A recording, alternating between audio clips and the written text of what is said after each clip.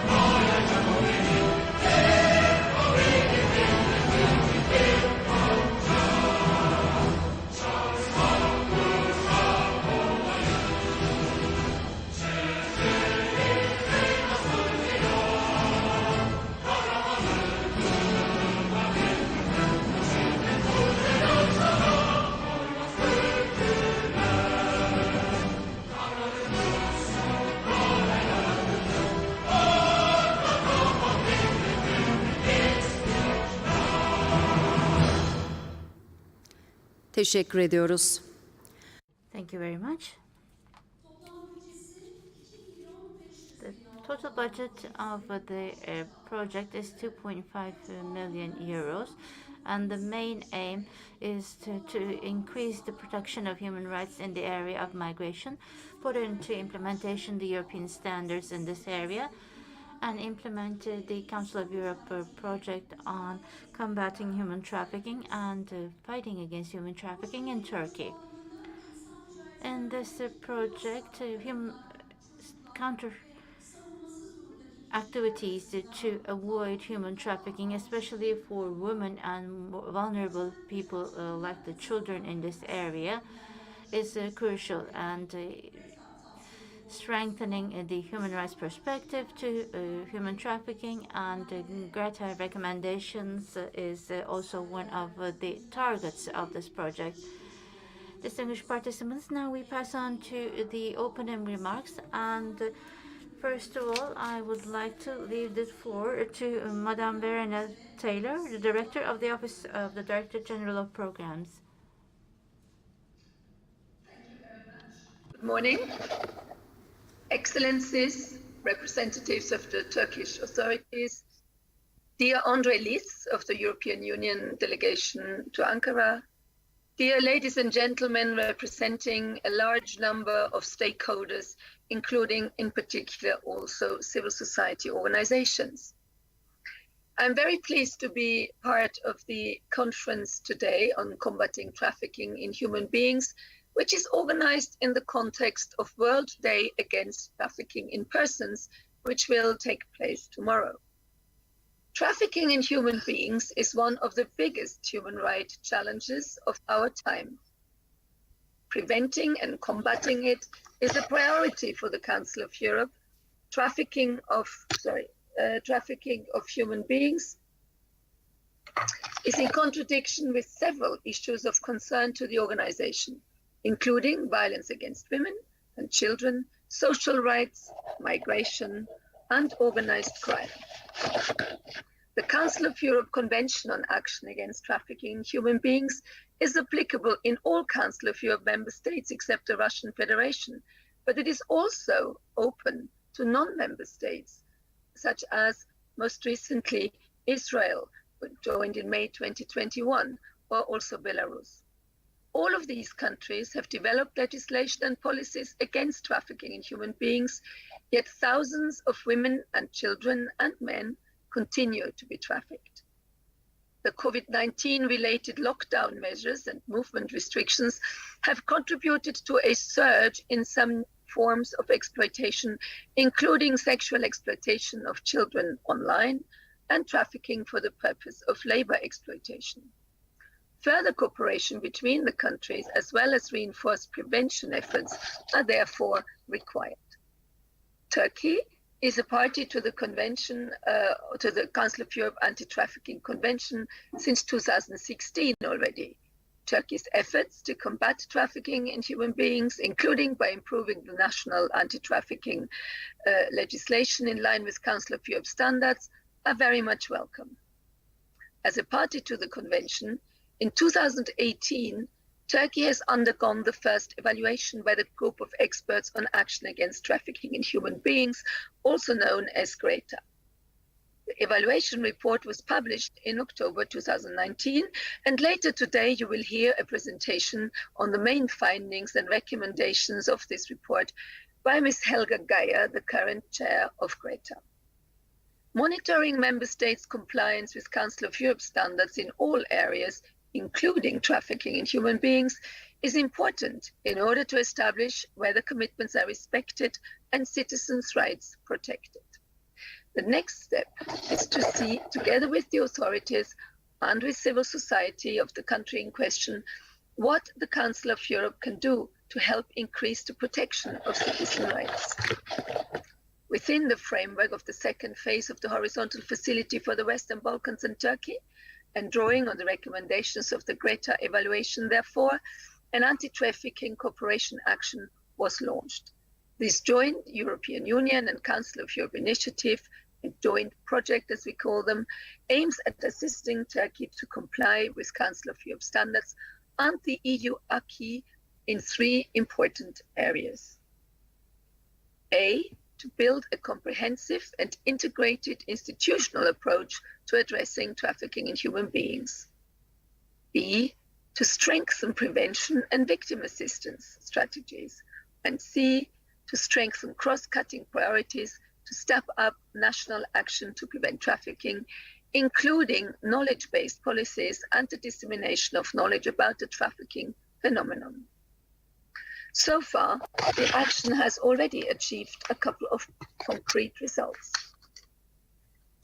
In particular, the HELP online training course on combating trafficking in human beings and other online activities played a very important role in helping to ensure the continuation of capacity building during the pandemic conditions when it was not possible for us and for everybody to get together in person.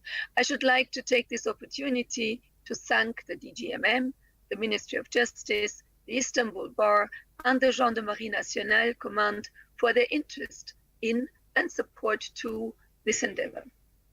Secondly, grant-based awareness raising on the risks of trafficking, in particular for children and women and persons in situation of specific vulnerability, are being launched in cooperation with local authorities and civil society organizations.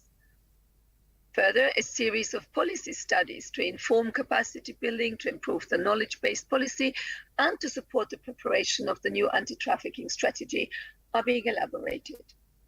Starting from September, training sessions will be implemented in 7 Turkish cities, targeting on the one hand main frontline officials of the Gendarmerie, the Coast Guard, the DG Security, but also representatives of the Ministry of Family and Social Services and their local departments.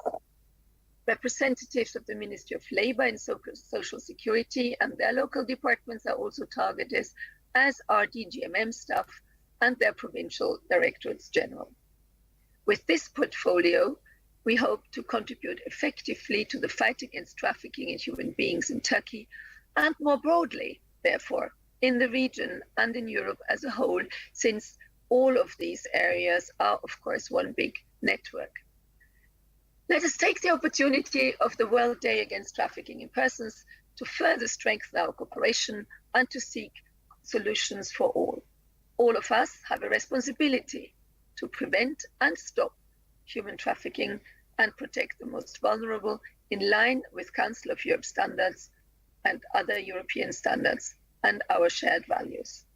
You will discuss this and much more today, and I wish you a fruitful and constructive conference and look forward to learning about the results. Thank you very much.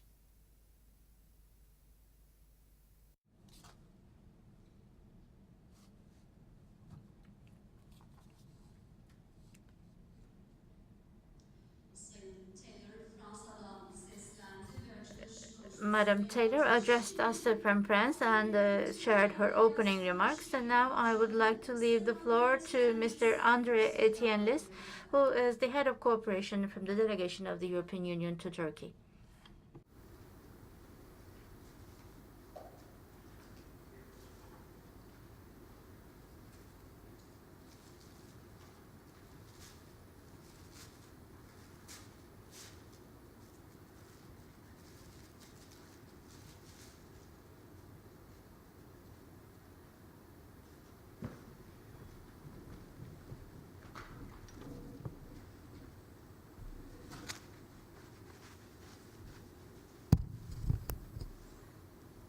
Thank you very much.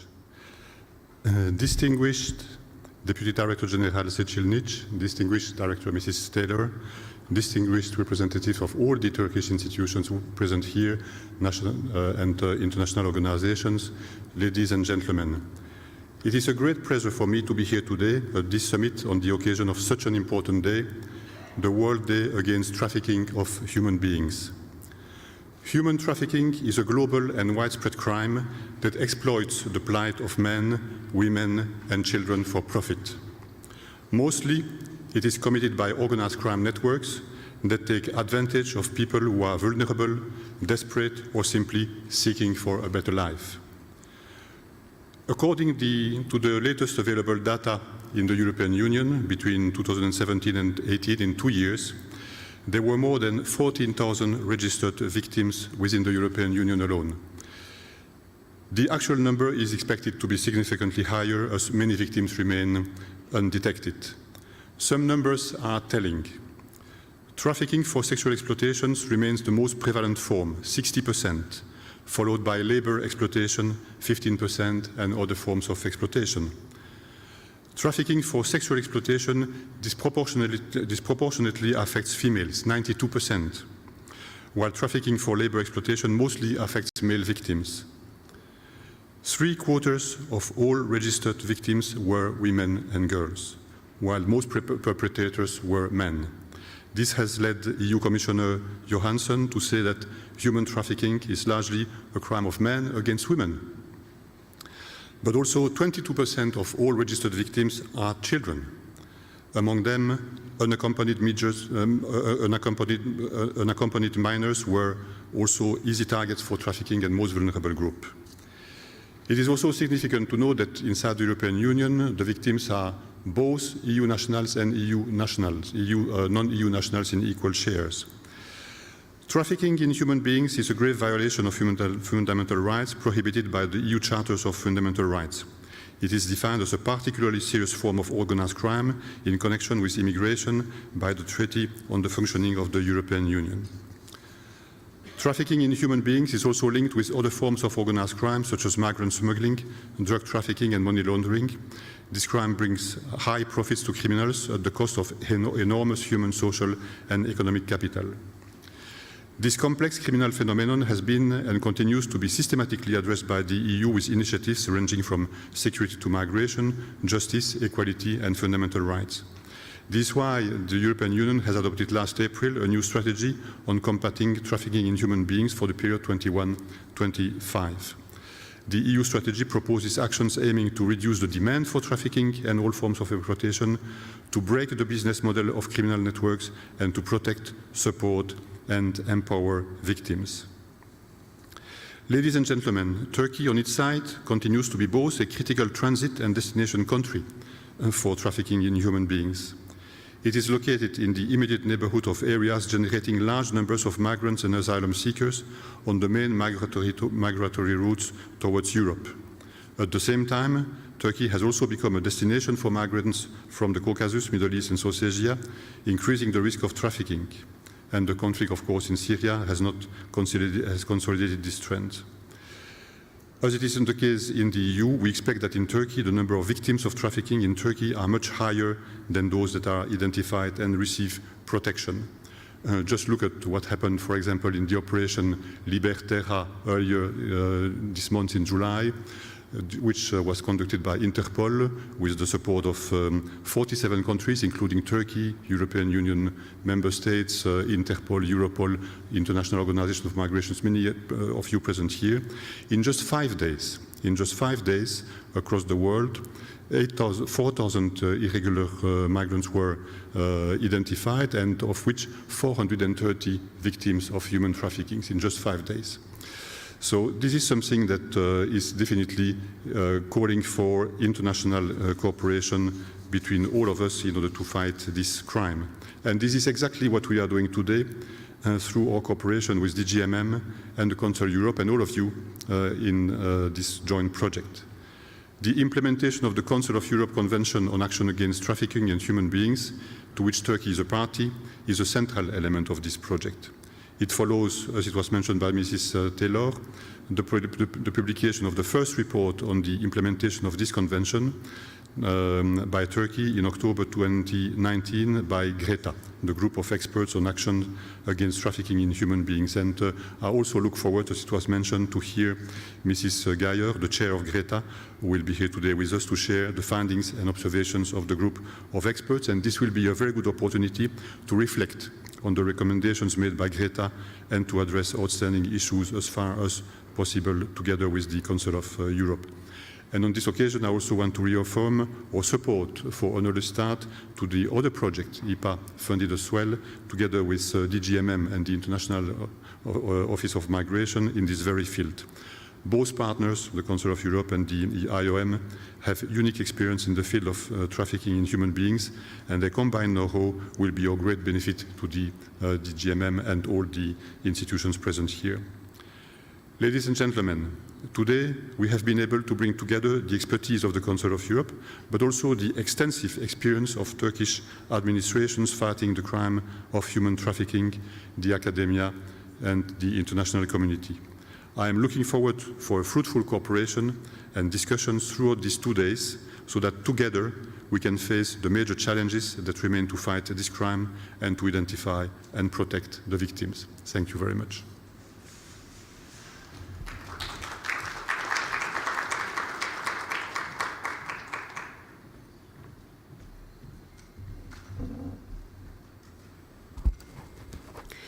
Sayın Mr. Andre Tienli, thank you very much. Now I would like to invite Deputy Director General for Migration, Ministry of Interior, Mr. Ramazan Seçilmiş, for the last speech of the opening session.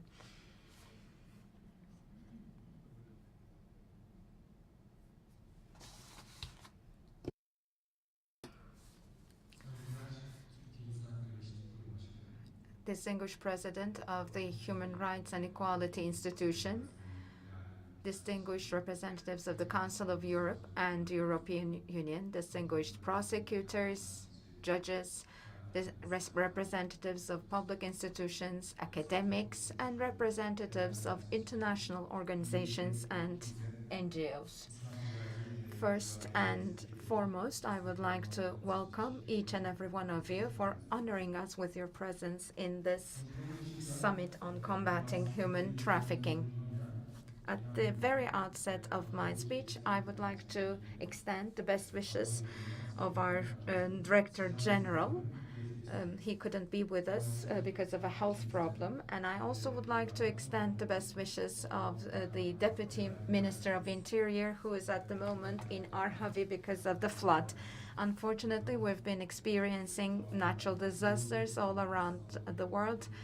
And I would like to extend my condolences to those who lost loved ones, and I wish a speedy recovery for those who have been injured.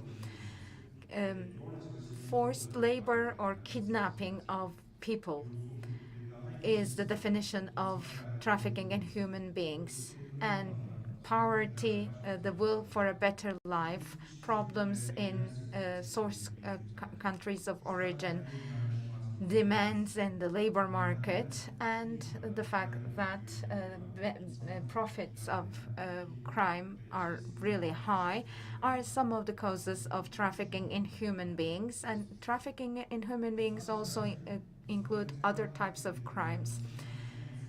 Uh, this deprives people of their liberties, and it also poses a serious threat for public safety and order. It adapts itself very quickly to social developments, and therefore it reproduces itself in different forms. That is why this is a topic on our agenda. Forced labor, forced marriage, prostitution, child soldiers, and forced begging are some of the forms of trafficking in human beings. Trafficking in human beings is a crime that is not very well known in the society. It is well known in academia, however, we cannot recognize it in life. It is generally disguised by begging, and we are aiming to raise awareness because this crime does not discriminate between children or adults, between developed or developing countries, and names do not matter for this crime. There is only one criterion, which is exploitation. The proceeds of the crime is quite high, and it doesn't take into account the religion, ethnic origin, or other features of human beings. Therefore, anyone can be a victim of this crime. Therefore, we need a national and international cooperation. And fighting this crime should not be conducted only by public institutions, but by individuals as well, and especially with the contribution of NGOs. Ladies and gentlemen, in 2002, trafficking in human beings has become a crime in the Turkish Penal Code, and the National Task Force for Combating Trafficking in Human Beings has been formed in the same year. The task force identifies the measures that need to be taken and the steps and initiatives that need to be taken. And with the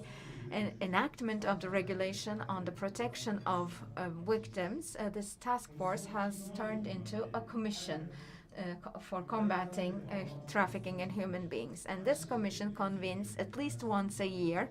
It also has branches in different provinces.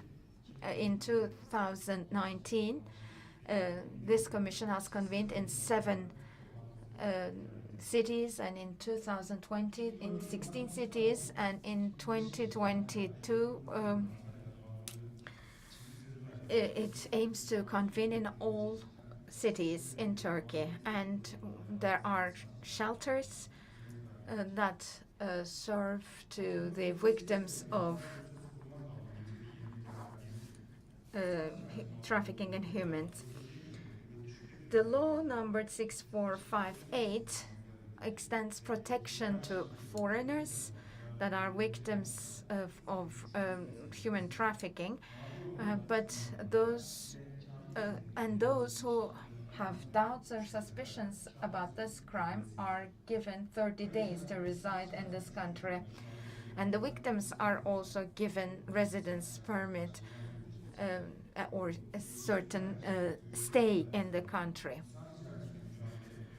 Combating human trafficking and the protection of victims regulation has been enacted in 2016, and this regulation aims to prevent human trafficking, fight against human trafficking, and protect the victims regardless of their nationality.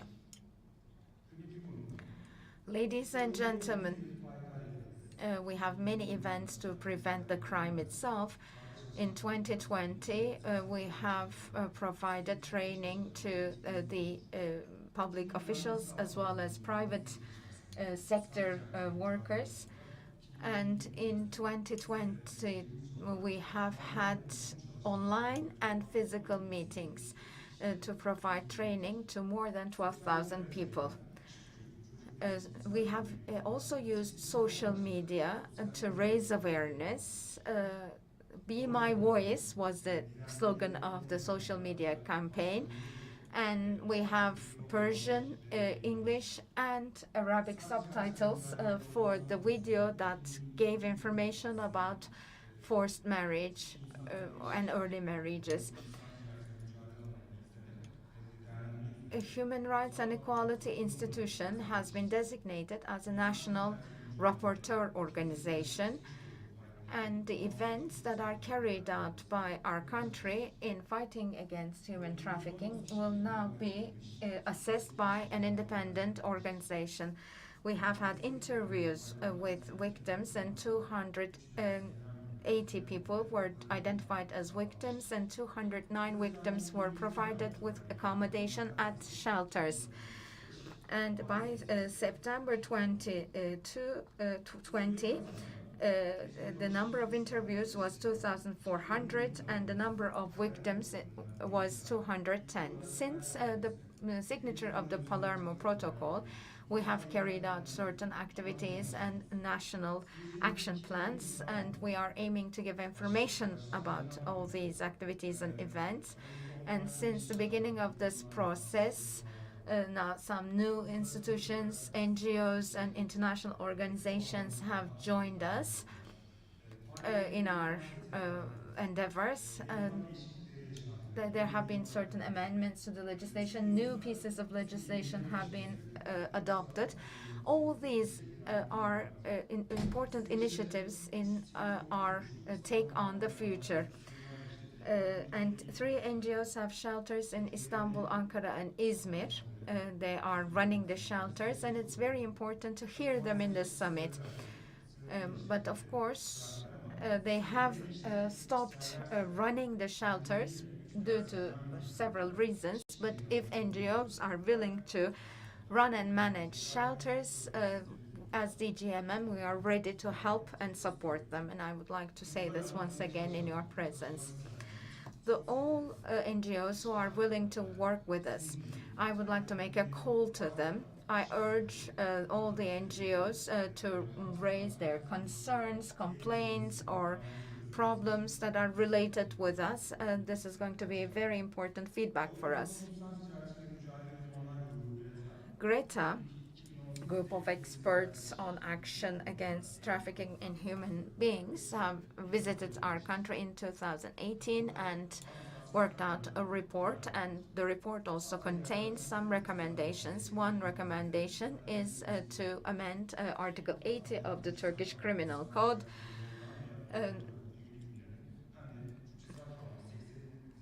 Both the provisions related with human trafficking directly or indirectly, and Article 80 will be the topic of a session in this summit.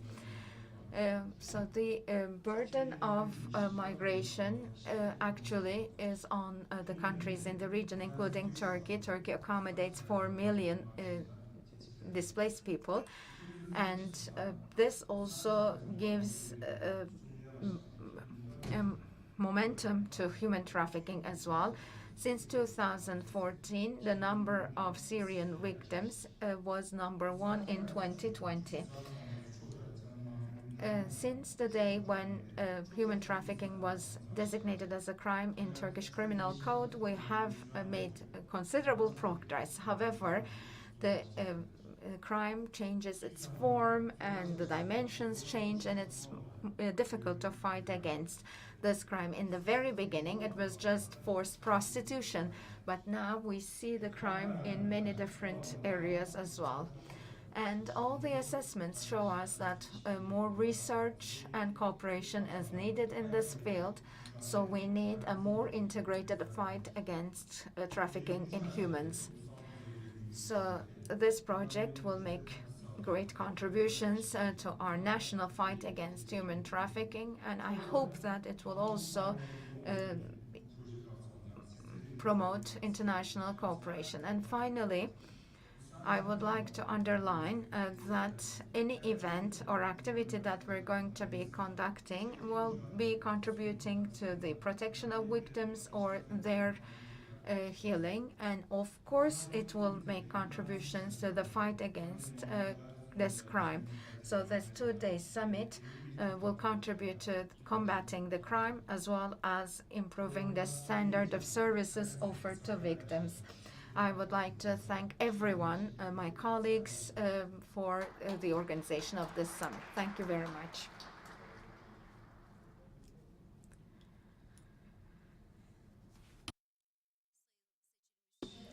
Thank you very much, Mr. Seçilmiş, for your opening speech. So this brings us to the end of the opening session of the Summit on Combating Human Trafficking. Now, we are going to proceed with project presentations. However, before that, we will have a 15-minute coffee break, and please try to be back in time so that we can make up for the delay in the very beginning. Thank you very much.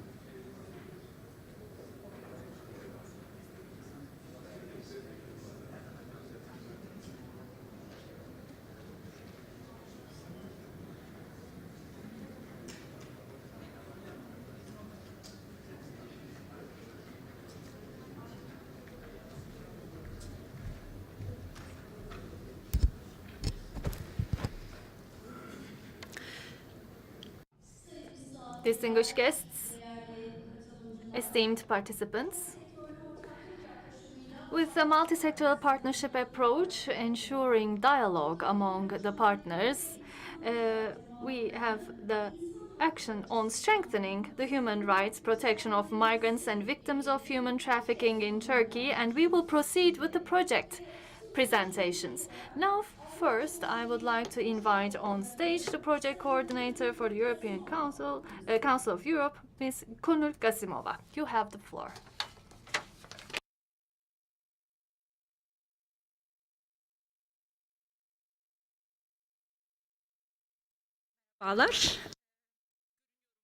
Hello, I hope you can all see me. It is a big stage and I'm small. I am coming from Strasbourg and it's a great pleasure for me to be here. We have met online always. We held meetings virtually. Now we have the opportunity to meet face to face. It's a great pleasure. Our project is a multi-stakeholder project, and I am working in the part which is related to migrant rights. My teammates are Çağlar and Merve, and on behalf of them as well, we are going to talk about what we have done regarding the migrant rights part of the project. Very briefly, I will provide you some information. The first of our stakeholders, I would like to first start with DGMM. We worked with DGMM in two directions. The first one is to find alternatives to administrative detention. There was a request from DGMM, and we made a comparative research for them. Austria, Netherlands, Canada, and UK were the countries where we searched alternatives for administrative detention and what type of possible human rights problems. We have made a very detailed practical research about it, and DGMM accepted the research study, and we're very happy about it, and we are planning on holding a round table regarding this. We will invite the researchers, the experts, and as much as possible, we are going to invite immigration officials who are working in this area from these countries, and we will discuss details, daily difficulties, and possible solutions. We have courses regarding alternatives, and we are planning on starting them in the 9th month. And for the social workers of protection desks, we are preparing a brochure, and its content, the main ideas, the topics, what topics we should handle were discussed with DGMM, and our experts are going to start to write these guidelines. So these guidelines are about identifying the special needs of vulnerable persons or migrants with special needs who are going to be dealing with social workers. We hope that these guidelines would help the social workers in their daily works. We are working very well with the Coast Guard. We have the captain here. We have made a lot of meetings with Mr. Seçkin. We organized training sessions, and we prepared training materials, and next week we have 2 training sessions with the Coast Guard. They will be interactive trainings, general migration and human rights, and one child-friendly information provision is the topic of the training. It will be a 4-day training for Coast Guard. The same training will also be provided to Gendarmerie and DG Security. And we are working also with the Ministry of Justice. We are very happy about it. I see Mr. Taha from Human Rights Department. For judges and prosecutors, we have created a training course. 76 judges and prosecutors were present, and 2-month virtual class with a tutor. We have provided this training course, and we also work with the Ministry of Family. Ministry of Family and Social Services, again, help courses were held. We are holding them. Child-friendly justice and refugee and migrant children courses were held, again, under virtual classes with a tutor with a duration of 2 months were provided, and detailed subtopics were also considered. The Council of Europe standards, Turkish legislation and case law were discussed, and they are ongoing. And Turkey, we also work very happily with the Turkish Human Rights and Equality Institution. We have Mr. Muharrem here. And help courses, again, we are planning and hoping on providing these courses with your personnel. The courses are about the Convention on Action Against Trafficking Human Rights, refugee and migrant children, CPT standards, and also, if you would be interested, we are also providing the alternatives for administrative detention course. We are very happily working with the Union of Turkish Bar Associations. They are our stakeholders, but we are working individually with bar associations as well. Gaziantep, Edirne, and İzmir bar associations are among our participants. All help courses about migrant rights are provided to our bars, again in virtual classrooms, and with a duration of 2-3 months are provided. Generally, although we experienced the pandemic period, we have ensured great progress throughout this process. We have reached 1,800 people under 18 classes. Actually, our online courses are more interactive. They are learning on their own, but they are accompanied by a tutor. And with a duration of 2-3 months, the topics are discussed in fora and in classes. We're happy. In 18 virtual classrooms, 1,800 people were involved in our help trainings, and we are continuing on doing them. I would like to thank my team and our stakeholders very much for their fruitful efforts. And as mentioned by Mr. Ramazan, I would like to call upon you that we still have time, and in the scope of the project, we have if you're interested, if among our stakeholders you're interested in our training courses, please approach us. Thank you very much.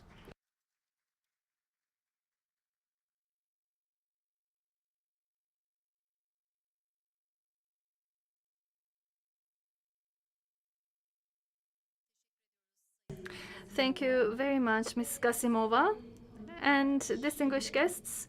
Now, from the Ministry of Labor and Social Security, Presidency of Guidance and Inspection, Labor Inspector Mr. Özkan Yaşar. You're invited to the floor, sir.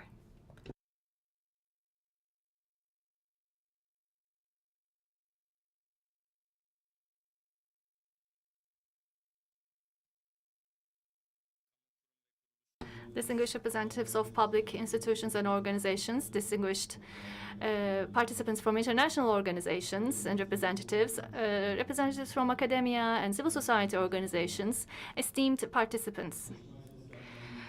On behalf of the Presidency of Guidance and Inspection of the Ministry of Labor and Social Security, I'm here addressing you. As you know, trafficking of human beings is a crime against personal freedoms and liberties, both in the international legislation and in the national legislation.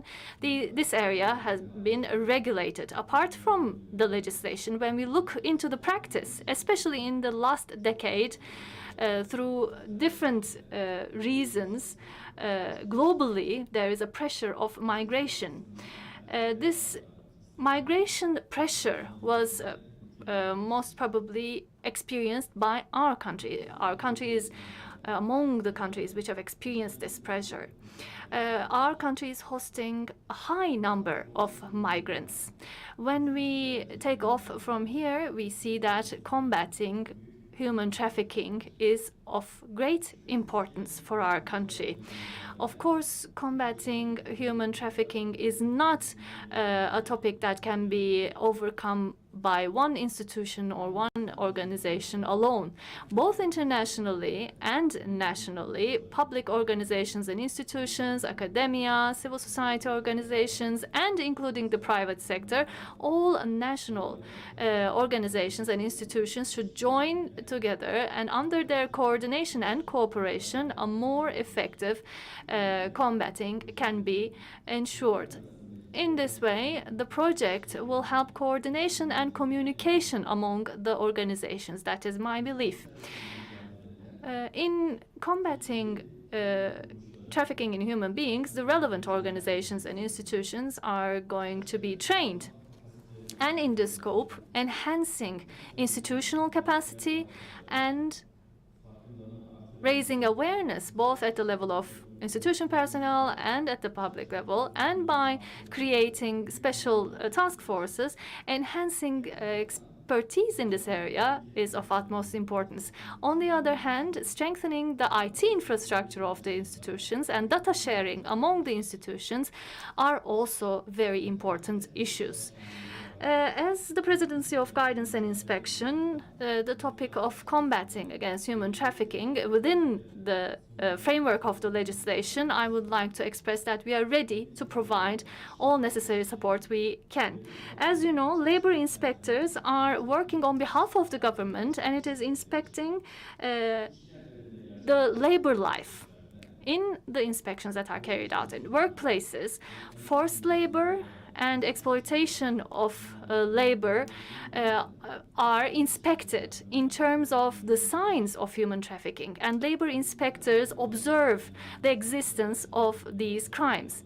In the international level, also forced labor is seen as part of human trafficking, and it is regulated in Turkish Penal Code in Article 80. At the legislation level, it is regulated, and at the practical level, as well as our law enforcement officers, on behalf of the government, the labor inspectors who are inspecting the workplaces would have a very important role. For that, apart from the Turkish Penal Code, the labor legislation would include additions. I personally believe additions in terms of forced labor as a sign of human trafficking would be very important. For example, trade union liberty is both regulated in international legislation and in our constitution, and also in law 6356 it is regulated in the collective labor agreement regulation.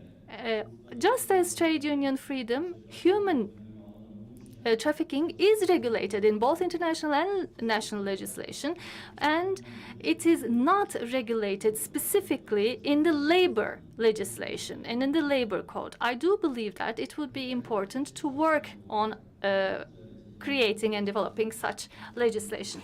As I mentioned before, we do believe that human trafficking is an important topic, and the majority of the labor inspectors of our ministry are working under different projects funded by international organizations, and they have obtained trainings in the scope of these internationally funded projects, and we are continuing to build our institutional capacity.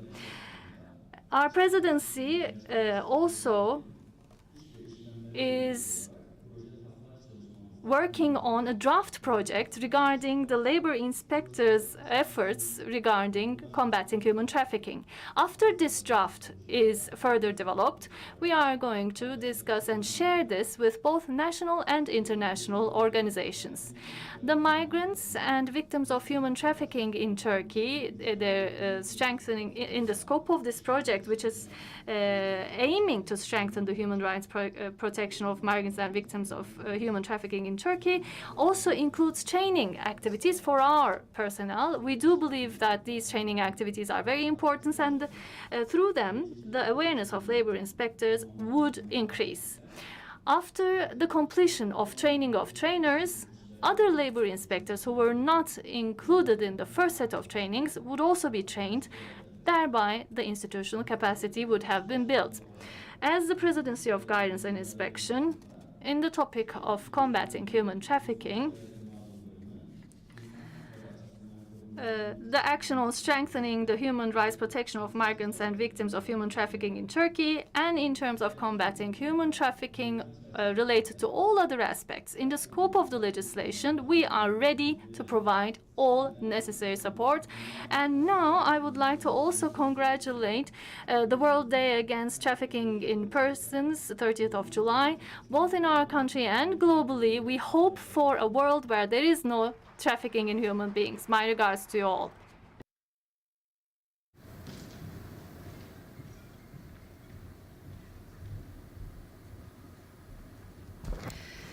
Evet, We would like to thank Mr. Özkan Yaşar for his remarks, and now I would like to leave the floor to fourth degree Chief of Police, Mr. Mahmet Bashar.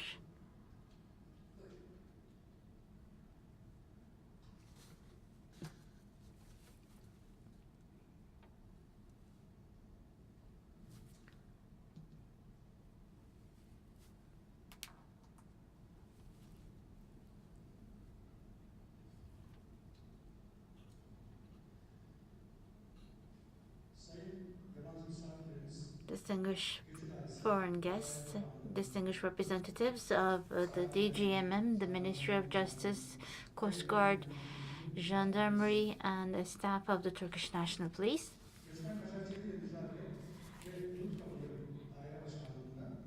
In the Department of Counter Human Trafficking and Borders, I am working as the head of the department responsible for counter human trafficking. Previously, this criminal offense was investigated by various units in the Turkish National Police, and as of 2016,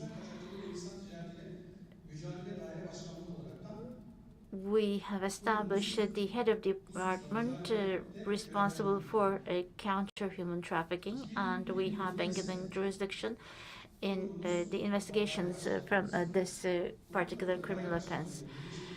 And in 2017, our department was united with the department responsible for border gates, and after this unification, we are currently serving to investigate this criminal offense. The issue of human trafficking is regulated in Article 80 of the Turkish Penal Code, and as indicated in this particular article, it is under the jurisdiction of all law enforcement officers, and especially our department and the rural branch of our department has been given jurisdiction for the investigation of this criminal offense. We are new in this area, and therefore, in relation to conveying the former experiences to our new colleagues, despite the pandemic, we have continued our training, and we have conducted common training activities with various institutions, including the Director General of Migration Management, the International Organization for Migration, and also with the distinguished contribution of the Justice Academy. We have continued our training activities despite the pandemic, and currently in 81 provinces we have completed the establishment of branches. Therefore, we now have expert personnel who has been trained specifically on this topic in 81 provinces. In relation to this, both in conjunction with the judicial transactions as well as the humanitarian dimension of this activity, we have prepared informative brochures, of course, with the distinguished contribution of the institutions that I have just listed. As I have mentioned, this area is an area that is being explored in recent times, and because we also work on the trafficking of migrants. These migration flows are also causing human trafficking. And in relation to this particular criminal offense, people who have fled from the conflict or war in their own country, or people who have been displaced because of economic problems in their own countries, and because of the position of our country, we are in a position of receiving transit as well as direct migration. And when we go out on the streets, we see these migrants. They do not just stay here, they work here. And we can also observe that their labor is being abused. In relation to this, we are cooperating with the Ministry of Labor and Social Security in the department responsible for fighting against the irregular employment. And on this particular issue, we are working together as to how we can best fight against this concept. We are in a constant exchange of opinion position. Human trafficking is not just in the entertainment sector or in prostitution. And to be a victim of human trafficking, you do not necessarily need to be a foreigner. As the distinguished experts and participants in the opening session indicated, this criminal offense does not make any differentiation between language, gender. All of the humanity have the potential to be a victim of this criminal offense. This could be abuse of labor, and we can constantly hear about modern slavery. There could be abuses in various senses of the word. And because of this particular aspect, to our colleagues who are working in the periphery, we are especially trying to create an awareness. It is not just the entertainment sector or the prostitution sector, but we also need to pay attention to other areas of employment. And we are constantly discussing as to what kind of steps we can take in this area. Because we have now completed the establishment of our headquarters and peripheral organization, we are hoping that we will be getting better results out of our activities in the days ahead. And of course, the support of all the stakeholders is crucial in that sense, both with the representatives of the European Union as well as the representatives of the IOM, both in relation to migrants trafficking and working against this concept. We are working together with such authorities. Crime and fighting against criminal offenses is not just an area which could be dominated by law enforcement. Of course, we are successful and we can fight against these criminal offenses, but if we fight all together with the participation of all the sectors in our society. So I would like to repeat the call that was made by the other institutions once again. If we are notified about any mishap or any disruption, we will be aware of the abuses that we have not recognized, and we will be fighting against this phenomena in a much more successful manner. I would like to thank you for your participation and for giving me the floor.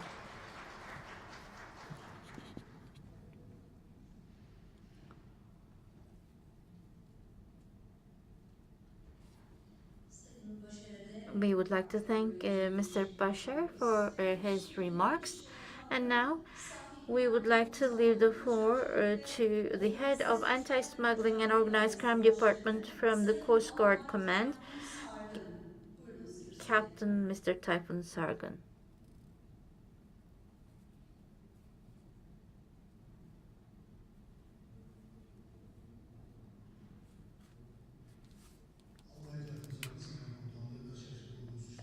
The head of the Anti-Smuggling and Organized Crime Department from the Coast Guard Command. I would like to greet each and every one of you with respect. I have been appointed to this position in 2007, and I have been working on the issue of migration and related offenses and following the developments in this area for the last 14 years. Of course, I was appointed as a captain. I was thinner, I had more hair, but overall, in these 14 years, I have been seeing same colleagues from time to time. I cannot remember the names, but I would like to once again greet each and every one of you from the rostrum once again and say welcome to our summit.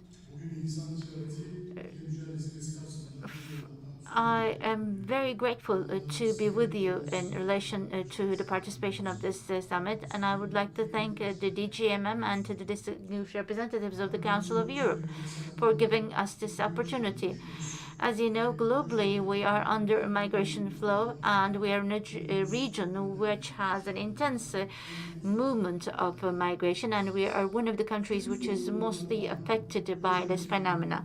Despite all this difficulty, migration management is trying to be attained at the most dignified manner in our country. And we're working as one of the public forces fighting against this phenomena as the Turkish Coast Guard. Especially in relation to irregular migration that is conveyed via maritime routes, avoiding maritime accidents and protecting the life of the migrants is our common aim and target. In addition to all this effort, we are also trying to fight against the phenomena of human trafficking, which leads to the abuse of many people, and we are acting in the same determined manner. Counter-human trafficking is a phenomenon that we closely follow in the national and international platforms, and we are training our personnel to identify the victims of human trafficking and also paying attention to their needs. And we are going to be closely following this summit today and tomorrow, and will take part in the sessions. Without extending the remarks that far, I would like to indicate that this summit is of crucial importance to our fight, and I would like to greet once again each and every one of you with respect.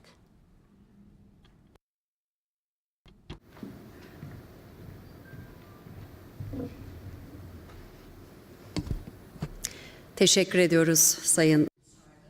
Thank you very much, Mr. Sargun. Mr. Ahmet Müşerref Yakışık, Deputy Director of Human Rights Department. The floor is yours, sir.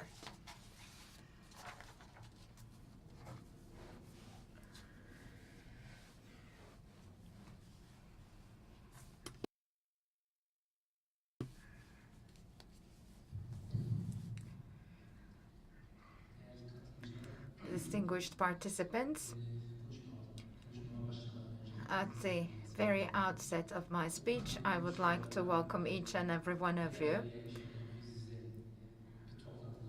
It's a great pleasure to be with you in a physical setting despite the pandemic.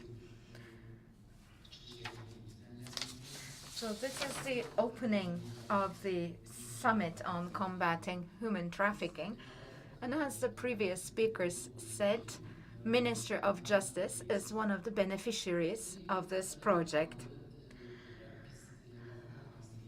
Ministry of Justice has many projects in cooperation with Council of Europe, European Court, and other bodies of the Council of Europe. We have many activities under these projects. In addition to this, we have a close collaboration with HELP in the Council of Europe. Judges are assigned to duties in HELP because Turkey is one of the founding members of the Council of Europe, and therefore we always support the endeavors of the Council of Europe, and we would like to thank the Council of Europe for supporting us. So I'm going to be discussing this project from our perspective. What have we done in this project? We have organized 2 HELP training programs, Right to Asylum and European Convention on Human Rights is the title of the HELP online training program, which was provided to 87 judges and prosecutors. On the other hand, combating trafficking in human beings and the protection of human trafficking victims is the title of the other HELP training programs, and 82 prosecutors and judges have taken this training. All these were online training programs. The training programs have been finalized, and certificates of attendance will be published and distributed. In the coming days, we will be implementing 3 additional HELP modules. One is child-friendly justice and rights of the child. The other is refugee and migrant children. And the third is alternative measures to administrative surveillance. So these 3 additional training programs will be provided to judges and prosecutors. I also would like to talk about the Human Rights Action Plan. As you know, free individual, stronger society, and a more democratic Turkey is the vision of this action plan. And on the 2nd of March 2021, the President has announced this action plan, and the implementation calendar has been published on the 30th of April 2021. And in this action plan, human trafficking has a special place. In the Human Rights Action Plan, the title of the 8th objective in the action plan is protection of vulnerable individuals and strengthening social welfare. And objective 6 is combating human trafficking effectively. Probably tomorrow we will be listening to a presentation on this issue, on this topic. During the panel, there will be participants from Ministry of Justice as well as other ministries. So this topic will be discussed in depth tomorrow, so I'm not going to go into details. But as you know, Human Rights Action Plan is the basic policy document of our government in human rights. And since this was also announced in a presidential decree, all institutions will be respecting the action plan and promote the implementation of this action plan.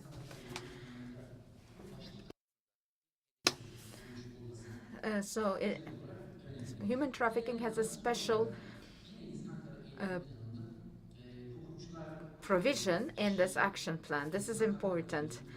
And there is human rights training program for lawyers and jurors. So human rights modules will be translated into Turkish, and all lawyers, prosecutors, and judges will benefit from this. We have already been translating HELP modules into Turkish, and we're working together with the Council of Europe.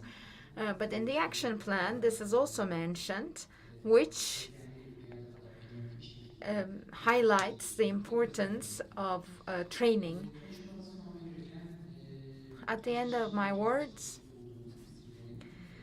I hope that this summit is going to be a fruitful one, and I would like to thank all participants.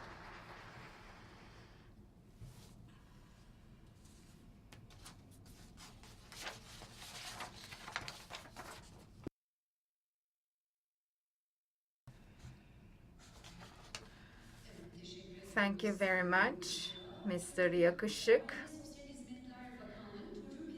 Child Services Deputy Director General, Mr. Mustafa Bilir. The floor is yours, sir.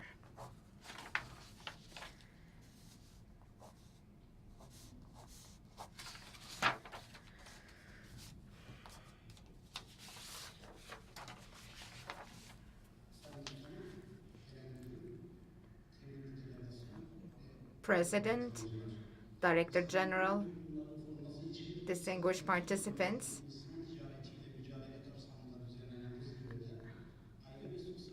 the Ministry of Family and Social Services, Director General of Child Services, is a part of the summit combating human trafficking, and I'm happy to be with you. We have always given importance to children and future generations, and even during the most difficult times, our country has protected its children. In our constitution, it is stipulated that any regulation for children should not be in contradiction to the principle of equality. The protection of family is handled similarly in all strategies, policy documents, action plans. Children is given a special importance. Our country is a party to UN Convention on the Rights of the Child, as well as all conventions related with fundamental rights and freedoms. So our country is among high-level, high-category countries. Bearing in mind the greater good of the child, our ministry is taking all measures for the protection of children regardless of language, religion, ethnic origin, and all children have the right to have access to all programs and policies free of charge. As many speakers said, changes in the global economic and social life, geopolitical risks, natural disasters cause a transformation and a dynamic change in individuals' lives as well. And this change, with a snowball effect, brings along different threats and risks in all societies. And in this case, the vulnerable groups are affected the most, and among the vulnerable groups, the first one is the children.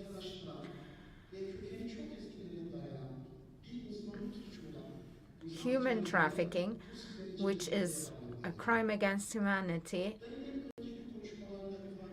is in its essence a crime that is against individuals' rights and freedoms.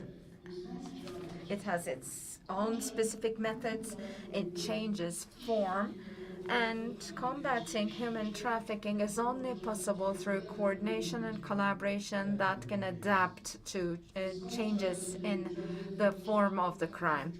There are many factors that make combating human trafficking difficult.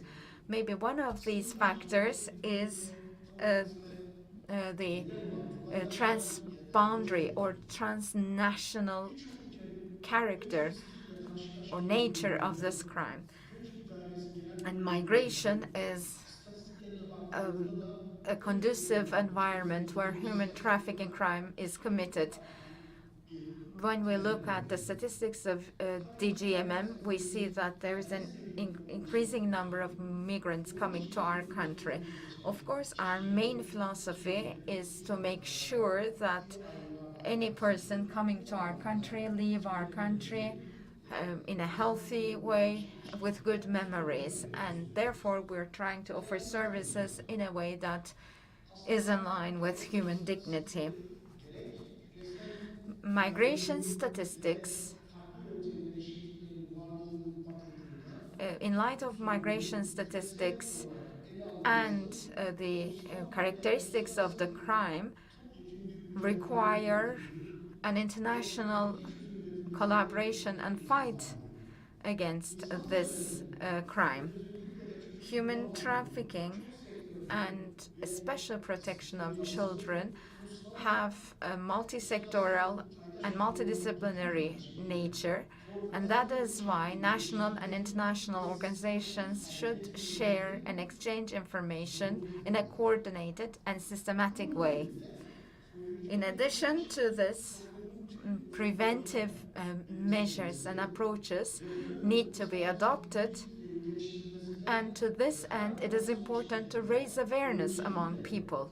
And in decision-making processes, this approach should be the prevailing approach. On the other hand, it is important to effectively fight against crime and to offer better quality services. To do that, people working in this sector need to be supported, and their professional capabilities as well as competences need to be improved. And under this project, help training programs are very important to cater to this objective. Today, our ministry is offering services to around 25 million children, 1.7 million of whom are children under temporary protection. And the main aim here is to safeguard their freedom, rights, and life.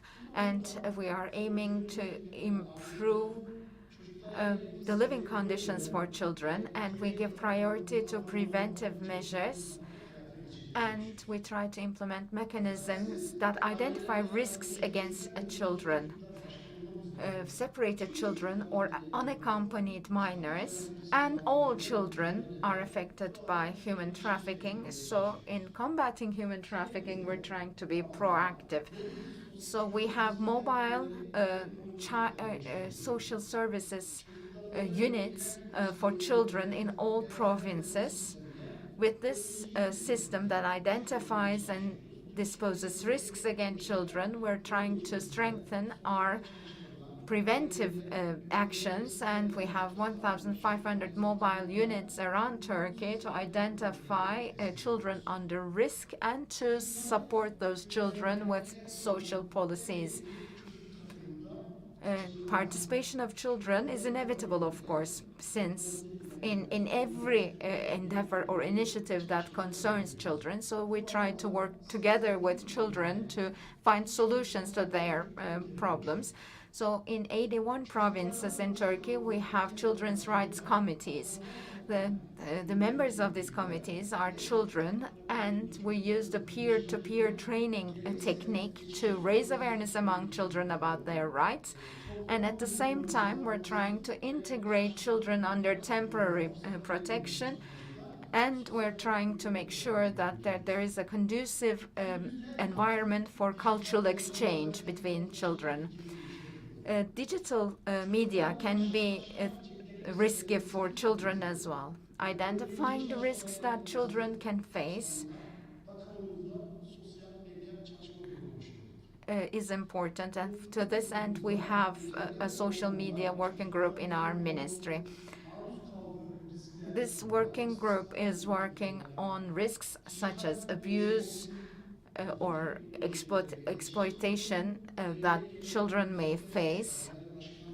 And we also collaborate with Radio and Television Supreme Council, TRT, and Cybercrimes Division of the Turkish Police.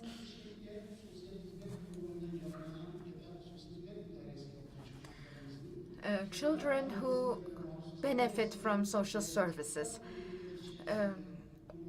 In order to make sure that these children do not face the same risks again, we have initiated a program called Children Are Safe.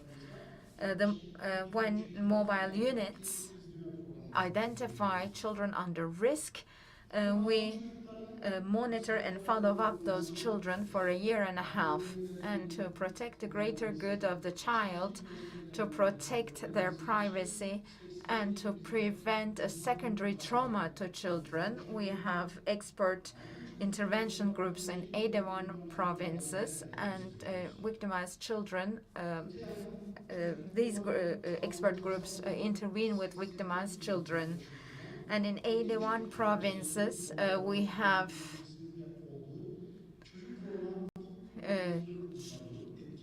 provincial coordination boards for the protection of children. We have various stakeholders on these boards, and these boards also work effectively for the protection of the rights of the child. And one other example to our preventive actions is the training of staff and personnel working in boarding institutions where children are accommodated. We are training them on how to identify risk, how to mitigate risk, etc. Our ministry's services for children are provided respecting the greater good of the child and on the basis of the rights of the child. It is also a family-focused approach. It is important that children grow up in a healthy, functioning family. Children who need protection are provided with social and economic support while they are with their families. We try to make sure that children are supported within the family. İnsan ticareti çocuklarımız dahil koruma ihtiyacı olan çocuklara çocuk evleri, There are children's houses and children's support services for victims of human trafficking. We have 1,100 children's houses and 68 children's support centers. And 38 of these centers work with victimized children, and 10 work with unaccompanied minors. So some of them are specialized centers.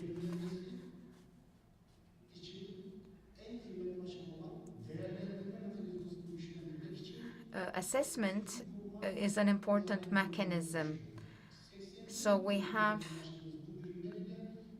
child protection intervention units in 81 provinces in Turkey. Expert groups are formed. Those children under protection in our institutions are also supported by means of a child development program and ANKA program. Those children who have experienced trauma, who have faced risks, are supported to make sure that they go back to the social life, to make sure that social cohesion is instilled. So ANKA program in this respect is very successful. President, Director General, distinguished delegation, and participants, we believe that the conclusions of this summit will contribute to our initiatives and actions in the ministry. I would like to thank the Council of Europe and European Union representatives, Ministry of Interior, and all the stakeholders, individuals, institutions, and organizations. Thank you very much for your attention.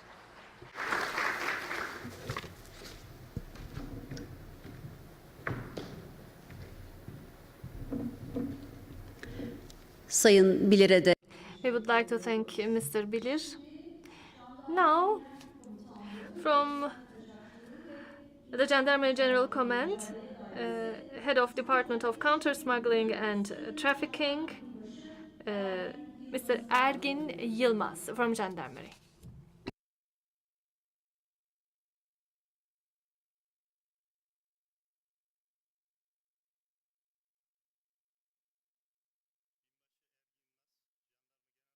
Major Ergin Yılmaz, Gendarmerie General Command, under the Department of Counter-Smuggling and Trafficking, a section of anti-trafficking, distinguished participants. First of all, I would like to extend my regards to you all. Actually, our department head was supposed to deliver the presentation. However, he had an urgent meeting with our minister, therefore he conveys his apologies. So if you allow me, as a Gendarmerie General Command, we are going to talk about and summarize the elements of the project regarding Gendarmerie General Command.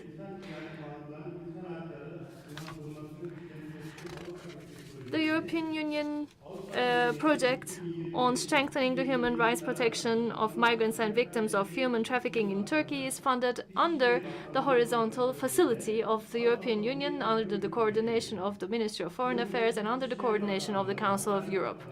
The project includes the Ministry of Interior, the Ministry of Family and Social Services, the Turkish Institution of Human Rights and Equality, and Turkish Bar Associations are among the beneficiaries of the project. The project budget is 3 million euro, the duration is 36 months, and it covers the years of 2020 and 2023. The project has two components. One is the protection of migrants and asylum seekers and the protection of victims of human trafficking. On the 25th of September 2020, the project's first steering committee meeting was held, and under the component, the protection of victims of human trafficking, an online meeting was held regarding identifying the needs. On the 7th of December 2020, the second steering committee meeting was held of the project, and the Gendarmerie General Command, anti-smuggling and trafficking personnel were among the discussions in terms of planning training, and the relevant trainings are for the component of human trafficking, identification of victims of human trafficking, and effective protection. Face-to-face in 7 provinces, a total of 70 personnel are planned to be trained. The dates are not identified yet. However, between October to December 2021, the trainings are planned to be held. For the migrant component, it has not been decided yet whether it will be a distance training or face-to-face training, but participation of a total of 200 personnel is envisaged. All training topics include alternatives to administrative detention, protection of migrant and refugee children, child-friendly information, human rights, and migration law. On the 19th of November 2020, in the scope of the project, the foreseen activities under the project and the training activities were exchanged. Opinions were requested as consultation, and on the 20th of November 2020, by the Department of Counter-Smuggling and Trafficking, the comments of the department were shared, and if due to the pandemic face-to-face trainings would not be possible, it was stipulated that it would not be necessary to hold virtual meetings because of lack of efficiency. On the 30th of December, regarding the human trafficking component of the project, the online training or online meeting was participated by 69 provincial gendarmerie commands and the relevant department personnel. A total of 73 staff members participated in the training. On the 8th of April 2020, the project's human trafficking components help training was held, and by the Council of Europe project administrator, help platform was introduced to the project personnel. On the 9th, between the 9th of April, 10th of June, an online training course, help training course, was held.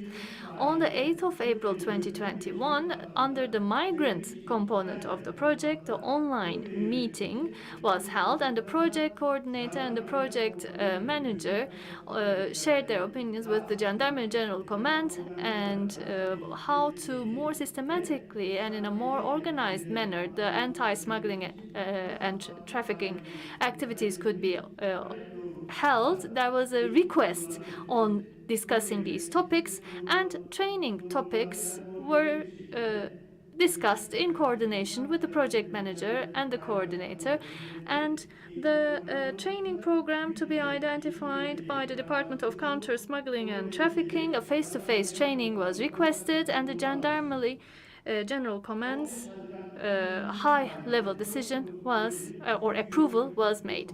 The third steering committee meeting of the project was held, and September-December 2021 is the period which was identified for 80 personnel to be trained face-to-face in 7 periods, and the training costs would be covered by the Council of Europe. And in July 2021, for the World Day Against Trafficking in Persons was planned to be celebrated in this meeting. By this opportunity, I would like to hope that the summit on human trafficking would be successful for all participants. Thank you very much.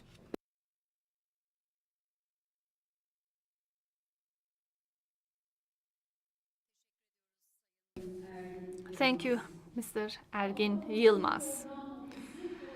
The Program Office Project Officer Miss Elif Çakır from the Council of Europe is invited on the stage. You have the floor.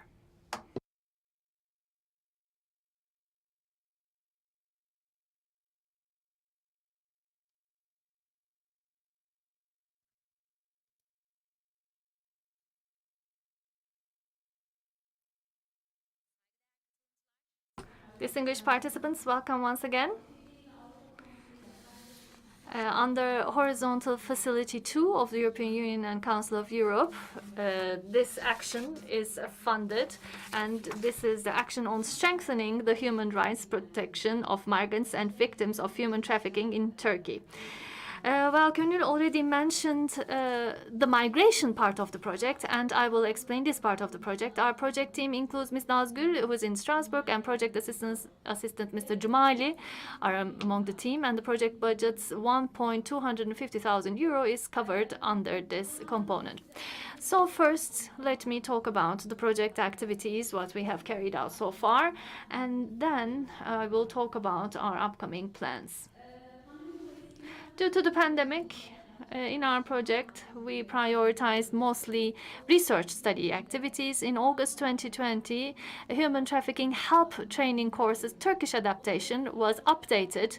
Back then in Strasbourg, Mr. Taha, who was in help unit, helped us substantially. We would like to thank him once again.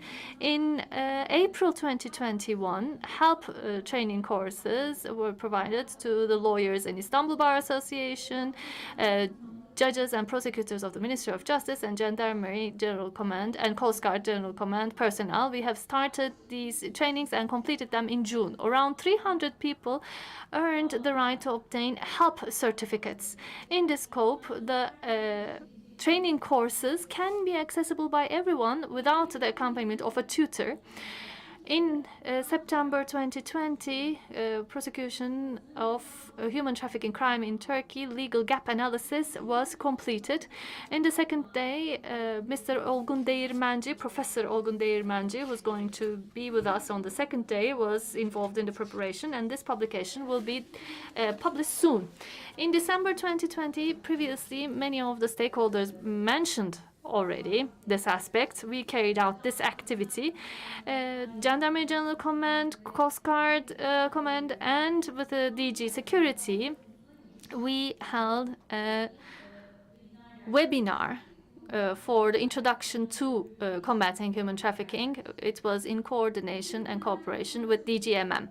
The aim of these webinars was that since we weren't able to carry out face-to-face meetings, we wanted to enter into the area of human trafficking and combating human trafficking, and to also raise awareness for the future training sessions. In between September to March 2021, three reports were prepared. One was human trafficking for sexual exploitation, child trafficking, and forced labor human trafficking reports. We were already in consultation with various stakeholders. We have obtained their comments and integrated them in our reports. Regarding child trafficking, 2 days ago, we have Mr. Mustafa Bilir and Mihal Muskur. We have reviewed the final version of the report, and we are going to integrate the last comments, and we are going to prepare it for publication. The last two reports are being reviewed by our Strasbourg team and Marco Ruffo, our international expert, and they're being completed. They're going to be completed soon, and they're going to be shared with the relevant stakeholders for their comments. Between January to March 2021, 4 Council of Europe publications were translated to Turkish, and they were published. And during the pandemic, since we couldn't hold face-to-face activities, at least we wanted to provide written information. This activity was important. Actually, these publications are on your desks. 4 of the booklets on your desks are these publications. I hope they will be useful for all of you. Let me tell you the names of these publications. Human trafficking, anti-human trafficking for labor exploitation and best practices, and the International Protection Rights Guidelines for Victims of Human Trafficking, and Prevention of Human Trafficking for the purpose of labor exploitation, and explanatory notes. And the last report is support to victims of human trafficking. The last one was actually, as far as I remember, the Ministry of Family and Social Services found this best practices compilation very useful, and we hope that all other reports and publications will be useful for all the institutions. And the program office of the Council of Europe in Ankara can be, and our website has these publications available. In April 2021, NGOs' role were discussed in terms of human trafficking, and a roundtable meeting was held where we discussed their roles in anti-trafficking. This was a very important activity for us because in the area of combating human trafficking, we would like to involve many stakeholders. The more people are involved, the stronger activity it would be, stronger combat it would be. What did we discuss? Apart from the NGOs, we had the municipalities, DGMM, other international organizations working in human trafficking, for example, IOM, ICMPD were among us, and we discussed developing strategic partnership. In May 2021, for municipalities and NGOs, human trafficking for labor exploitation and child trafficking, in these topics, 5 grant schemes were launched. And this was a very important activity for us because we want to, of course, increase the stakeholders in anti-trafficking, and raising public awareness is also very important. This will further strengthen our struggles. We are at the moment at the stage of signing the grant agreements. The evaluation process was very recently completed, and in September, the implementation of these grants will start, and they will last, the implementation period will last for 6 months. We hope that very useful and good activities would emerge. In April 2021, another activity that was carried out was for labor inspectors, social workers, and for law enforcement officers. 3 training programs were going to be prepared. We have started the preparation. And in terms of child trafficking, with the Ministry of Family and Social Services, we have actually completed the program regarding them. We completed the preparation, and we are hoping for the approval of the ministry and DGMM. We are going to hold an online meeting in August if both institutions would be available. For the preparation of other 2 programs, we are in consultation with other relevant organizations. They include DG Security, Coast Guard, Gendarmerie General Command, and also for labor inspectors training. We are working with Ministry of Labor and Social Security. All trainings are foreseen to start in September 2021. We hope that would be the case. We wanted to hold them face-to-face because all institutions requested face-to-face trainings. However, according to the course of the pandemic, maybe we can talk about online arrangements again. I hope this would not be the case, but we will see in the upcoming days. Finally, this month, again with the Justice Academy, we have anti-human trafficking training of trainers program preparations. This is again in our calendar. We are going to have this training of trainers in consultation again. So these are the future plans, and our last plan, which is going to be held very recently, is the 5,000 euro 5 grant schemes more will be announced, and these grants will not be distributed to the municipalities but for the media and press.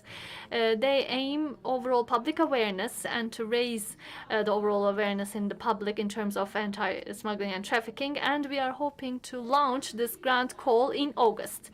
This is it from me so far. I hope we will have a fruitful workshop, a fruitful summit. Thank you all very much for your attention, and have a good day, everyone.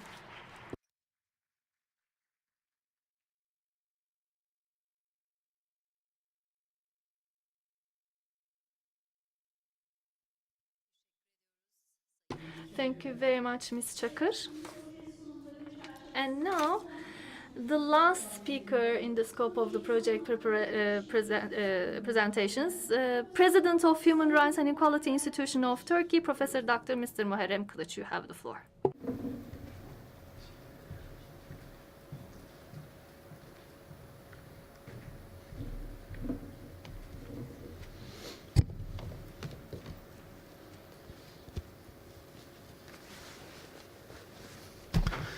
Kıymetli Haziran. Distinguished participants, first and foremost, I would like to greet each and every one of you with respect.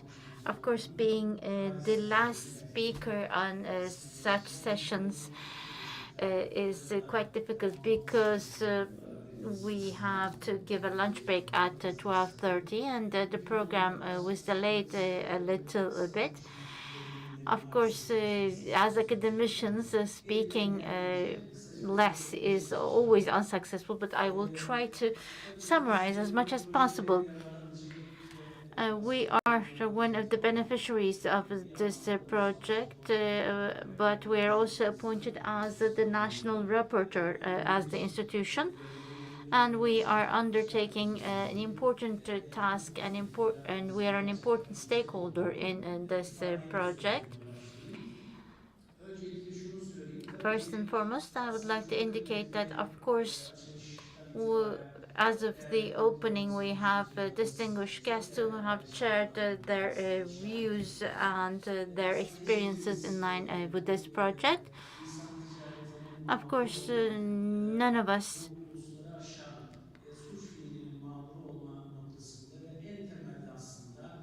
are victims of this human trafficking movement, and we do not have any immunity against being a migrant or being a victim of such attacks. There is a very important identification that human rights in the nation state practices is an area of vulnerability.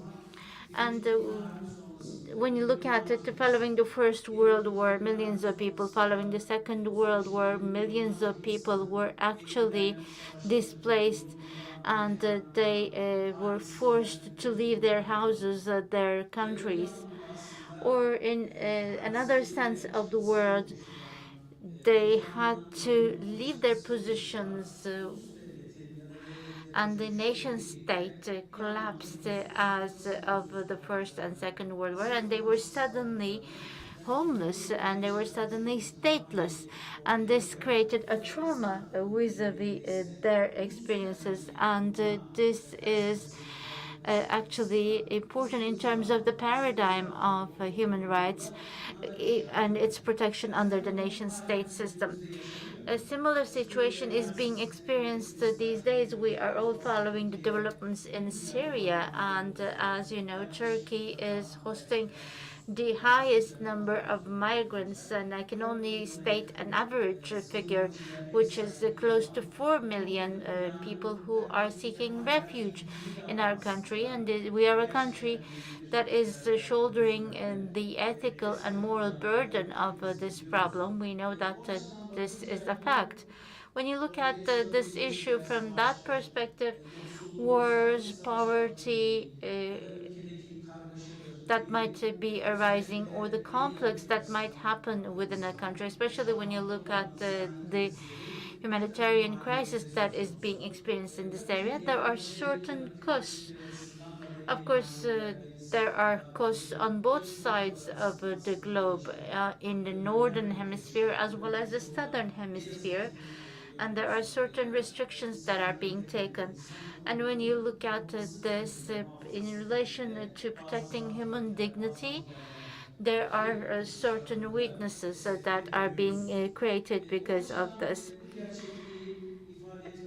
Of course, we need to state this, and in that sense, such a global problem within this perspective is taken into consideration with this project implemented by the Council of Europe as well as the European Union contribution.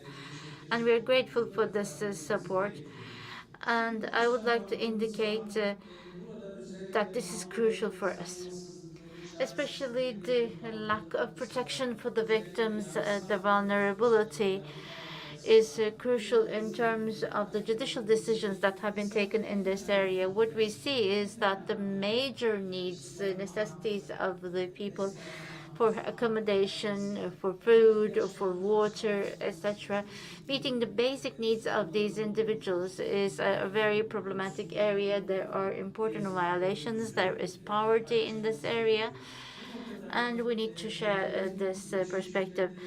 In this juncture, when we look at Article 9 and Paragraph 4 of the United Nations Convention, this vulnerability is crucial, and there is a group that is being targeted. And we do believe that it's crucial for the cooperation in this area. And even if we had not been seeing this in these legal documents, from our humanitarian reflexes, under such poverty, it is impossible not to be sensitive about such issues. I have indicated a while ago, wherever you are born in the northern or southern hemisphere, whichever rich country you might be born into, this is actually your faith, and none of them are actually segregated from each other.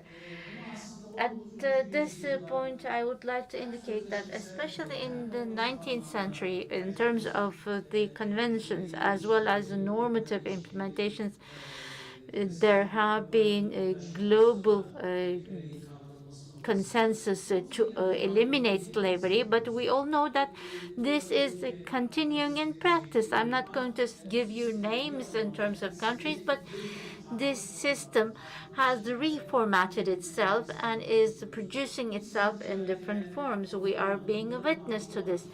The group that is the victim of human trafficking, especially in relation to the vulnerable people, for women and children per se.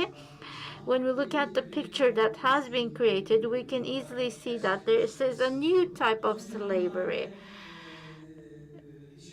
I had pointed out to Hannah Arendt, and at that point, I would like to indicate that when we talk about the vulnerability for slavery, slavery's main format against humanity is not the deprivation of liberty, but it is actually isolating the people to be able to fight against their liberties.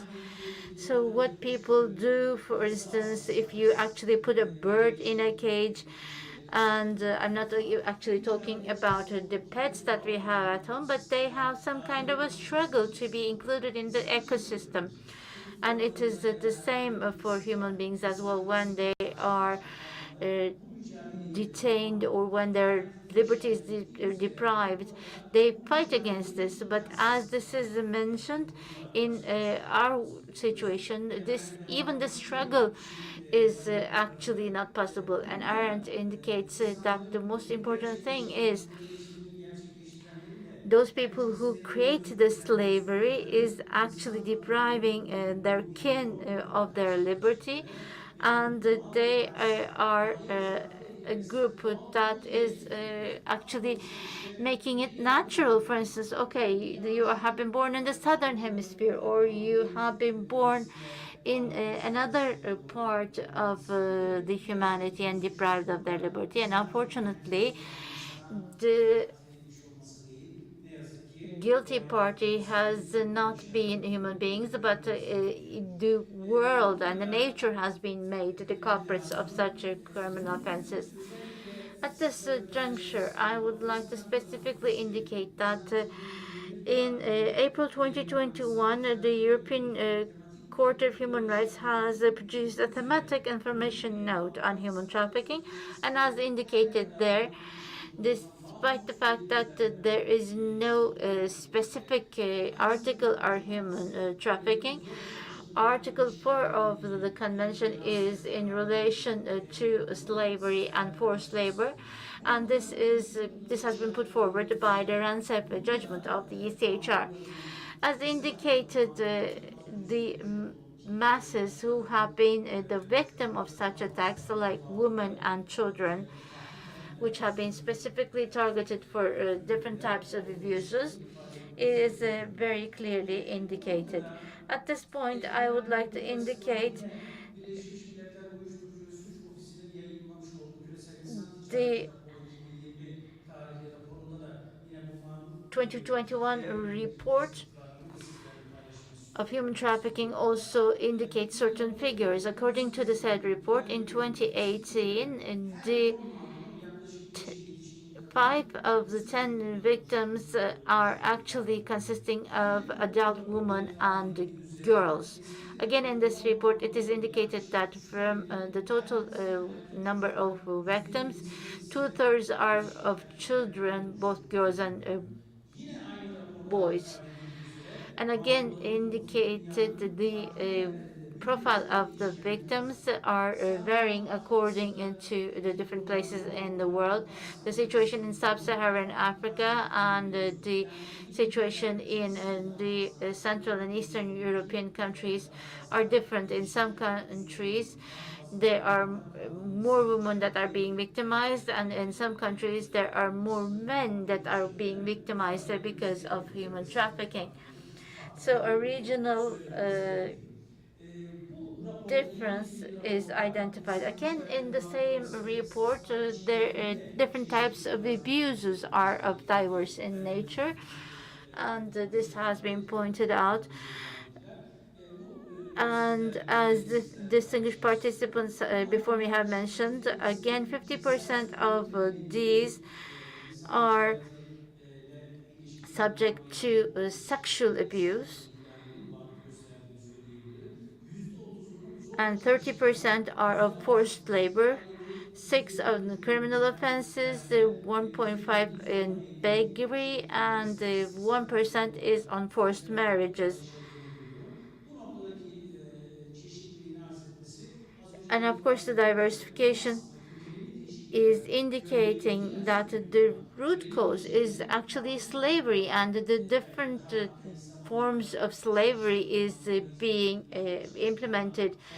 Maybe it was forced labor before. Birlikte bunun çeşitlendiğini ifade etmemiz gerekiyor. I would like to Bu indicate kapsamda neler that neler this has become more neler diverse in the paylaşabiliriz modern times. istatistiklerden I would like to paylaşacağız. share some different opinions, and I hope that I have not surpassed my time limit, especially in relation to the national prevention mechanism. I'm not going to cite names, but nine different provinces have been visited for the visit of removal centers. Again, in 4 areas, including Ankara and Kırıkkale, we have visited the women's shelter houses for victims of human trafficking. Plus, we have an OPCAT mission, and we are the national prevention mechanism for these victims. Tüm hatta alıkonulma merkezlerine hem haberli hem de habersiz resen ziyaretler Of course, we gerçekleştirdik. have actually been paying Bu visits, noktada sadece ziyaretlerin, sınav ziyaretlerinin varlığı gerçekten çok anlamlılık ifade ediyor. Malum visiting 46.701 sayılı the field is kanun of crucial importance, and as mentioned, the national prevention mechanism that is also included in the Turkish legislation, and being in the institution of this mechanism, we are also authorized to conduct operations, and I would like to indicate that we have a lot of jurisdiction in this area. In relation to reporting, these are really crucial activities, both in terms of the thematic reports and also the annual reports. I would like to indicate that the reporting process is ongoing, and our perspective that this shall continue is our wish. And I would like to share. merkezlerindeki çalışan görevlilere dönük bir eğitim Therefore, in programımız relation var. to the training activities for the people working in the removal centers has been conducted. And again, under the GMM activities, we are conducting training activities for the experts working in the Director General. And of course, such training activities are only meaningful if there is a sustainability dimension in it. Our contacts in this area are ongoing.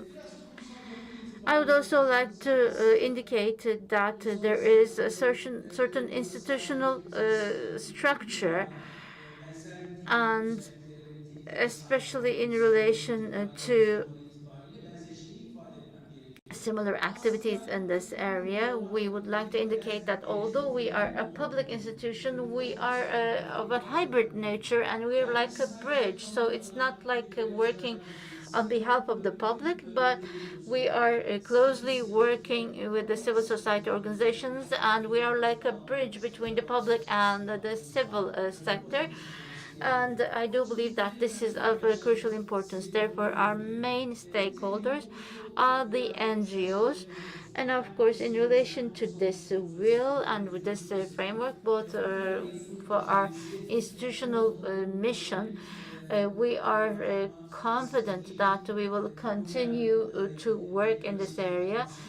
After having been appointed to this position, this is my first contact with the relevant actors in this area, and I would like to share our vision in terms of the public area. And Madame Pınar from the Council of Europe is with us, so I would like to share my views on this area, especially in relation to removal centers, and also for the visits that have been paid to the field. I would like to indicate that we will continue such visits together with the representatives of the Council of Europe. And of course, cooperation in this area is crucial in relation to the relevant institutions and stakeholders. There are similar positions, but when we look at this vis-a-vis the Human Rights Equality Board, our hinterland is not just in the dimension of the Council of Europe, but Our contacts with the United Nations are continuing, and we have a more effective integration into the international system. And I do believe that we have the wish and will to continue this integration further.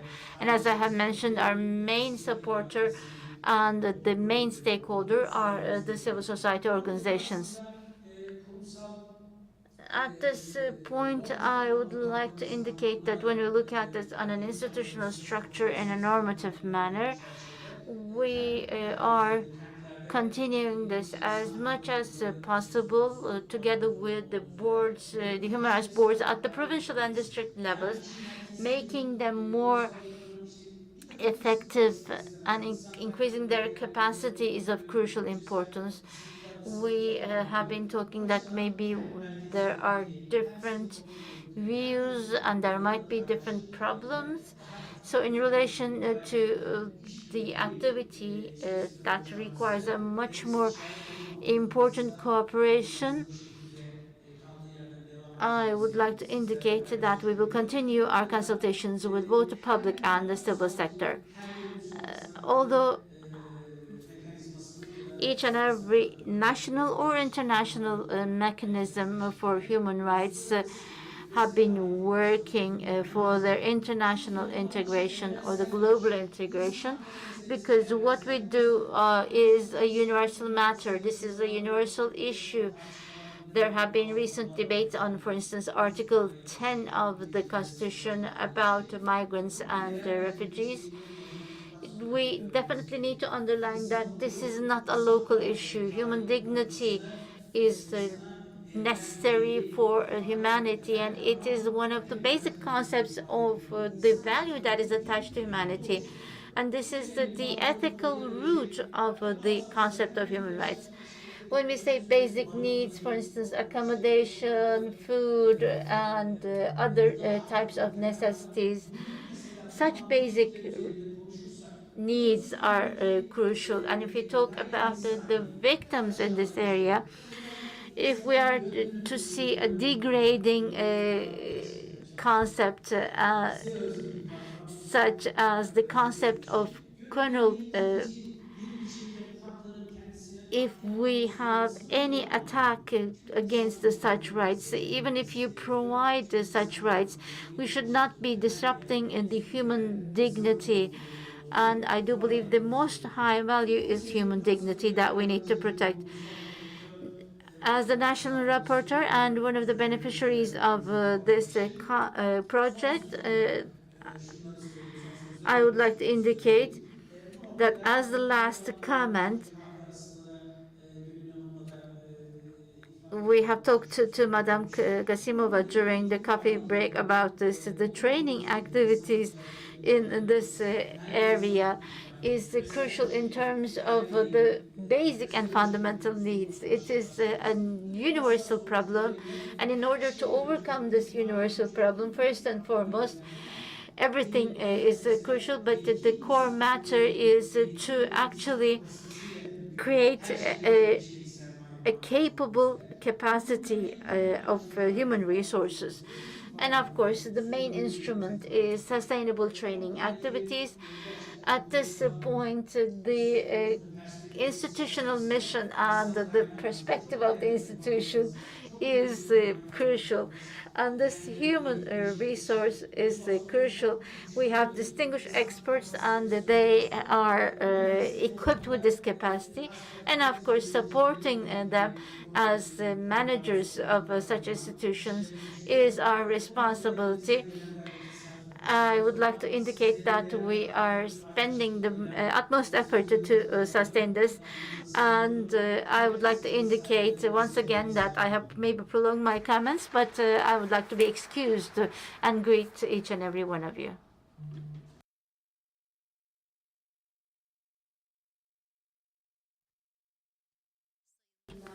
We would like to thank the distinguished President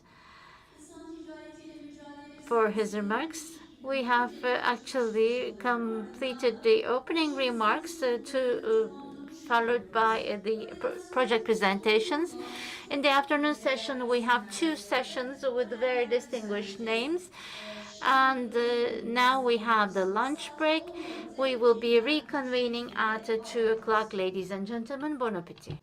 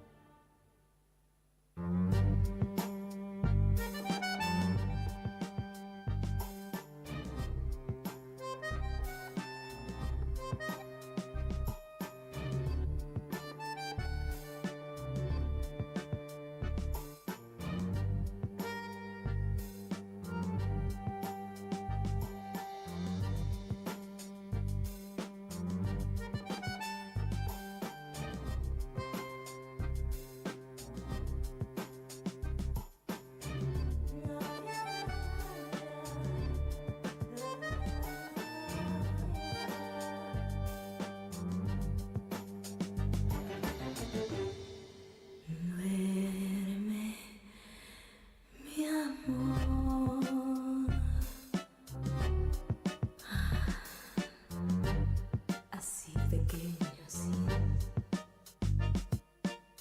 sin miedo, sin dolor.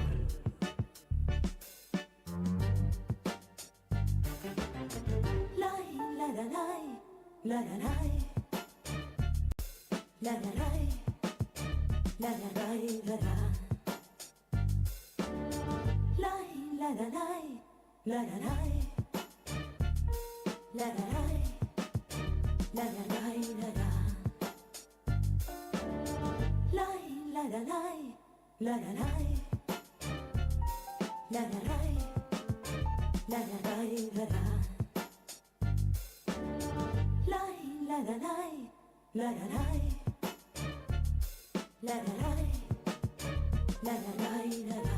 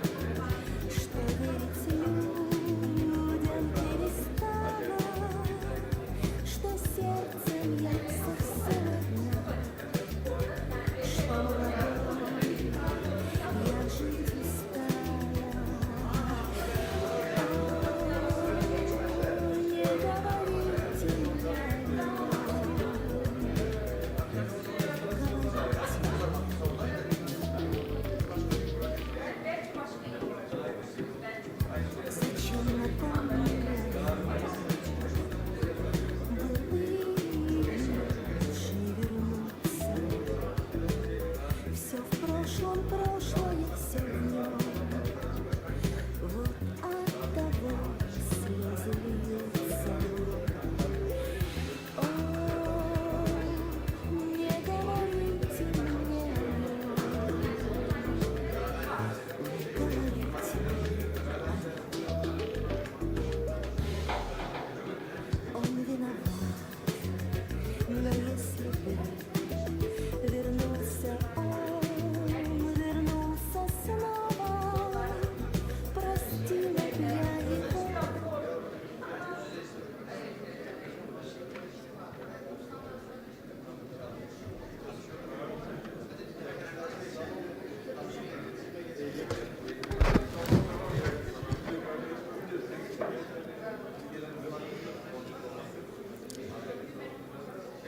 Değerli misafirler, yerlerinize Distinguished guests, please take your seats. We are now proceeding with the afternoon session of our summit. In the morning, we have listened to opening speeches and project presentations. Now we're going to have discussions in panels where we're going to be discussing the issues in depth. And our first panel is going to discuss past and current efforts of Turkey on combating human trafficking. Project coordinator of Council of Europe, Ms. Könül Gasimova, I would like to invite you to the stage to moderate the panel. And I then will be inviting the panelists. Head of Migration Department, Mr. Sardar Özkan. Head of Department of Counter-Smuggling and Trafficking from the General Command of Gendarmerie, Senior Colonel Mr. Bülent Baykal. Welcome. The Program Coordinator of IOM, Mr. Tommaso de Cataldo.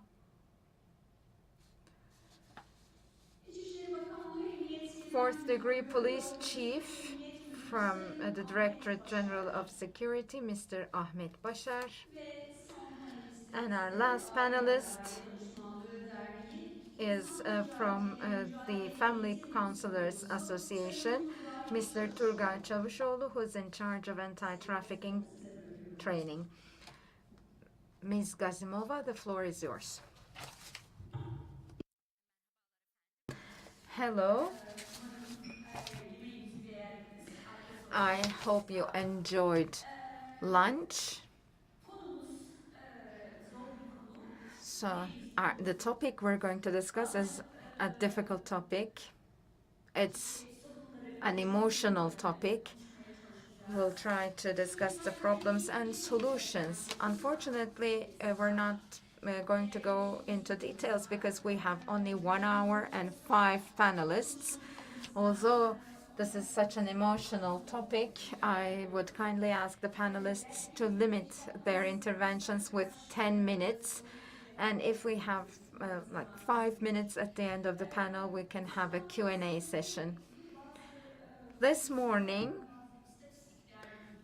some speakers gave us statistical information. Professor Muharrem also talked about the European Court of Human Rights. As you know, European Convention on Human Rights does not have any specific article on human trafficking. However, under Article 4 of the Convention, there is an interesting, detailed, and technical decisions, starting with Ransev decision.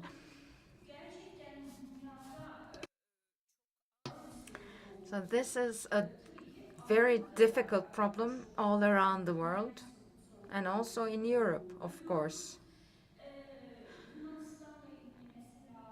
For example, there are two decisions about Greece. One is very important.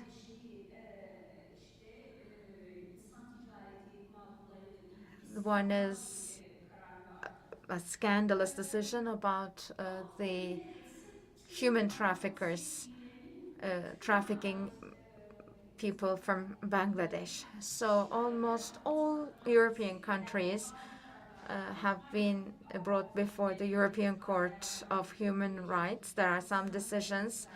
There is also a European Court decision. There is going to be a European Court decision on Azerbaijan. There is a complaint before the court against Azerbaijan, my country. And in this panel, we're going to discuss the situation in Turkey. We're combating human trafficking, and we're going to discuss the past and current efforts in combating human trafficking. So I now would like to give the floor to the head of Migration Department from the Ministry of Foreign Affairs, Mr. Serdar Özkan. The floor is yours, sir. 10 minutes, please. Sure, thank you very much. Thank you very much for inviting me to this summit. In my intervention, I will give information about the role that the Ministry of Foreign Affairs plays.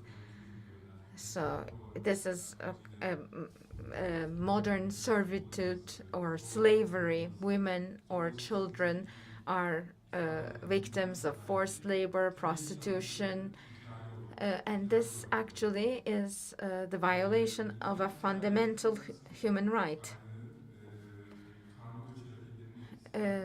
With the increase in mixed migration flows, this problem became more prominent. So this actually is the challenge of the 21st century.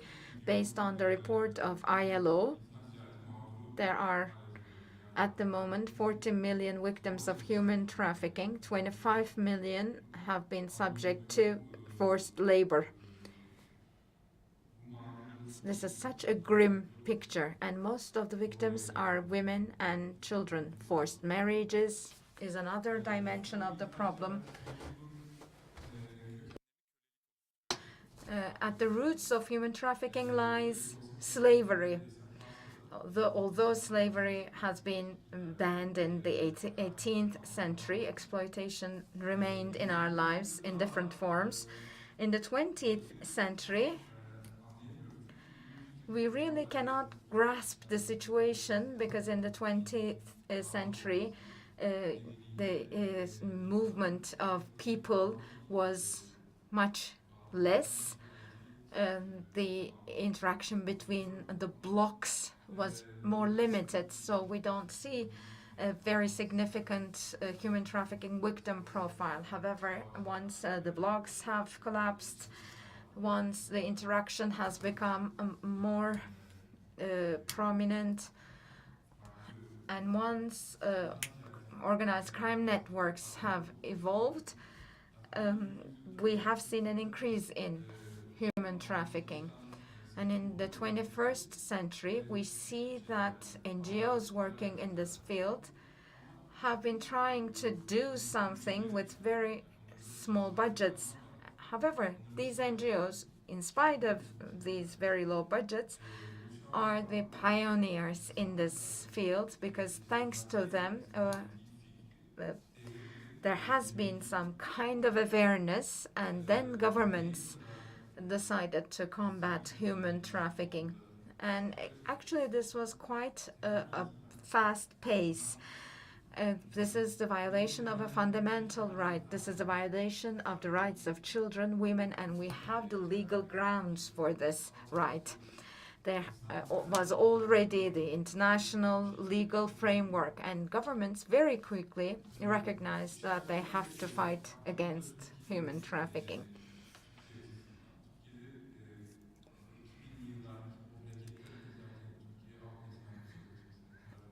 Before this, these migration movements and flows in the 2000s, Turkey was already a party to the European Convention, and there are provisions in the Turkish constitution dealing with such crimes. And in the 2000s, Turkey continued its decided fight against human trafficking together with the international community. And our country has become a party to some basic conventions, for instance, UN Convention on the Fight Against Transnational Crimes and its additional protocol. Turkey have signed this protocol. That is, Turkey is a signatory to this protocol. Turkey did not join it later on, and this convention and the additional protocol was enacted in 2013. And in 2002, under the leadership of our Ministry of Foreign Affairs, a national task force was established. National task force did some very important work. First and foremost, this task force worked on how to transpose the Palermo Protocol of 2003 to the domestic legislation. The task force, ministries, NGOs worked together for that purpose. And in 2005, the convention and the Palermo Protocol were already transposed to the domestic legislation. And then Turkish criminal code defined this crime, and some sanctions have been stipulated. And then prostitution was also added to that specific provision in the Turkish criminal code to align it with the convention. And before the Council of Europe Convention,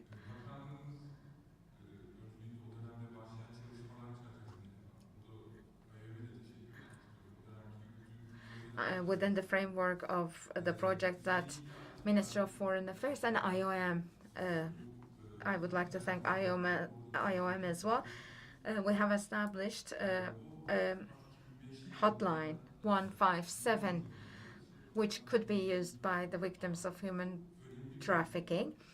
And this was a very important step back then. And in 2008, as you know, in 2005, Council of Europe Convention on actions against trafficking in human beings was open to signature, and in 2005 it was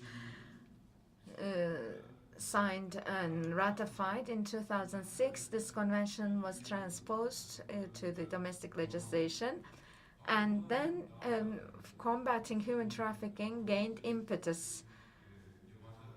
And together with the law 6458, as an expert, a specialized structure has been introduced together with DGMM.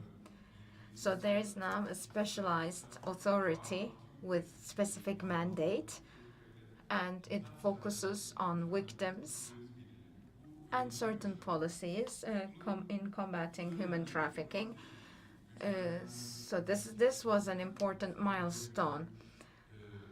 After DGMM was established, the National Task Force turned into a combating human trafficking coordination board, and then this hotline 157 was handed over to DGMM, and DGMM now uses it to support foreigners with a larger mandate and function.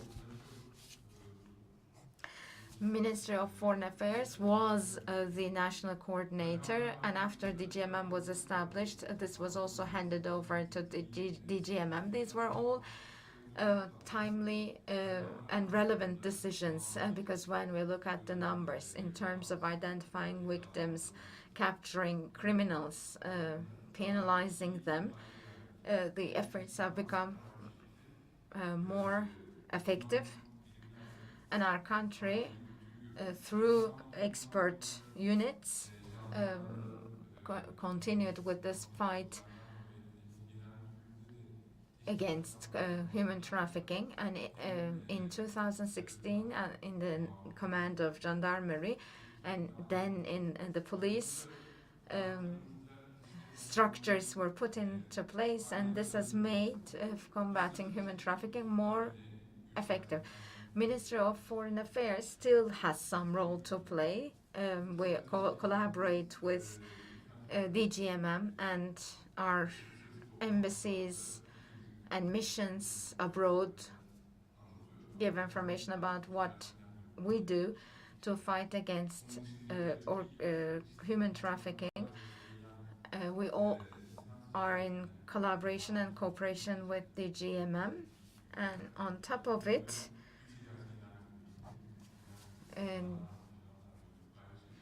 we share information we receive from abroad with the GMM, gendarmerie, or police to capture criminals or to support victims. But I have to say that victims of human trafficking are not supposed to be foreigners only. They can be Turkish nationals as well, and our ministry provides support to Turkish nationals abroad as well.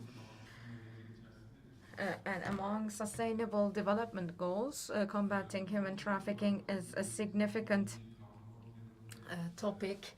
And in the 11th development plan of our country, there are certain objectives to prevent child labor. The 11th development plan covers the period 2019-2023. This is therefore the responsibility of the government. In the Human Rights Action Plan,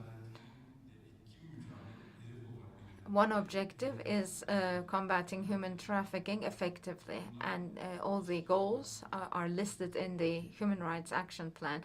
These are official policies of our government, so our country is decided in combating human trafficking.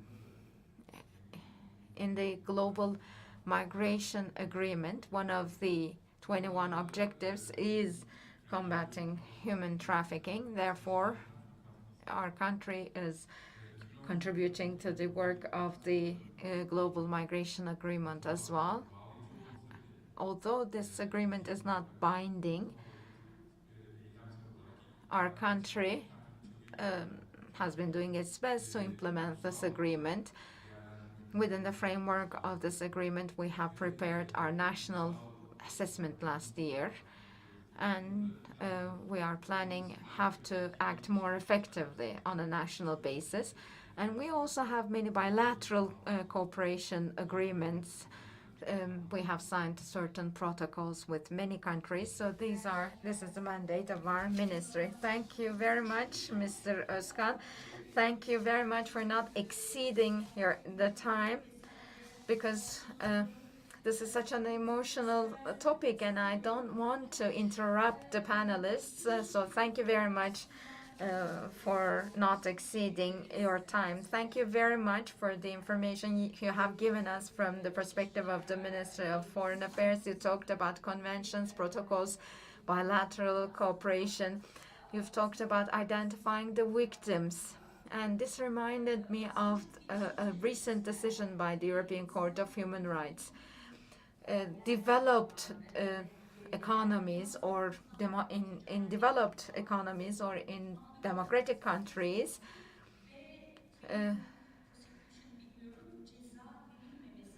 there are problems in identifying the victims of human trafficking, or in not prosecuting the criminals. There are problems in those countries as well, and the European Court of Human Rights have made a decision against the UK about that. Thank you very much once again. Now I would like to give the floor to Senior Colonel Mr. Bülent Baykal. He's going to talk about the past and current efforts of Turkey on combating human trafficking from the perspective of Ministry of Interior. Thank you very much. I would like to welcome all participants. I am the head of Department of Counter-Smuggling and Trafficking at the General Command of Gendarmerie. My name is Bülent Baykal. As the chairperson said, I will be talking from the law enforcement perspective. ana etiket olarak, ana konu olarak bir yana koyuyorum. Mücadeleyle ilgili bu durumu anlatmak açısından I'm going to talk about çok cesur ifade edeceğim. from the I will be talking from the law enforcement perspective in terms of prevention. As you know, human trafficking is a type of crime where human beings are exploited at a maximum level. Drug trafficking or similar organized crime, among all these, trafficking in human beings is one of the top 3 crimes. And based on the UN data, Dünyada ulaşımda olan haksız kazanç ülkenin kazancı. crime proceeds from trafficking in human beings is around $150 billion. So such high proceeds, because of such high proceeds, human trafficking is a problem, and because of the volume of this crime, it's very important for the General Command of Gendarmerie to prevent it. So in Turkey, we have the Directorate General of Security, Command of Gendarmerie, and Coast Guard. So these are 3 law enforcement units. Police, that is the Director General of Security, is in charge of provincial areas, and Command of Gendarmerie is in charge of public order and safety in the rest of the country, in rural areas. So this actually corresponds to 91% of the Turkish territory, and the population that lives in this 91% is around 25 million. While providing services for security and public order for these 25 million citizens, of course, we would need to prevent both Turkish citizens and foreign people from becoming victims of human trafficking. Especially in the last decade, our country has hosted migration, and of course, throughout history, our territories have been the center for migration. But especially in the last decade, we are subject to migration both as a destination country and as a transit country. So, in this sense, as well as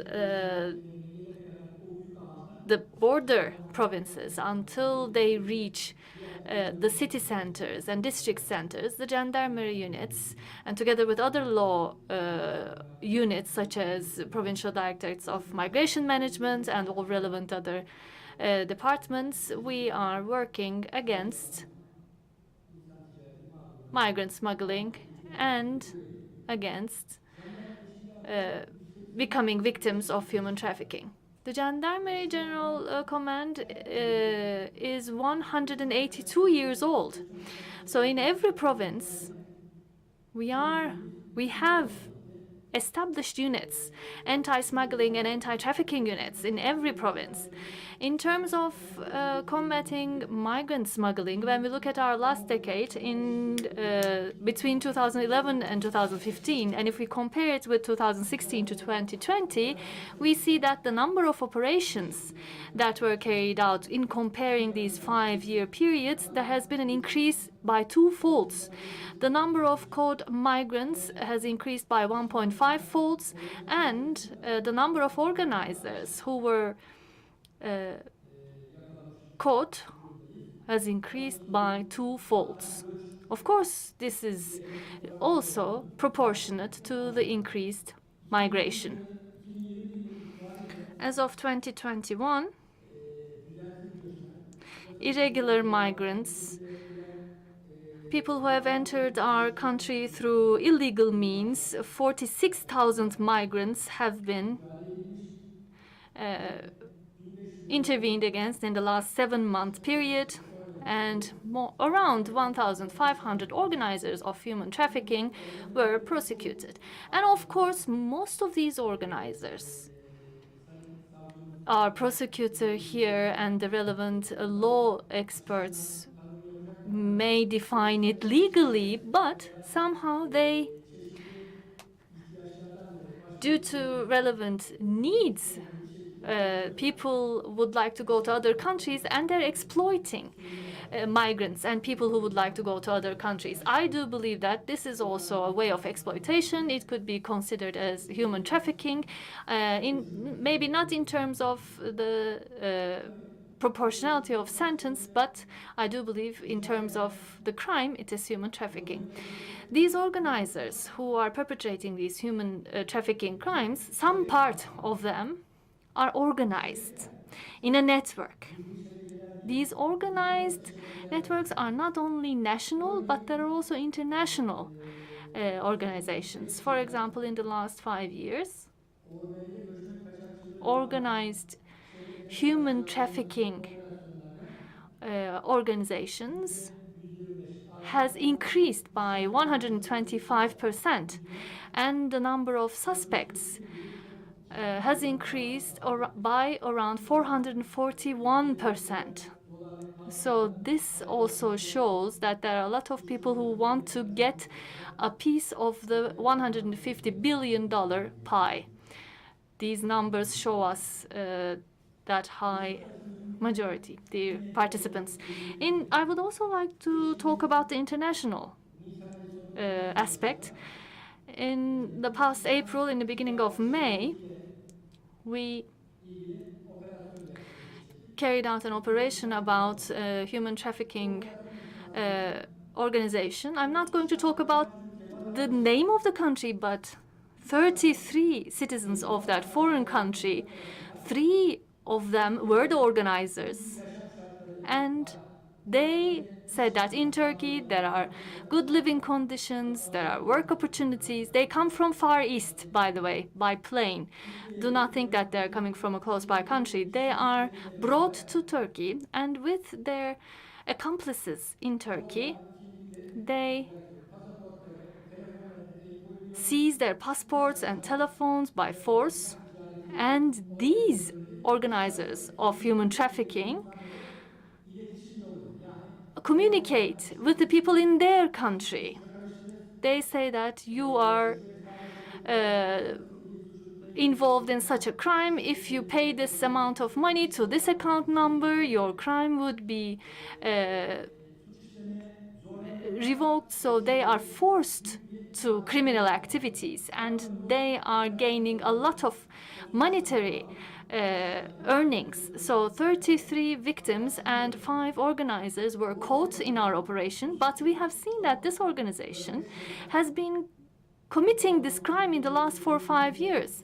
The target audience of this European Union project is Balkans, and they have carried out the same operations in the Balkans, in 2-3 countries in Balkans, and until they were caught there, they also did these types of operations. And these organizers come from thousands of kilometers away. They come to our country and they perpetrate this crime in here, in hiding, and not only in Turkey, but also they teach the people in the Balkans how to perpetrate this crime, and the dimension of human trafficking increases and is enlarged in this way. So under Gendarmerie General Command, we are hoping to prevent human trafficking both for the citizens of our country and for the other people living in the world. So we are wholeheartedly supporting this project and similar projects. We cooperate, we participate in trainings, and together with international organizations, we continue working. And this summit is being organized under a European Union project. And under this project, we are very happy to participate in various activities. Of course, there are a lot of things to say, but the chairperson very nicely warned me, so I want to thank her. And if there are any questions, I'd be glad to answer. Thank you very much. So the last example that you have given really made your presentation very fulfilling. Thank you very much. You are right, there are a lot of details and there are a lot of content in these crimes. Domestic servants, forced labor in all types of work, especially this time men, and child labor, child victims of human trafficking. Of course, very interestingly, even the UK experienced this. And actually, from time to time, when we participate in international conferences, we meet and we discuss. There are very interesting business models that were created by them. And based on these business models, actually an Italian expert studied their business models. Human trafficking or migrant smuggling, crime organizations, what type of business models they use. And in the scope of this project, when we worked with you, we actually are going to join you with that Italian expert who studied these business models in order for you to see these details better, for you to define them better. We will try to help you. Thank you very much for your presentation. Now, we will continue with IOM, United Nations Organization of Migration. Well, Mr. Serdar already mentioned in Turkey and in other countries, IOM has great amount of work in this area, and they're very beneficial, very useful. They have implemented various projects since before. So in order to talk about the past and present, I will leave the floor to Mr. Tommaso De Cataldo.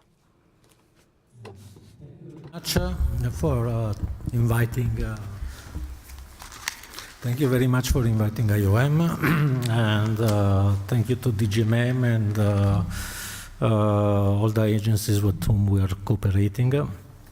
In Turkey, we started implementing counter-trafficking projects in Turkey in 2005, and we implemented approximately 21 projects so far, multi-year projects. And some other projects are also indirectly linked to these issues. These projects are standard approaches, access to justice, legal assistance, victim identification, the establishment of IMER, and assisted voluntary return and reintegration, counter-trafficking in crisis. Our projects overall address the counter-trafficking capacity buildings of the states and deliver direct assistance to victims of trafficking in substance. And we will have an upcoming project under IPA, and two things. One, we will contribute to the drafting of the Third National Action Plan against human trafficking and financing NGOs to work in DGMM shelters and also renovating shelters. So what are the lessons learned? I will not go into details. I would like to summarize and take out the most important lessons that we learned during these 15 years of work.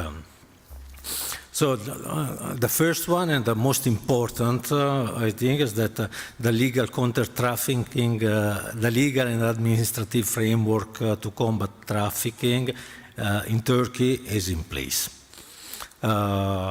So the cooperation between agencies has a good framework and is developing. So in the upcoming years, I'm sure that the fight against human trafficking will continue to evolve. Then the second important lesson is that Turkey established a national counter-trafficking program. What I mean is that there is a whole government approach. And this is extremely important. And this approach is victim-centered. Victims here can obtain residence permits, access to protection, accommodation, voluntary returns, among others. So, as in my view, well-structured and a very good model that in the years to come will certainly contribute to the fight against trafficking. And then the third and final lessons is for the NGOs. It's important that the NGOs contribute. We heard this morning an invitation to be proactive, and certainly the NGO sector needs to be proactive, and financial means and mechanisms for the participation of the NGOs in the national referral mechanism and in the other activities would be beneficial over time. And this cooperation should be also an holistic approach. With TGMM, but with the police. Here I like always to recall an investigation done in the UK when the NGO, a soup kitchen, actually started noticing that there were an increasing number of Polish migrant destitutes coming to eat there, and they started asking themselves questions to inform the law enforcement agency, and it turned out that some Polish citizens in the UK were attracting destitute people from Poland, and they established a quite good network, and it took some years to identify it, dismantling, working with the victims and all law enforcement agencies. So well, we are looking forward to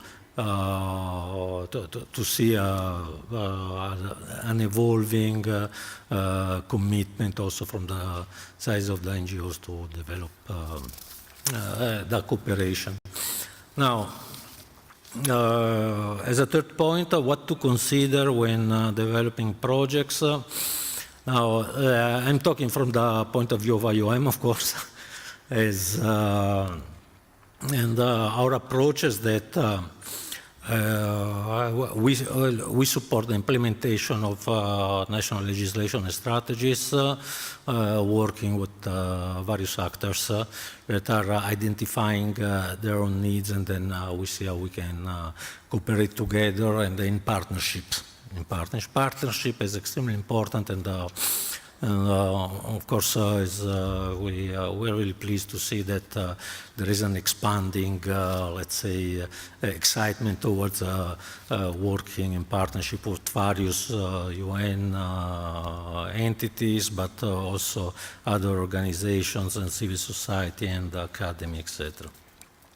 So, I take here the opportunity to say, okay, what is our overall object, the work that we are doing now? And we have two main overall and general results in our programming. The first one is victim-centered, so it's a contribution to effective national case management procedures for the identification, protection and assistance to victims of human trafficking. So for us, what is important in our work is to contribute, to humbly contribute and cooperate with Turkey to have a mechanism where it's possible to identify an increasing number of victims of trafficking and assist them through the existing system, which is regulated by law. And the second one is to contribute humbly to disable the capacity of human trafficking rings in Turkey with the purpose of preventing victimization and increase the number of rescued victims of human trafficking handed over to the national referral mechanism. So as in some way maybe prevention, also a form of prevention, working to really dismantle and put barriers and crack, and then go after the money, of course, and use this money to finance the fight against these rings. Exactly. So, what are the points that should be taken into consideration this morning? Now, many were all raised basically. So just in the general programming, gender considerations should be there, mainstream human rights. We heard about this, have age-appropriate approaches, and then taking in this context, gave attention to the unaccompanied minor and non-separate children.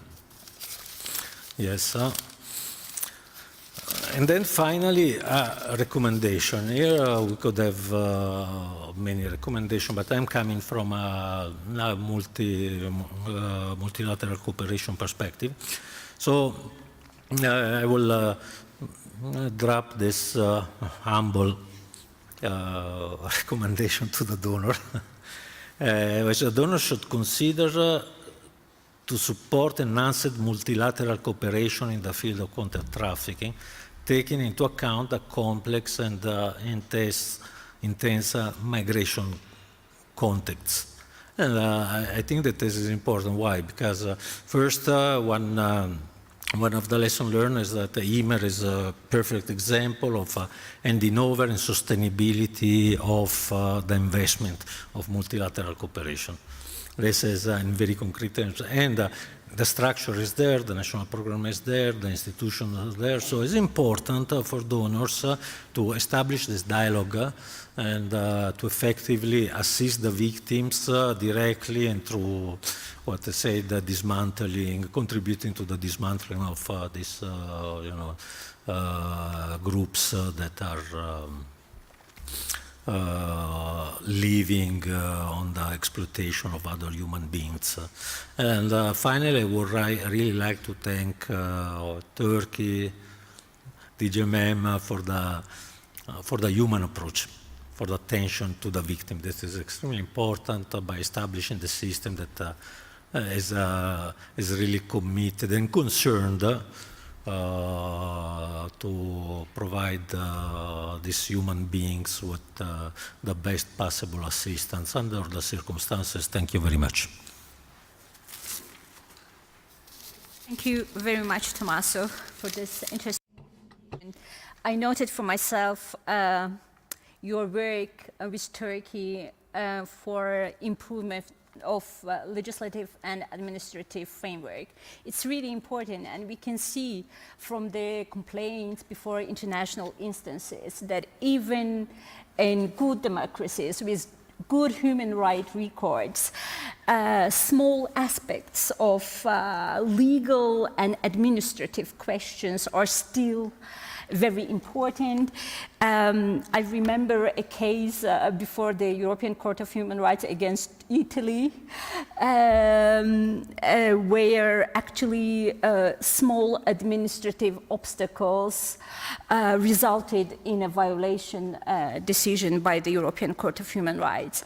And then you mentioned national program, counter-trafficking program of Turkey, and you mentioned a few times victim-centered approach. I was really happy to hear today Muharrem Kılıç presentation where he spoke about the dignity, human dignity, and this principle being at the heart of all works done by Turkey. And then you mentioned NGOs participation. Thank you very much for this. And we will also under this project we will try to work with NGOs. It's very important, their participation, contribution. You said IOM's contribution was humble, but it is considerable, it is great. Thank you very much for all your work and for your interesting presentation. Tommaso, insan hakları, insan onuru. Tommaso talked about human rights and human dignity, and actually thanked the DGMM for this humanitarian approach they have adopted. So maybe we can continue on those topics later on, but for the time being,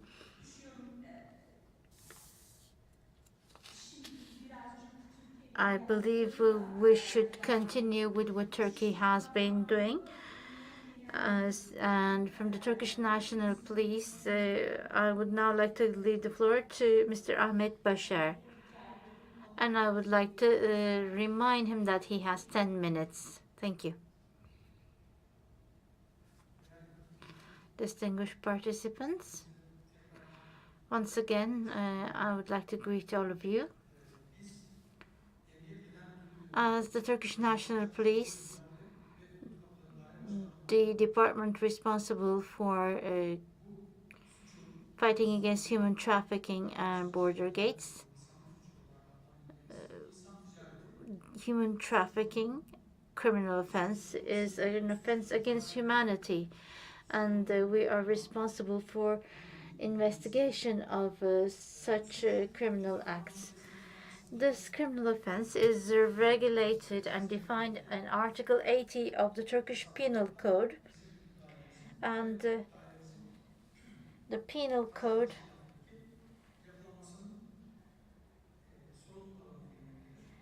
has given jurisdiction to our department. First and foremost, in 2013, after the adoption of the Palermo Convention in the Turkish Grand National Assembly, as identified by the representative of the Ministry of Foreign Affairs, in the other institutions, there has been an activity for establishing a constitutional capacity. And as a result of this activity, the Department of Migrant Trafficking and Counter Trafficking Department has been established. And at the beginning of this year, we have been unified with the Department of Border Gates, and we have been given jurisdiction to fight against irregular migration, as well as providing an assistance in relation to the regular migration. So we are now responsible for both the illegal as well as the legal dimension of migration. The institutional capacity that has been initiated as of 2020 has been completed by the end of that year, including the peripheral organization. And by receiving the support of the relevant institutions, we have provided training to our personnel on migrant trafficking, human trafficking, and trafficking of organs or tissue. We have provided continuous training, and currently in all the provinces there is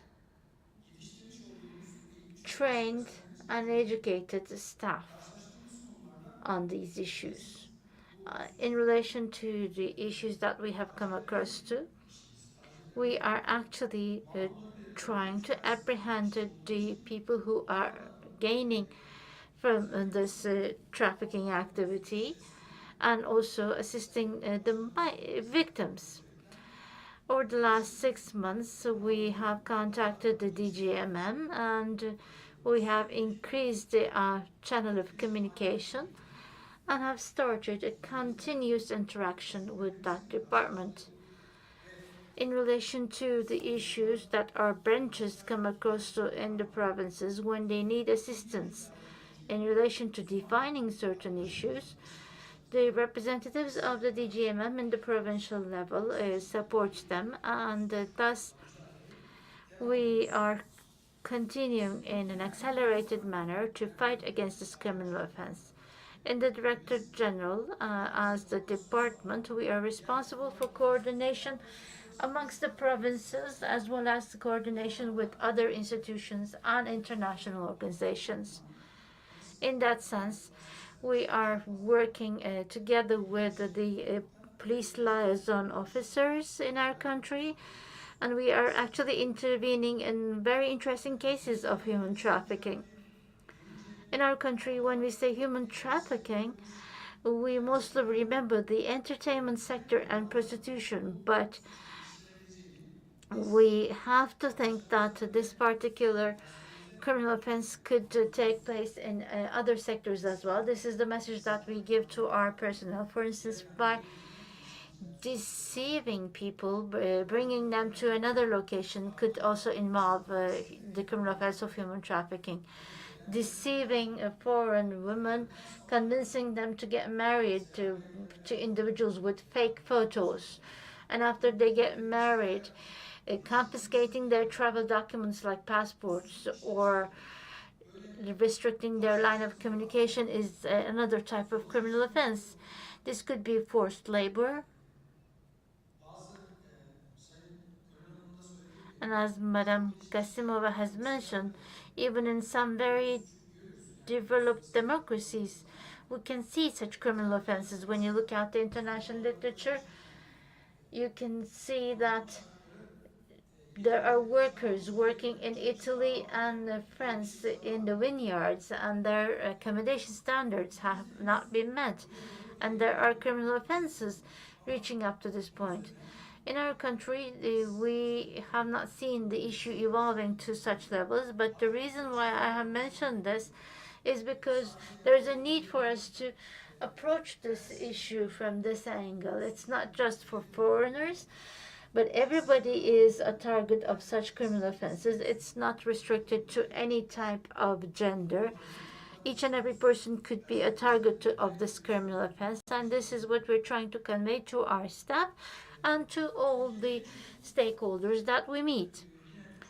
In Turkey, again, in relation to Article 227 of the Penal Code, is frequently confused with Article 80 because they actually have an overlapping jurisdiction, because Article 220 talks about prostitution, but there are also instances which could be interpreted as human trafficking. Therefore, these two criminal offenses are actually delineated from each other by a very thin line. It can easily move from one side to another, and it's really easy to confuse them. And because of this, we are once again providing training to our personnel about the differences of these two criminal offenses. In the activities that we undertake, as the distinguished colonel has mentioned from the UN figures, this is actually the third ranking criminal offense that yields to high income. And migrant smuggling is also competing in this manner. So other criminal organizations are preferring this type of criminal offenses because it has a lower risk but a high income. If you have narcotic substances, the moment that the police confiscates the narcotic substance, you will be sanctioned, as well as not having access to your property. But when you are talking about human trafficking, the people do not approach this with a humanitarian perspective. Therefore, there is nothing that they can lose. Plus, when we are talking about the criminal offense of human trafficking, there is almost always a threat involved, or getting people to owe you money. So once the person becomes a victim, it is very difficult to pull them out from that situation, because they are constantly threatened and they are constantly in debt. Therefore, they cannot apply to the police or to the other organizations because they're afraid of being deported. Or even if they're Turkish citizens, they are afraid of losing their job. And thus they do not approach us or to any other law enforcement. And most of the time it is continuing in a hidden and confidential manner, and the relations do not end at all. Therefore, sometimes we receive reports from the civil society organizations regarding cases. These are really crucial for us. Any type of information and support that we can get from the stakeholders is of utmost importance for us. I would like to share some statistical data about the efforts that we have in relation to statistical data on human trafficking. Until 2021, until this day, we have 36 incidents, and we have identified 96 organizers, and 33 are under detention. When we look at the victims are mostly from the Central Asian countries, the former Soviet republics. But in addition to these, we have victims from Indonesia, Afghanistan, Azerbaijan, Syria, and even more interestingly, we see this in migrant smuggling, but the organizers have been more foreigners. So foreigners are actually smuggling foreigners. So especially in Mersin area and in the Black Sea area, in the cases that we have intervened in, the smugglers were foreigners, not Turkish citizens. This was something that I came across for the first time when I was working in international missions. We have representatives from the Ministry of Justice here. So not knowing does not rescue you. It's not an excuse.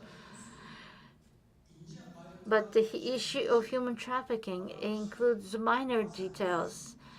Sometimes the citizens actually commit this criminal offense without knowing, thus providing information to the public is of crucial importance in terms of the effective fight against this criminal offense. This is what I would like to add. If you have any questions, I'll be more than glad to answer them. Thank you very much for this very valuable and informative presentation. You said that we pay attention to specialization, and under this project, we are ready to provide you all kinds of support. So we will be conducting a training together with you under this project. So almost all of the participants, the speakers, have focused about the humanitarian dimension, the human dignity, and the issue of human beings. So I do believe that it's time to give the floor to Turgay Çavuşoğlu from Aileler, who is responsible for training activities. I do believe that's going to be what shall be the focus of this presentation. First of all, I would like to thank the Council of Europe and the DGMM for this kind invitation. I would like to talk about the civil society dimension. Aileler Antalya has a shelter house, a station-type shelter house. Our association has a lot of different aims, but this is an association mainly working on human trafficking. We first started working in Antalya in 2008, and with the support of the Ministry of Interior, we have started working on victims of human trafficking. Here, identifying victims, providing shelter house services, and providing information. And national and international meetings could be the activities. I'm trying my best not to overuse my time. So what did we have in Aileler?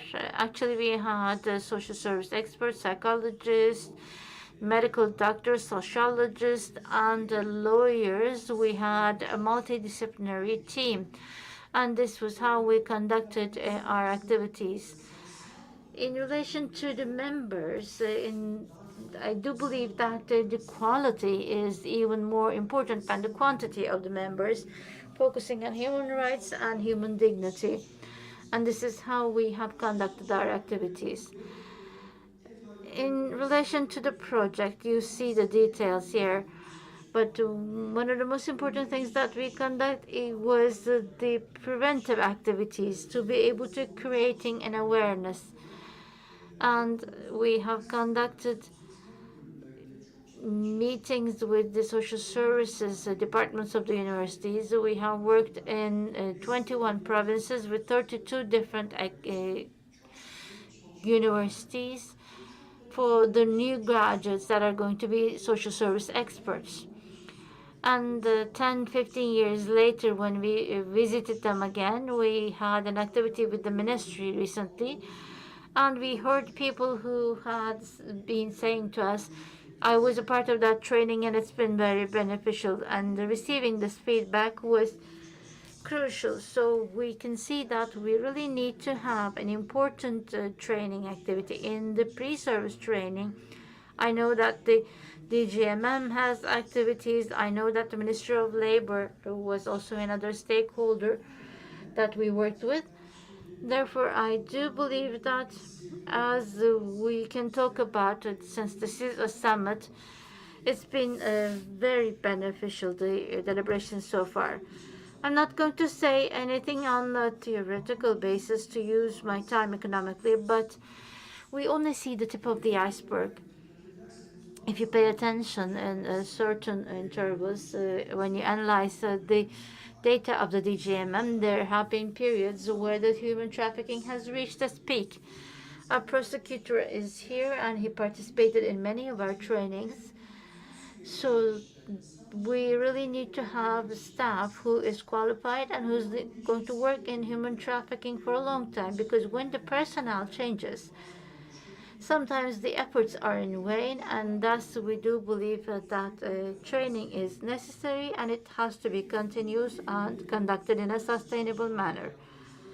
When we worked in international platforms, as you can see on the slides, we can clearly see that we have some very important activities which we have converted into a book.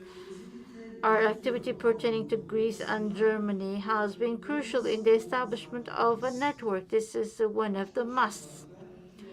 In the other activities, when you look at it in relation to projects, the social services for victims of human trafficking, our association worked on the literature. And when you say what happens in the past, as an NGO, we can see that there are just 3 NGOs working in this field. And if I'm not correct, please do correct me. In 2004, there has been an association established in Istanbul, and again in Istanbul in 2005. And in Antalya in 2010, there was a 3-party activity of the civil society organizations. Of course, these have been activities conducted with the culture of each and every association. There could be loopholes identified, but specifically our association consists of individuals coming from bureaucracy and who have field experience. Therefore, there have been great assistance provided to us by the law enforcement in Antalya, and we have collaborated and cooperated. So we had an opportunity to intervene when the victim arrives for the first time. Therefore, the gendarmerie and the Turkish National Police were informing us immediately, and our team was quite effective, especially in the shelter house. We had a psychologist and also another colleague whom we lost because they had command of Russian language. We were very effective in our work. But please do not overlook the experience of a shelter house. This actually consumes all your energy, and especially for the personnel that works there. We have seen that the personnel relaxes after the victims leave the shelter house. And our colleague Günger Çabuk, who used to have migraine attacks, and especially if this coincided with an intense inflow of victims, he had very severe pains. I do believe that the staff of the GMM would be experiencing similar symptoms as well. So this is going to consume all your energy. That's why I believe that it's a very difficult area. So very briefly, if you pay attention, you see used to see Iğdır and Trabzon in the northern side. The Aegean region was always red, as you see. But when you looked at this after Istanbul, Antalya was the other province where we had the highest number of victims of human trafficking. So if you took into consideration Antalya, Muğla, Aydın, Kuşadası, İzmir, there was a shelter house of the DGMM in Aydın, but this is a very dangerous zone. Here, since the Director General is here, I would like to indicate that this team needs to be strengthened, the red provinces, both in terms of the professional staff, the shelter houses, as well as the trainings. But I would like to indicate that Antalya and the coast is the area where the human trafficking organizers are working intensely, and this is a zone where they can actually hide the victims. So I now loaded the new numerical data onto the old map, and if you pay attention, you can actually see that there is Adana and Hatay added to this. I do believe that this is a result of the Syrian migrant influx, and that's why the figures have increased. I'm not going to take too much of your time, but what we can pay attention to is that we need to have statistical data. The first case that appeared in Trabzon, we started singing "Oh Natasha, Natasha," but then we lost the humanitarian aspect, and this is the culture that we are coming from. So why are NGOs important? The NGOs are important. You see this in Paris, you see them in Portugal, you see them in Germany, you see them in Italy, as Madame Gasimova mentions. Civil society is establishing relationship in a better way, and they can actually contact the applicants. And in the activities that we had with Greece and Germany, we have seen that strengthening your connection with the NGOs is important. The Director General mentioned how this could be done in the morning. Of course, we can debate this, but in order for the NGO to survive, they need to have a strong economic infrastructure to be able to do this. And their professional staff should be selected in a good manner. And also the audit needs to take place correctly. The DGMM here has a good audit mechanism, but they need to have a functional structure. I have shared this with the slide, especially at the last part. We have accessed the 46 victims, and in the activities that has been conducted here is when you can see that the reporting has been really good. In addition to reporting, our colleague Elif in Istanbul wrote her memoirs.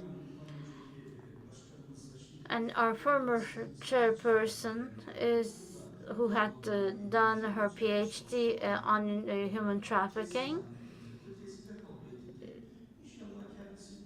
You can actually see that her contribution has been immense, and we do hope that this would lead to good publications on our side, because numerical data is known by law enforcement. We know this very well. One of the most important aspects that we have is that we can work in a good organization with the law enforcement, and this led to our success. But in addition to this, these are general aspects that are in the shelter houses, ethical principles, and working in line with other aspects.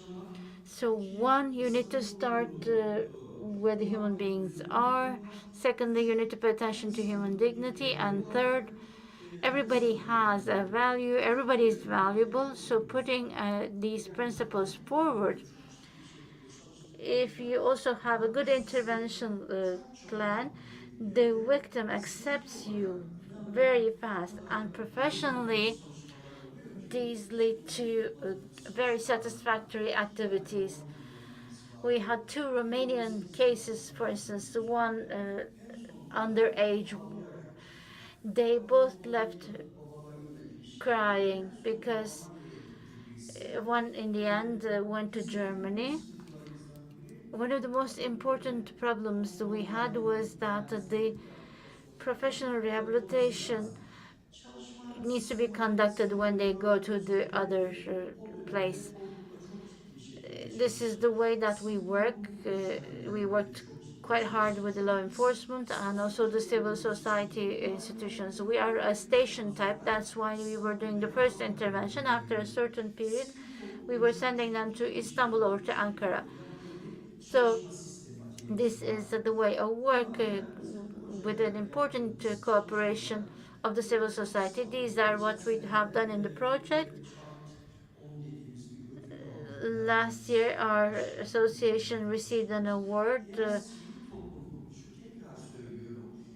and I would like to indicate once again all civil society organizations are open to cooperation, but of course, this has to be audited and the plan and program needs to be set down very clearly. And I believe that if you do this, NGOs will be very helpful. One of the things that I came across to Ukraine in 2015 was there were 71 civil society organizations that were involved in Ukraine in intervention, in defending, and also information strategies. And recently we had seen a reduction in the people who was coming from these countries getting lower, and this was a result of the informative activities. Thank you very much for your patience. I think I have used my time economically. ile mücadelede The role of NGOs in combating human trafficking is very important. And as far as I know, this is a common experience in Europe. Victims of human trafficking, migrant trafficking, victims of domestic violence, or everything done for these victims is done in collaboration with NGOs in Europe as well. Because NGOs have an important role to play in raising awareness, in making the first contact with the victims. Thank you very much. And I would like to thank all the panelists. And now I would like to give the floor to you.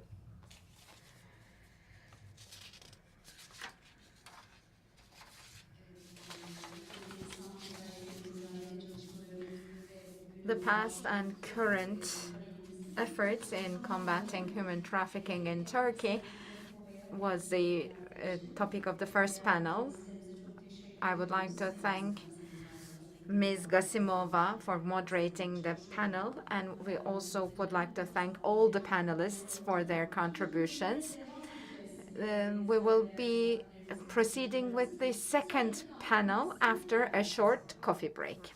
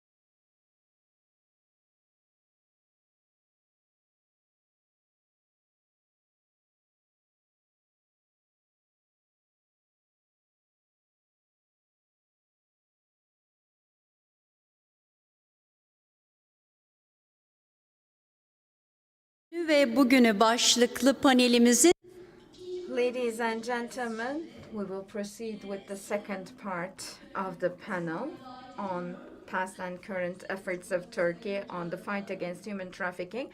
I would like to invite our moderator, Ms. Könül Gasimova, and our panelists are Mr. Osman Koramaz, Head of Department from Director General of Migration, Mr. Kamil Erdem Güler, Program Coordinator at the Turkish Red Crescent,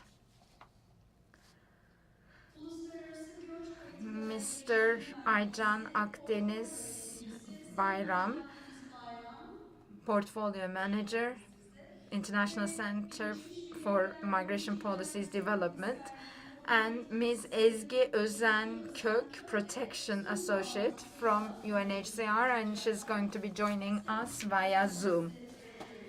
Ms. Gazimova, the floor is yours.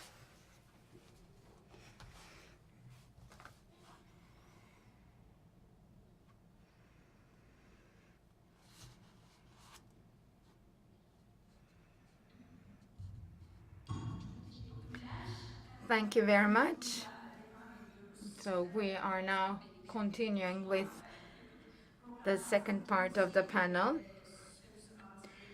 Mr. Osman Koramaz is our first speaker. However, I would like to thank him for giving his place to participants who will join us via Zoom.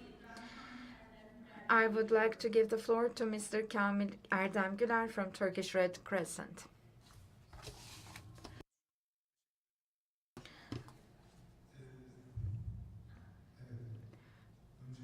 Thank you very much. I would like to thank you all for inviting us, inviting Red Crescent, Turkish Red Crescent. This is such a relevant meeting for us because for many years we have been focusing on this problem, human trafficking. We're trying to raise awareness within our organization as well for many years. So why Turkish Red Crescent? Many people ask this question, especially the public institutions ask this question: what is the role of Turkish Red Crescent in combating human trafficking? It's an international aid organization and an NGO. Therefore, it is necessary for Turkish Red Crescent to take an active role in combating human trafficking. But beyond that, Turkish Red Crescent has an international network, has international connections, and therefore, Turkish Red Crescent is trying to address the root causes of human trafficking problem. Red Crescent movement consists of many national societies, and we also work together with other societies such as the British Red Crescent, Afghan Red Crescent, the British Red Cross, excuse me.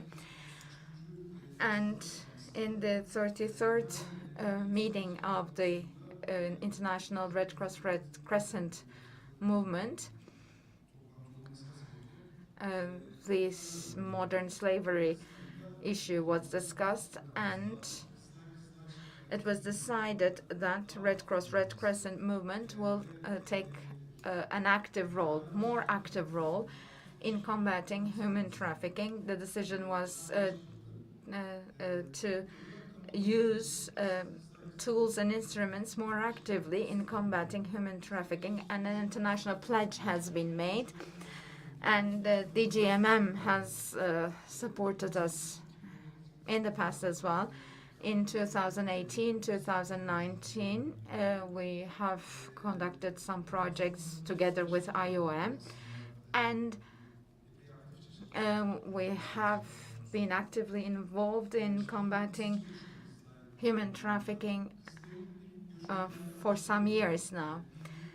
Turkish Red Crescent has some instruments. One is community centers.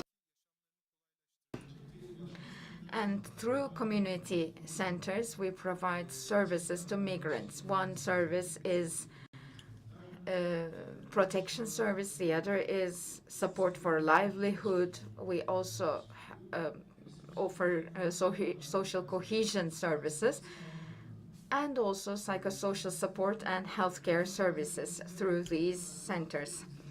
Up to date, the number of human trafficking victims that we have identified in community centers is 53. You might think that 53 is a negligible figure, but you will all accept that this is a significant number because we have identified them in 2 years, and this number actually shows us the trend. We have branches in 53 provinces, and we raise awareness on human trafficking in these branches as well. We're giving information about what human trafficking is, what the pieces of legislation we can use to combating human trafficking, and what the citizens should know about human trafficking. So we do these awareness raising activities at schools, in public or communal places. And we try to mainstream human trafficking in services we provide to migrants via community centers. We provide psychosocial support in community centers. As I said before, 97% of these 53 victims had, unfortunately, severe trauma. Most of them had anxiety disorder, post-traumatic stress disorder, and depression. The psychologists working in our community centers diagnosed these disorders. And unfortunately, it took much longer than anticipated for them to integrate with social life. We thought it would only take a year.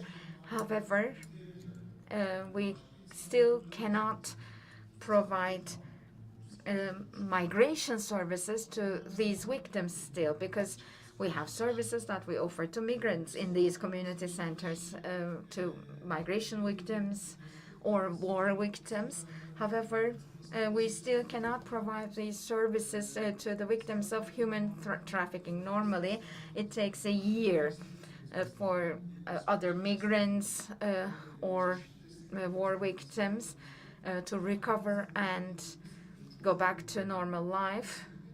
However, it's more difficult with victims of human trafficking because of the size and dimension of the trauma they experience. When we see a victim, we first support them by providing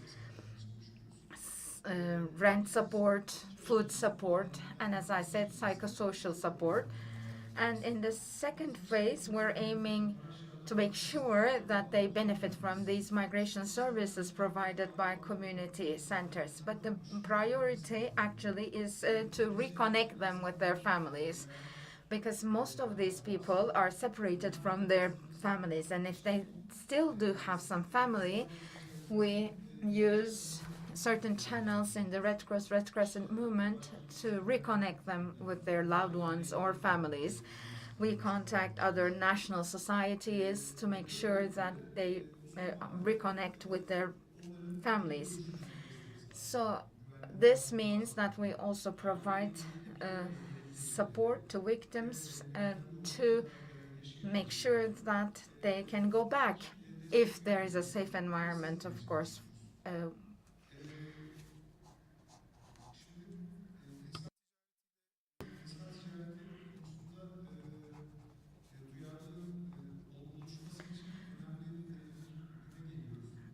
So the World Day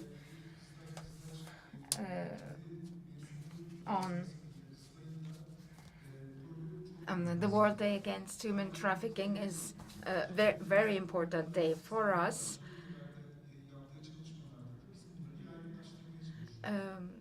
we are trying to raise awareness in other delegations, in other national societies by giving information about what we do as Turkish Red Crescent for victims of human trafficking. And I hope that we can become a stronger national society and a humanitarian aid organization to provide support to victims of human trafficking. And we believe that Turkish Red Crescent has a lot to offer to victims in this country. Thank you very much. Actually, you finished in 9 minutes, and I'm borrowing that 1 minute from you. You talked about the humanitarian aspect of human trafficking, because we always hear that victims of human trafficking have very difficult and challenging psychological problems, and when they go back to their own countries, they are unable to continue with their life there. They mostly have to go to other countries. I'm not a psychologist, but maybe it's because it's a matter of dignity. I mean, war victims are coming out of a war situation. However, victims of human trafficking, their dignity is traumatized more. Maybe that's why psychosocial support is very important. Thank you very much for giving us information. Before you have taken the floor, I was thinking what Turkish Red Crescent was doing about human trafficking, and thank you very much for this information. Now I would like to give the floor to Ms. Aycan Bayram from ICMPD. Thank you very much, Ms. Ganimova. On behalf of ICMPD, I would like to thank the Council of Europe and the GMM for inviting me to this summit. I also would like to welcome the participants. International Migration Policy Center works to make sure that migration becomes more regular globally. It also fights against human trafficking. It's an international organization. We have member countries. Our headquarters is in Vienna, and Turkey is working with us actively since 2013.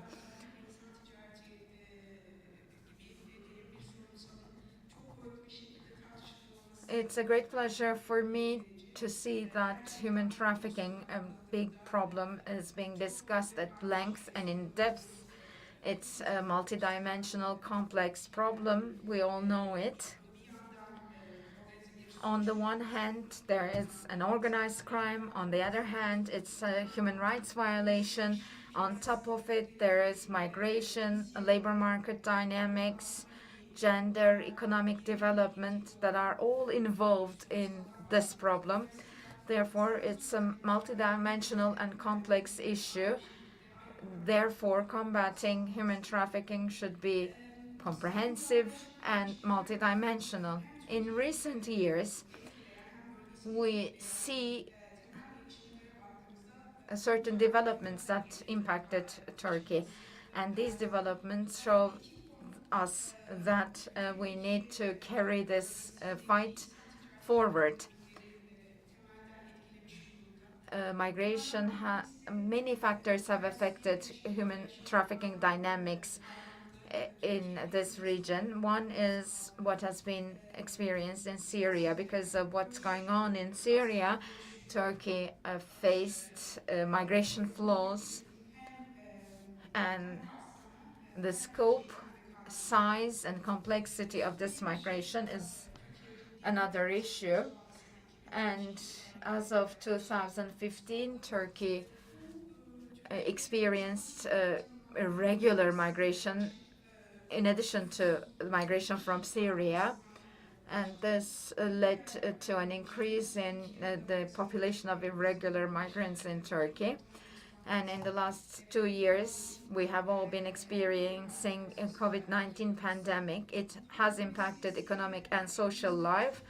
And because of the pandemic, we don't have clear-cut data, but victims of human trafficking and potential victims of human trafficking seem to be more vulnerable in accessing protection and support mechanisms. There are serious problems. There are some small-scale research showing this. And secondly, we see that the pandemic has increased unemployment rates. So in 2021 and upcoming years, the risk of human trafficking has been doubled. So these two main developments show that Turkey needs to continue with and carry forward the fight against human trafficking. Some significant initiatives have been taken in Turkey. Previous panelists discussed this. Mr. Korkmaz from the GMM will also, I believe, talk about this, both in terms of legal and administrative terms.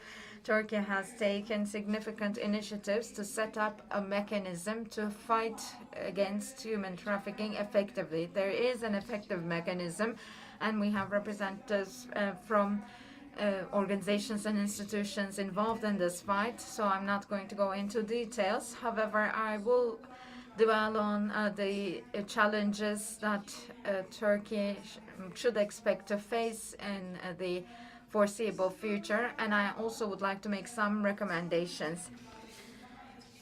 We believe that initiatives should be taken in 4 areas to make fight against human trafficking more effective. First, prevention. Based in comparison to the statistics from previous years, there is a significant increase in the number of migrants, but informing the potential victims, identifying the victims, especially among vulnerable groups, more has to be done.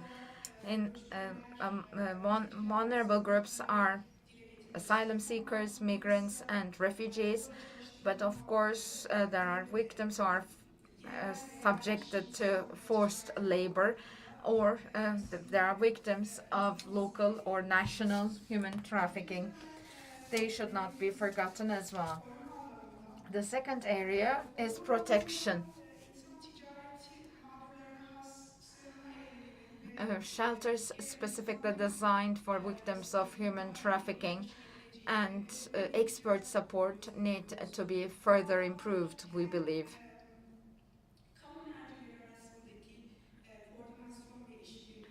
Coordination and collaboration among public institutions and the involvement of NGOs and municipalities will help improve initiatives taken in this area, in the area of protection.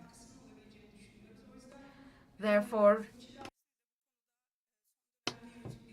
I would like to congratulate the GMM on the efforts that they have taken in the recent years. And legal employment needs to be encouraged so that exploitation is mitigated. The third area is cooperation, mostly transnational cooperation, regional and international cooperation. When we look at the global dynamics, one impact of the pandemic is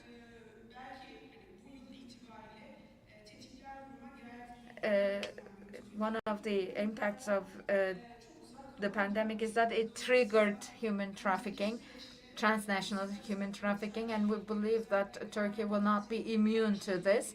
Therefore, it's important to cooperate with countries of origin, transit countries, and work with them to solve this problem. And finally, the fourth area, prosecution. When we look at the statistics of recent years, we see that more suspects and accused have been brought before the courts. We have law enforcement officers here who talked about this, but when it comes to sentencing, there's still room for improvement. There are many initiatives that need to be taken because the number of traffickers that have been sentenced is still low. So both the law enforcement and prosecutors and judges need to be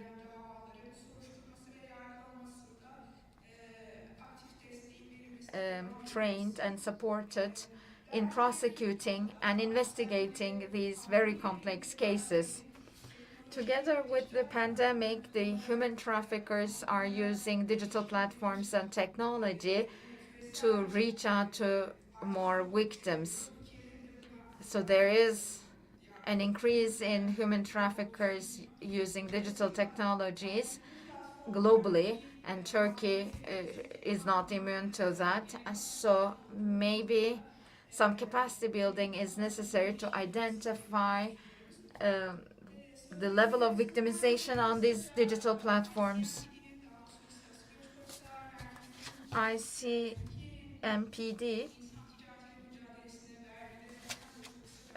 has been giving support to Turkey's fight against human trafficking, and ICMPD has been working together with DGMM and other national authorities since 2013, both in terms of migration and combating human trafficking. And ICMPD mostly provides support to research, capacity building, and awareness raising. And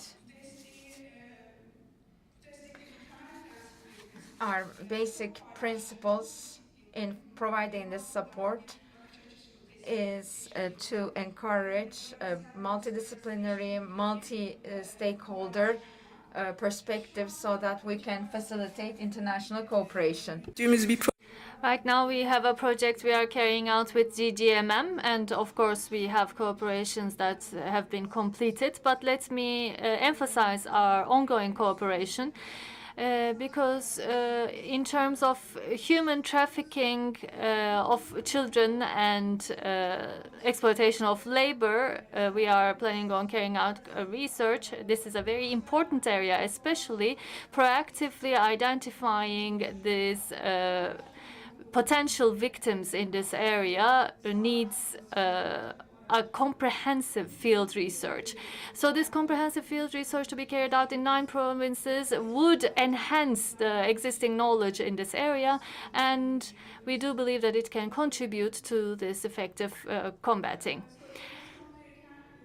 While completing my words, I would like to mention that since the beginning of 2000s, of course, Turkey has taken significant steps in terms of enhancing its capacity in combating human trafficking, and it is continuing to provide effective combating. But as we mentioned, both the COVID pandemic and in the recent years, the multi-dimensional complex migration influxes that are experienced by Turkey are showing that all relevant actors in this combating should be included, and it's apparent that all actors should join forces. And as ICMPD, we are underlining our willingness to work with all relevant institutions, DGMM. And I would like to thank once again the Council of Europe and DGMM and the entire team who has joined their efforts in holding this organization. I would like to thank you. It is apparent that this requires a very comprehensive preliminary work. Thank you very much. Thank you very much. On behalf of my team members, I accept your acknowledgement. Actually, in we have been discussing the past and current efforts of Turkey on the fight against human trafficking, and you took us one step ahead and you touched upon the future. And thank you very much for sharing your recommendations with us in terms of prevention, protection, international and regional cooperation, and in terms of prosecution and criminalization. Thank you very much. This was a great presentation. Now, Miss Ezgi Özenkök, I would like to give her the floor from UNHCR. Protection Associate. She is going to join us online.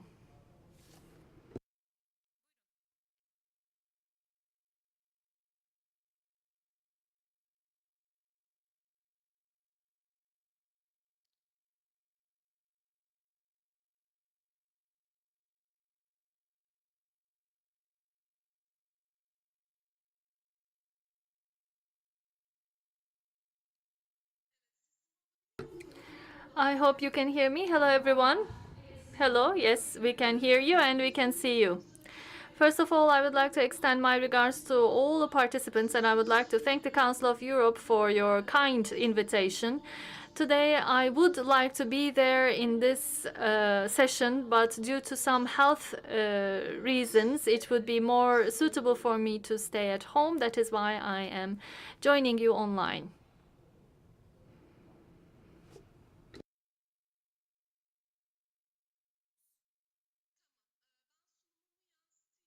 Let me share my presentation. A brief presentation is going to accompany my speech.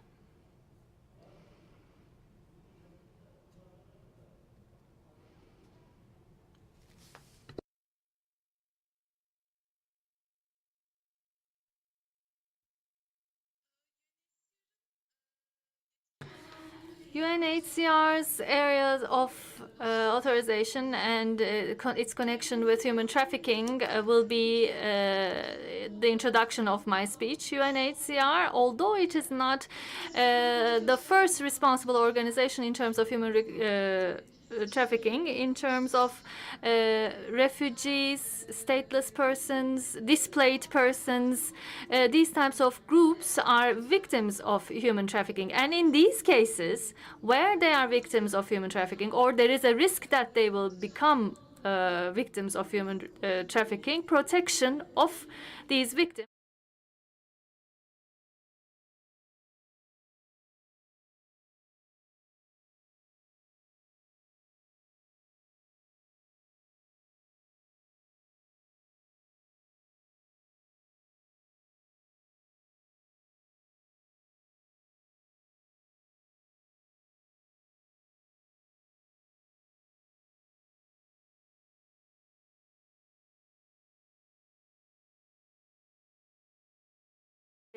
and they can become subject to the human traders, and they can become victims of human trafficking.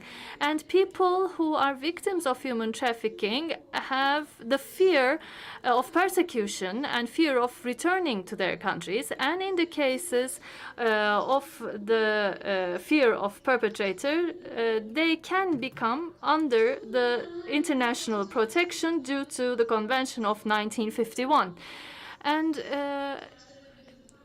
considering the possible international protection needs of the victims, designing these processes and implementing these processes is very important for UNHCR. Globally speaking, especially in terms of policy development, in terms of the history, UNHCR's combating contribution to combat against human trafficking, if we touch upon these issues, first, in terms of policy development, one of the most important contribution of UNHCR was that in 1999, the UN Convention Against Transnational Organized Crime. In the development of this convention, UNHCR contributed to this development, and in the 14th article of this convention, an expression was added a provision was added, and the victims of human trafficking can enjoy international protection and non-refoulement rights. And also, UNHCR added human trafficking in this convention, and in order to encourage governments to take part in the convention, it has carried out its activities. And in terms of international protection, the guidelines number 7 and the Convention of 1971 or the Protocol of 1967, Article 1A2, people who are victims of human trafficking or who are under the risk of becoming victims of human trafficking, these guidelines were written by UNHCR Center. And in terms of the connections between human trafficking, the UNHCR's opinions are laid down in these guidelines. And in terms of being useful to decision makers at an international arena, and when people who are victims of human trafficking are seen, this is an important reference document. As well as this, UNHCR has opinions regarding the linkages between human trafficking and migration and asylum. And UNHCR is cooperating with IOM, ILO, UNHCA, UNFPA, and various organizations are cooperated, and close partnership is ongoing among them and UNHCR. In terms of global activities, IOM, I would like to thank IOM very much here in terms of global efforts. In 2021, UNHCR and IOM jointly published definition of victims of human trafficking, and standard procedures have been laid down in IOM UNHCR framework document. This document lays down the steps in terms of identification and protection of victims of human trafficking, and this is a document that can be used by field workers. It is another basic document. Apart from that, UNHCR again has among its global activities the European Security and Cooperation Agency's migration routes, online or live simulation training in terms of migration routes and human trafficking. UNHCR had a key role in the implementation of this live simulation. And there's a 10-step action plan which was updated in 2016. And in terms of global best practices, this document provides important information, and maybe the participants can make use of this document as well. And inside this document, it has UNHCR's cooperation with IOM and other stakeholders in countries such as Sudan, in terms of prevention of human trafficking, and anti-trafficking activities and best practices are included. UNHCR personnel are involved in shelters, camps, removal centers, in registration and identification of international protection status. Among all these processes, UNHCR is working or facing with the victims of human trafficking or potential victims globally. Fast identification of the victims and providing referral mechanisms are among the duties of UNHCR personnel. And UNHCR personnel working in all fields are working on special needs of people who are victims of human trafficking. Their knowledge and awareness raising in terms of these areas are included in the actions and activities, and globally, again, UNHCR under its jurisdiction, as well as its staff members, also are providing information to national officials in terms of it's enhancing knowledge and awareness of the national officials, and it's engaged in training activities for national officials as well. Thirdly, international protection users of international protection, their awareness raising is also very important. Other participants in the session already mentioned this.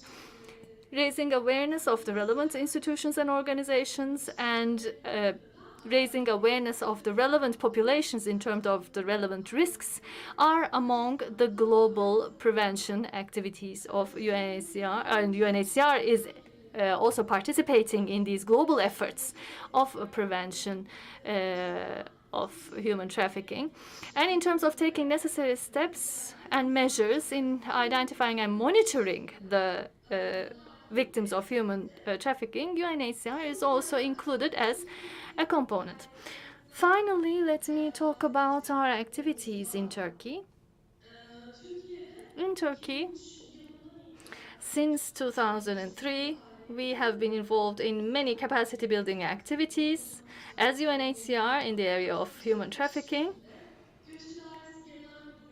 DGMM, Ministry of Family and Social Policies, Gendarmerie, Turkish Bar Associations, and with the participation of judges and prosecutors and all these stakeholders, international protection and human trafficking crossing points training was provided. And the victims of human trafficking in need of international protection was targeted. Identifying these victims and raising awareness were targeted. As well as that, UNHCR, DGMM, and is closely cooperating with DGMM's Department of Protection of Victims of Human Trafficking. And in the scope of this cooperation, various needs analysis are carried out, and field visits and provincial visits are carried out, and effective identification and protection of victims of human trafficking are enhanced, and it is the target of these activities. In various languages, brochures and leaflets and relevant informative documents are going to be prepared and distributed soon. Thank you very much for your attention. This is it from me so far. Thank you very much, Ms. Ezgi. Thank you. You talked about the global efforts of UNHCR as well as its activities in Turkey. And now I'd like to leave you the floor. Thank you very much, Ms. Gönül. Now, distinguished participants, we are going to hear from the head of department from the DGMM, from Mr. Osman Koramaz. But before that, we are going to hear from Ms. Helga Gayer, President of GRETA, the Council of Europe. She has a special presentation through Zoom. Let us connect to her first, and then we will leave the floor to Mr. Osman.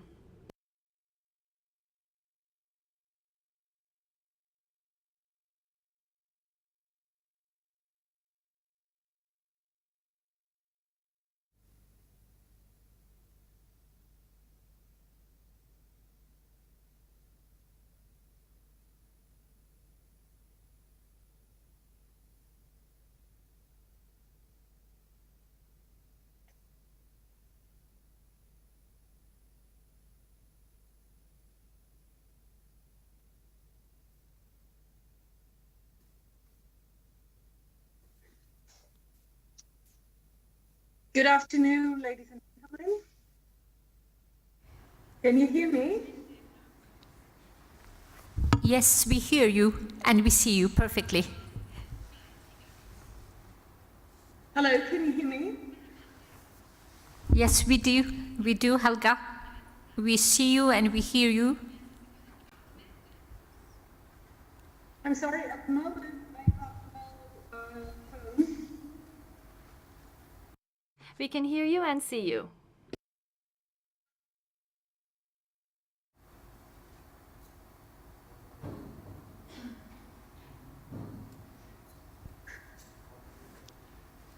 Okay.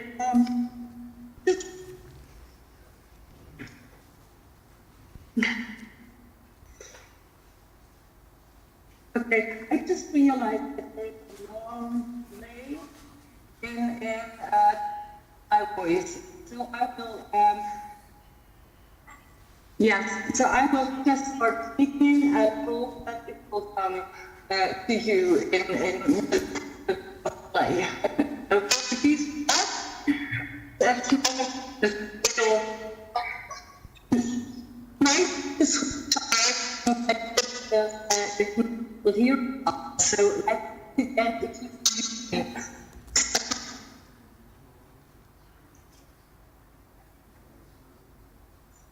good afternoon. I hope you both will hear me. Even if I haven't hear you right now. It's important to speak to even I should this mindful and due to the pandemic, it wasn't possible to do this today. I have highly interesting speeches on this during the days. I know that's already a lot of food for thought. One of the last of today, I would like to be brief and first of all, allow me to introduce myself. I have worked at the criminal police 1952, and from 2009 on, I have worked the human trafficking analysis. I'm still thinking security securities. I just to go over. I can hear me. Dear Helga, do you hear me?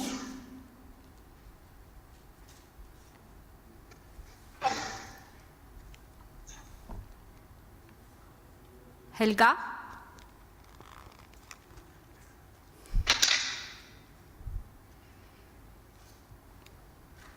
Helga, do you hear me now?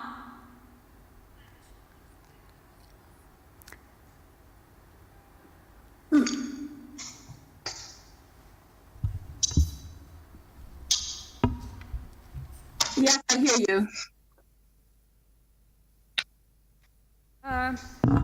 O zaman isterseniz Well, if you like, let us continue with Mr. Osman. And in the meantime, we will deal with the technical problems. Well, sometimes we face these challenges in online participation.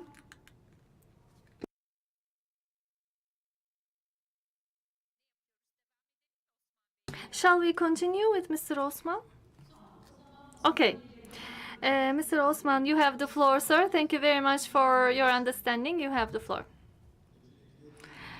First of all, let me thank all participants for coming here, for dedicating your time and accepting our invitation. And secondly, I would like to thank you. You helped me realize a dream, and that dream of mine was that, as you know, IOM is the United Nations Organization of Migration, has been working in this area since 2005, and mostly they have been engaged in activities. And after I became the head of department, first I need to learn these issues. I need to study these issues. One of the first things that I realized was that if the phenomenon of human trafficking is within life, it doesn't discriminate age, gender. It can happen in developed and underdeveloped countries. It means that it is the problem of everyone, not only in terms of human beings, but it is the problem of all organizations and institutions, and it is the issue of both NGOs and international organizations. So far, we had been working with only one organization, although other organizations worked in this area as well. In terms of many activities and long-term engagement, they were not involved. So then we need to consider this, and we need to convince them to work with us in this area. That was our idea. And especially in the last 2 years, apart from IOM, we started working with ICMPD. We started working with UNHCR. And we started working with INGOs. And we said that we are working with them, but that's not enough either. So what are we going to do? We said, let's gather them all together. let us make use of the experience of international organizations, because they all have experiences in their areas. And civil society organizations have their experiences in their areas. Turkish Red Crescent has, TRC has different experiences, and public organizations, institutions have their experiences. Palermo Protocol was signed in the year 2001, and this issue was put into the Turkish Penal Code, and it is criminalized. And until the Coordination Commission was established, they used to come together under the National Task Force, but they have never gathered in such a scale. We wanted to gather them all together and renew our experience, update our knowledge and information, and let's create a new synergy from this unity. And in the upcoming period, let us continue with a new understanding, with a new perspective, and a new experience. And thereby, we're going to save efforts, time, we're going to reach more victims or potential victims. That is our aim. We are a society of mercy, and we see human beings as the created. It is the most honorable ones among the creatures. So whatever we do for human beings is not enough. That is what we say. Whatever we do for the victims and potential victims of human trafficking, or it could be our colleague we see in our daily life, smiling to a person is investment in that person. It shows the value we attach to that person. We haven't selected the society that we were born in. We did not select our gender. We could have been born in another geography, in another time. And naturally, we could have been a slave in the hands of these traffickers. So the importance of awareness-raising activities is that let me talk about two cases we faced in the identification of victims. The first case was identified through a personnel who participated in one of our training sessions. A foreigner who came to a province to obtain a service, that staff member became suspicious of that foreigner's walk.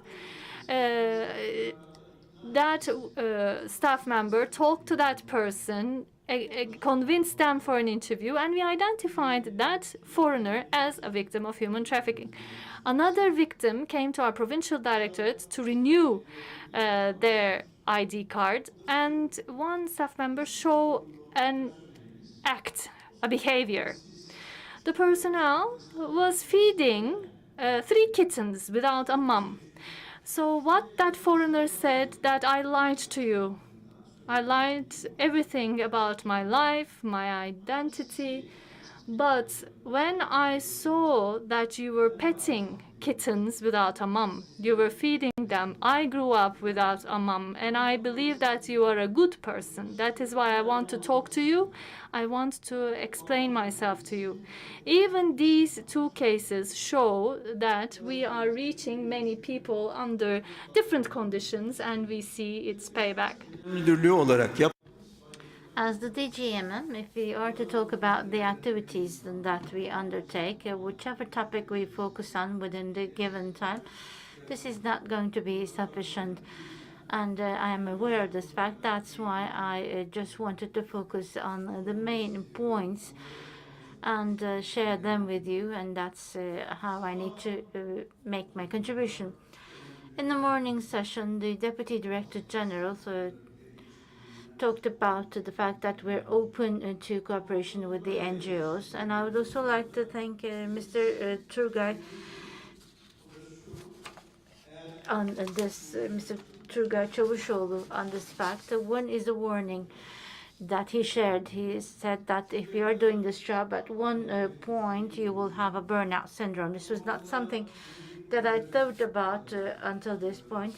And I'm thus noting this as a warning, and I can see that this is an area that we need to work on. This probably is a loophole for us. The second point is the supervision of the DGMM. This is one of the topics that I defend. The issue of managing and operating a shelter house or providing services to the victims, whichever service it might be. I do believe that this has to be taken care of by the civil society organizations, whether one by one or together. And I believe that the DGMM needs to only coordinate this and supervise them. And this is going to be a much more healthy running structure. In relation to financial resources, which Mr. Çavuşoğlu mentioned, I believe that a civil society organization should not be benefiting from any public institution. And I believe that for that, we need to resort to independent resources. Of course, we can support the civil society organizations for 1-2 years maybe, but after that point, they should come to a point where they will have independent income from us, and they need to work on this area. Of course, the number of invitations is not just limited to the ones that have been invited here. I would have liked to see more NGOs here and listen to their shelter house experiences. In relation to the Red Crescent, because they have 81 provinces where they are present, they're not maybe managing shelter houses, but they are running other types of facilities. That's why they are amongst the preliminary institutions which we would like to cooperate with. In the finding instrument of the DGMM, one of the novelties that this brings is that in relation to victims of human trafficking, the issuance of residence permit. And of course, until this legislation was enacted in our country, there were other types of instruments like the Palermo Protocol or the Convention of the Council of Europe. And one of the most severe punishments is actually the one that has been included in our legislation from the first moment onwards. The victims have been the target of our own activities. But we had the following loophole that there was no law, but the legislation was at the level of circulars. And with the new legislation that was enacted, this is now regulating the whole legal field in force of law. And with the issuance of this circular, the secondary legislation has been completed. And thus, in relation to support services that will be provided to victims, the Provincial Coordination Council and structure has now been identified. And any loophole that might be present in the area of legislation has now been covered. Is this sufficient? Of course, like I said before, whatever we do believe that is not going to be sufficient. Whether it's a law, whether it's a secondary legislation, they're always open to renewal and updates because the profile of the victims always changes. In the near future, we might be seeing different types of victims or profiles. The Coordination Commission that has been foreseen by our own legislation, the commission that is the continuum of the National Task Force, has been established for the first time in 2017. And the first decision that they took during this meeting was the preparation of the National Action Plan against human trafficking. This was actually a loophole.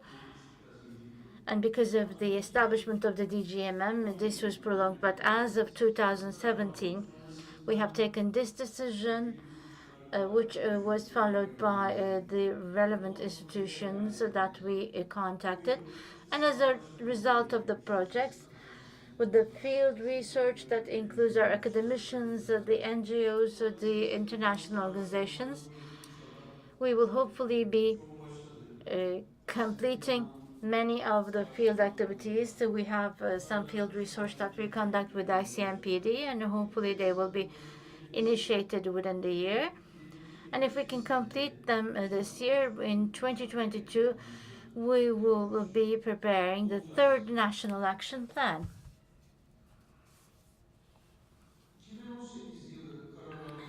One of the decisions in 2018 was the inclusion of the criminal offense of human trafficking in the relevant training. And 7 months later, the expert group of the Council of Europe, Greta, visited our country for the first time, and this was one of their recommendations. And before they came, we took this decision. One of the decisions in 2019 was establishing special groups to follow the cases pertaining to human trafficking in the bar associations. This was also another issue that we had certain advancements. Some of the decisions pertaining to 2021 was the Human Rights Equality Board to be appointed as a national rapporteur, which we took. So all the activities that we conduct is not just going to be supervised by the DGMM, but by the national institution, by evaluating which point we are, whether we have any loopholes or gaps, to evaluate whether we have any mistakes in this area, a national but an independent institution to be included in such an activity. This was also one of the decisions that we took. Another decision that we took was about child soldiers, and unfortunately, I don't have time that much, so I can't go into the detail of these topics.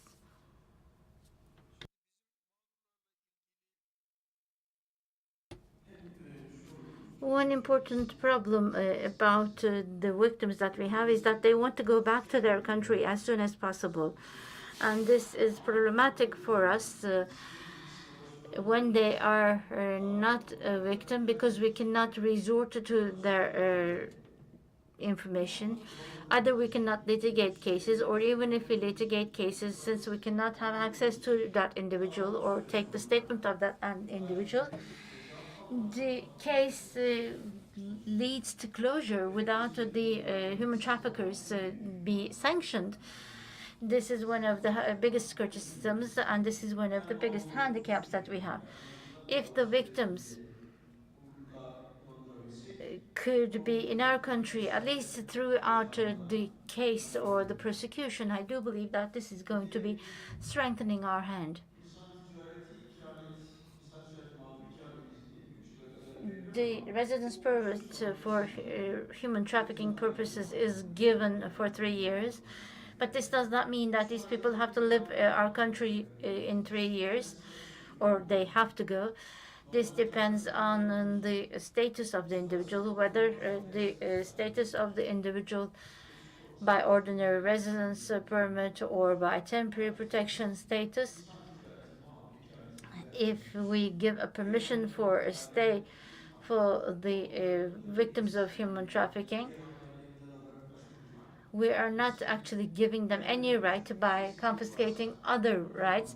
If there is a loophole, we are complementing this. One of the most important services that we provide is the health services and psychosocial support, because up to this point, although it was not that much, there have been patients, HIV positive patients or tuberculosis. What we did this was actually taking them to healthcare in a separate and in a protected location, so that they receive treatment and their treatment is continued until they're not contagious anymore. At that point, I would like to actually specifically thank the IM. We have requested their support, and they have immediately provided us with that support. While we are conducting these projects, our first priority is in relation to support services to the victims, direct grants.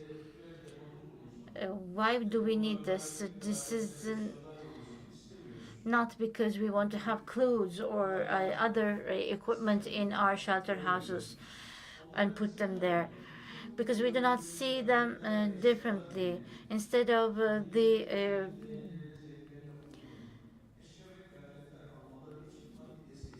things that we give them. We want to give them financial support so that they can actually purchase such attire themselves according to their wish.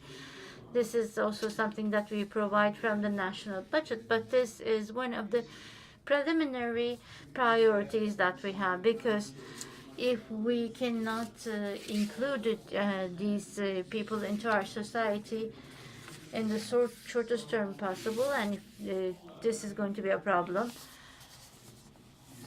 We go to picnics with them, and we have social activities. We take them to cinemas and to theaters. We want them to be integrated into the society as soon as possible. Not for job holders, but if there are people who would like to change position or employment, we provide them assistance with the cooperation of the municipalities, the NGOs, and international organizations, finding them jobs, and providing them assistance so that they can stand on their own feet.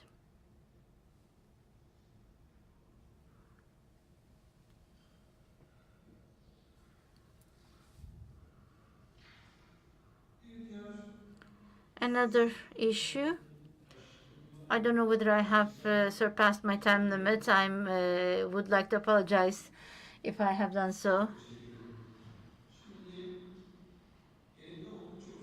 I have actually a long list in front of me, which I'm not going to read, but I would just like to indicate that as of the year 2000, these are the lists of the corporations, the changes and amendments in the legislation, the shelter houses that have been opened, the lists of all these facilities. And at that point, I would just like to indicate, as you know, every year the United States publishes a report. And this report, since 2005, has evaluated Turkey in the second category. And the first sentence they share is, whatever was the situation in 2005, the situation is the same. This is a criticism that I would like to share. If you do not see the activities that are undertaken, if you do not appreciate them, it is meaningless.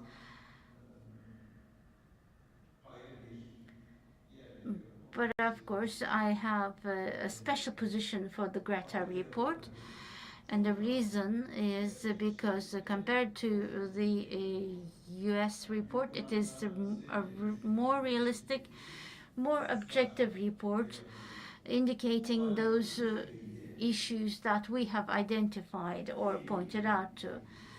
In this summit and with this activity, we have more or less shared as to what we can do, what we have done. This was our aim. We wanted to share these. The report of the year 2018 visit was performed in 2019, and during this summit, we're going to be evaluating that report. We do hope that it will once again be an objective report for Turkey that is going to support us and strengthen our position. Once again, I would like to thank you very much for your patience, and thank you very much for your contribution and your participation. Thank you. Thank you very much to Mr. Osman Koramaz. Osman, they talked about Greta. Just as you have indicated, we're going to try the Zoom connection once again. We would like to thank to Madame Gasimova, Mr. Koramaz, Mr. Güler, Ms. Bayram, and Ms. Özenkök. Now we would like to connect to Madame Helga Geyer from the Council of Europe and reach out to Germany for her presentation. Can you hear me now? Yeah, we can hear you, Helga. Yes, that's great, because I have to switch off the tone. I think that I don't hear me double. Oh no, now it's fine. Okay, then I get started. Good afternoon again. Finally, we have overcome the technical problems, and I'm really happy to be with you this afternoon. And thank you, Mr. Karamas, for your kind words about the Greta report. First of all, allow me to introduce myself. I have worked at the German Federal Criminal Police Office since 1992. From 2009 on, I am working with the Human Trafficking Analysis Department.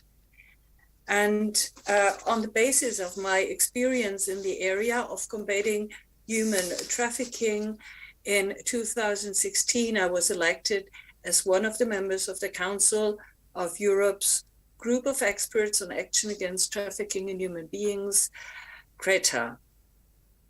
Following my re-election for a second term of office earlier this year, I was elected as the president of CRETA.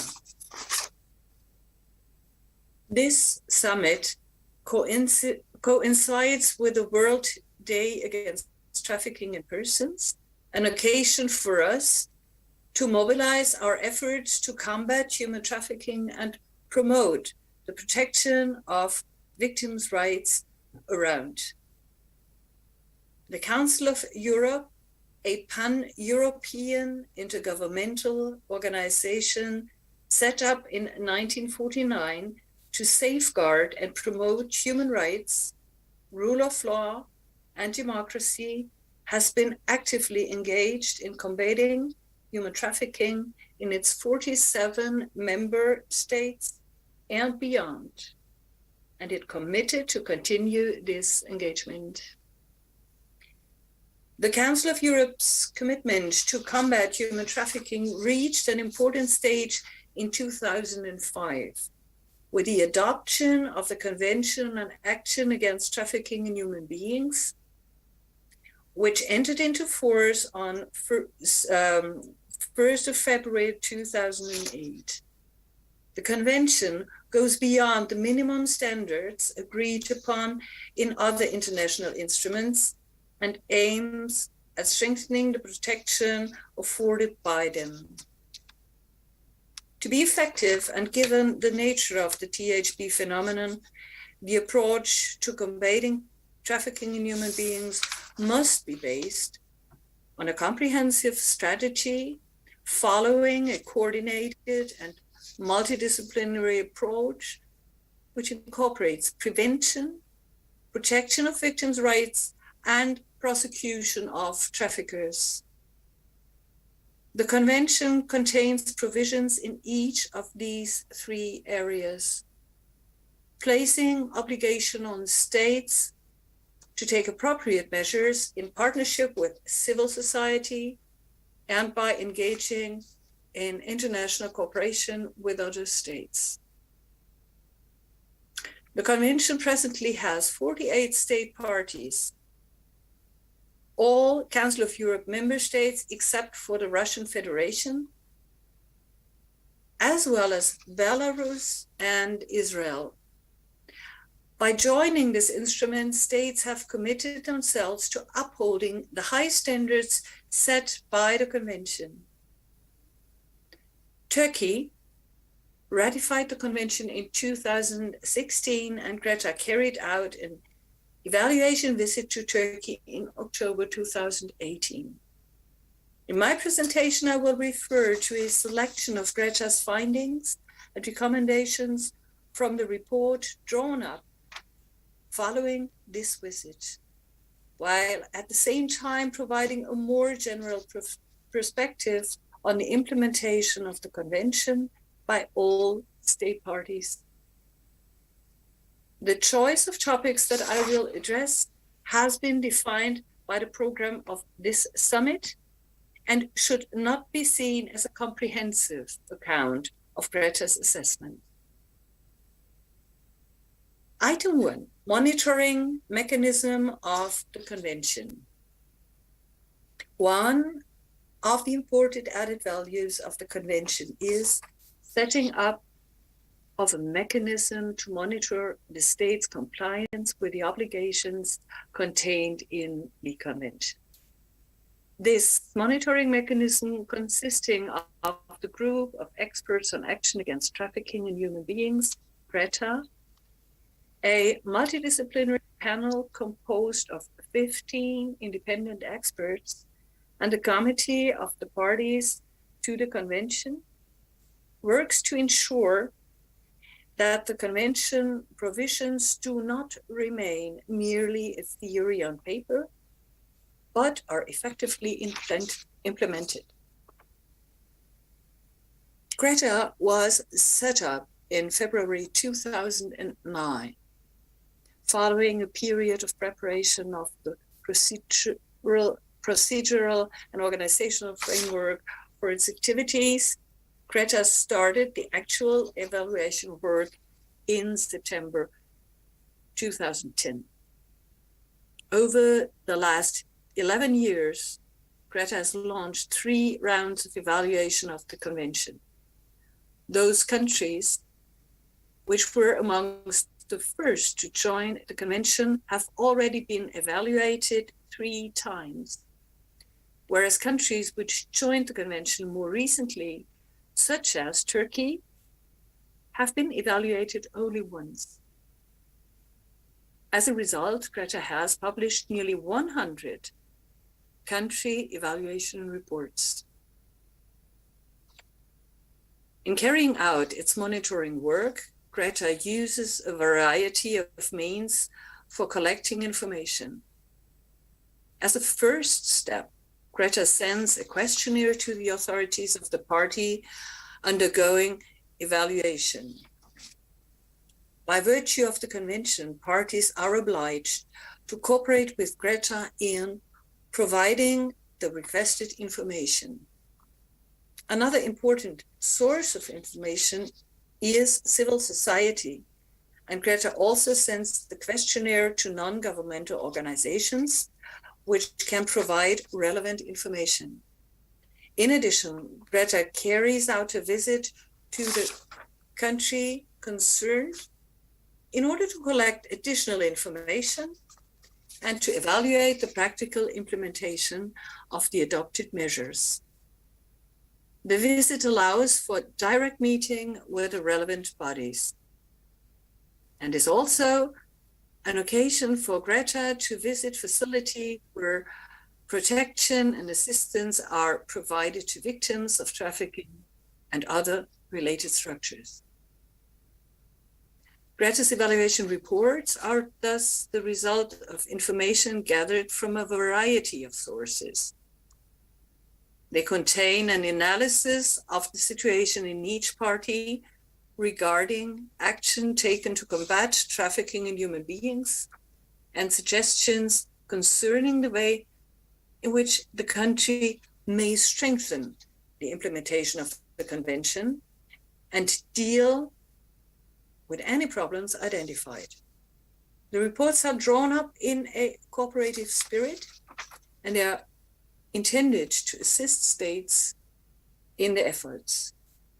They can offer support for the changes on which the national authorities have already embarked and lend legitimacy to the direction of national policies.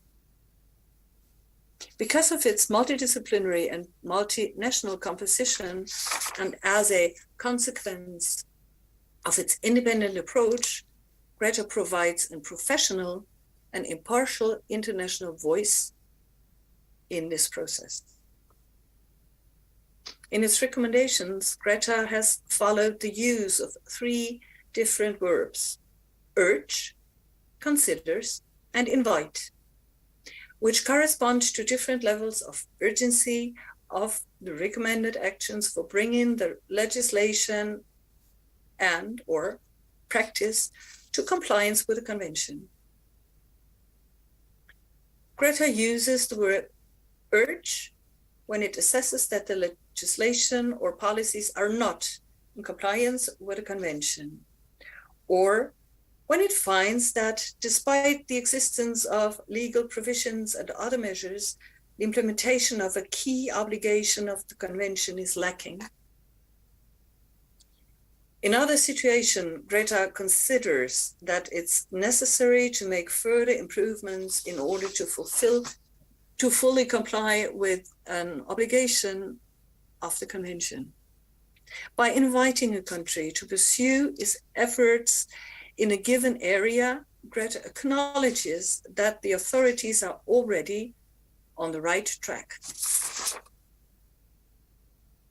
On the basis of Greta's country evaluation reports, the second political pillar of the monitoring mechanism under the convention, the Committee of the Parties, adopts recommendations concerning the measures to be taken to implement Greta's conclusions. The expectation of this evaluation setup is that the combined power of substantial expert assessment and political influence from peer governments will lead to a more effective follow-up on the domestic level.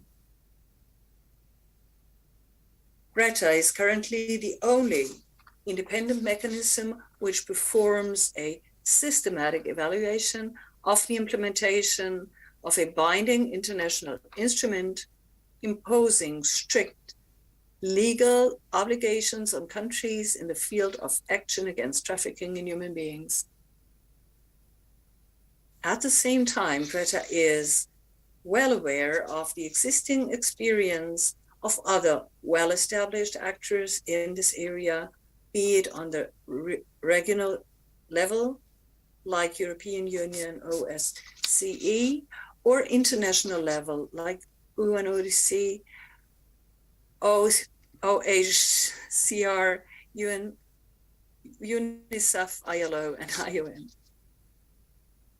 and constantly seeks ways for cooperation with these bodies. Item 2. Trafficking in human beings is not only a serious criminal offense, but also a violation of human rights. The main added value of the convention is its human rights perspective and focus on victims' protection. In the preamble to the convention, it is stated that human trafficking is a violation of human rights and an offense to the dignity and integrity of human beings. Greater protection is therefore needed for all of its victims. In its country evaluation reports, Greta emphasizes the obligation of states to respect, fulfill, and protect human rights, including by ensuring compliance with non-state actors in accordance with the duty of due diligence. The human rights-based approach entails that a state that fails to fulfill these obligations may be held accountable for violations of the European Convention of Human Rights.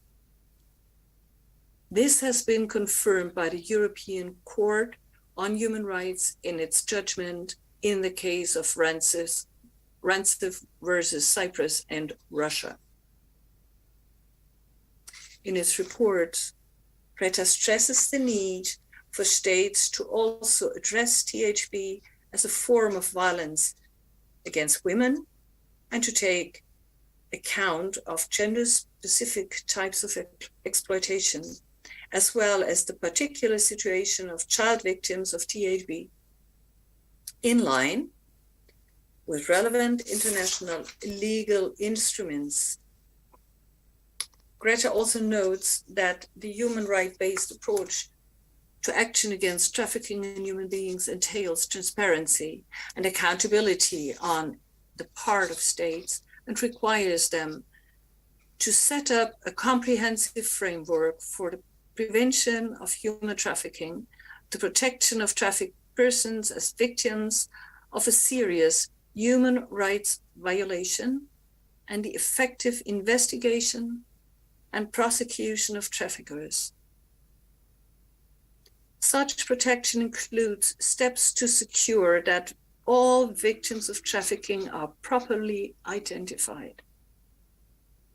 It also involves measures to empower trafficked persons by enhancing their rights to adequate protection, assistance, and redress, including recovery and rehabilitation in a participatory and non-discriminatory framework, irrespective of their residency status. Further measures to prevent trafficking in human beings should be taken in the field of socioeconomic, labor, and migration policies. In addition, a human rights-based approach to human trafficking requires the adoption of a national policy in the form of a strategy or an action plan, the coordination of the efforts of all relevant actors, the systematic training of relevant professionals, research and data collection, and the provision of adequate funding for the implementation of all these measures. Item 3, criminalization of trafficking in human beings.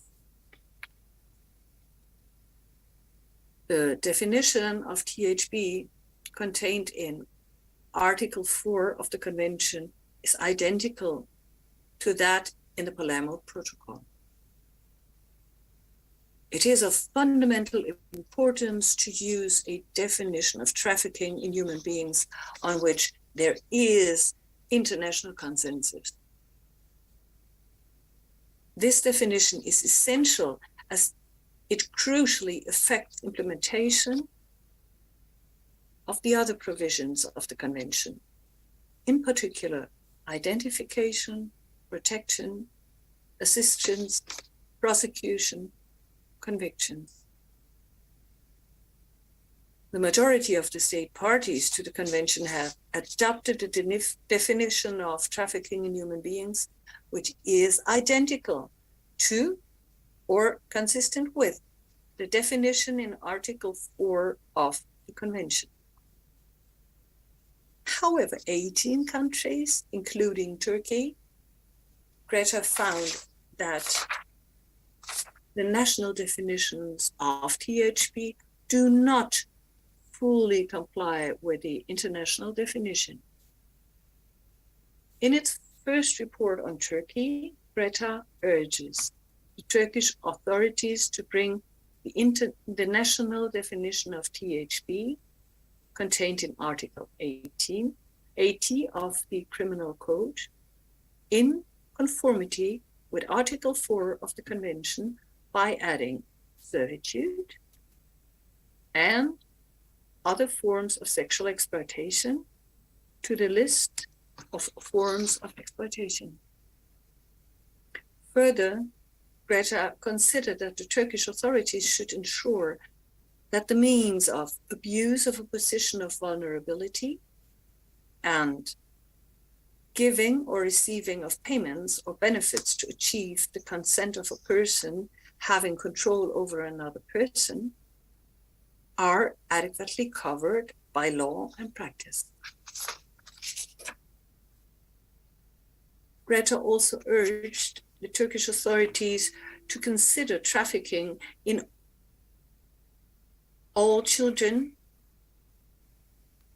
for instance, all persons under the age of 18, as an aggravating circumstance in accordance with Article 24 of the Convention, and to ensure that all the aggravating circumstances included in the Convention, including the offense deliberately or by gross negligence endangering the life of the victims, are appropriately taken into account. Item 4, national strategy or action plan. While there is no provision in the Convention specifically on national action plans, the purposes of the Convention, which include designing a comprehensive framework for the protection and assistance of victims and witnesses, and the requirements of the coordinated action, can only be met if state parties adopt comprehensive policies in the form of a strategy, action plan, or some other policy document against trafficking in human beings, covering prevention, protection of victims, prosecution of traffickers, and partnerships.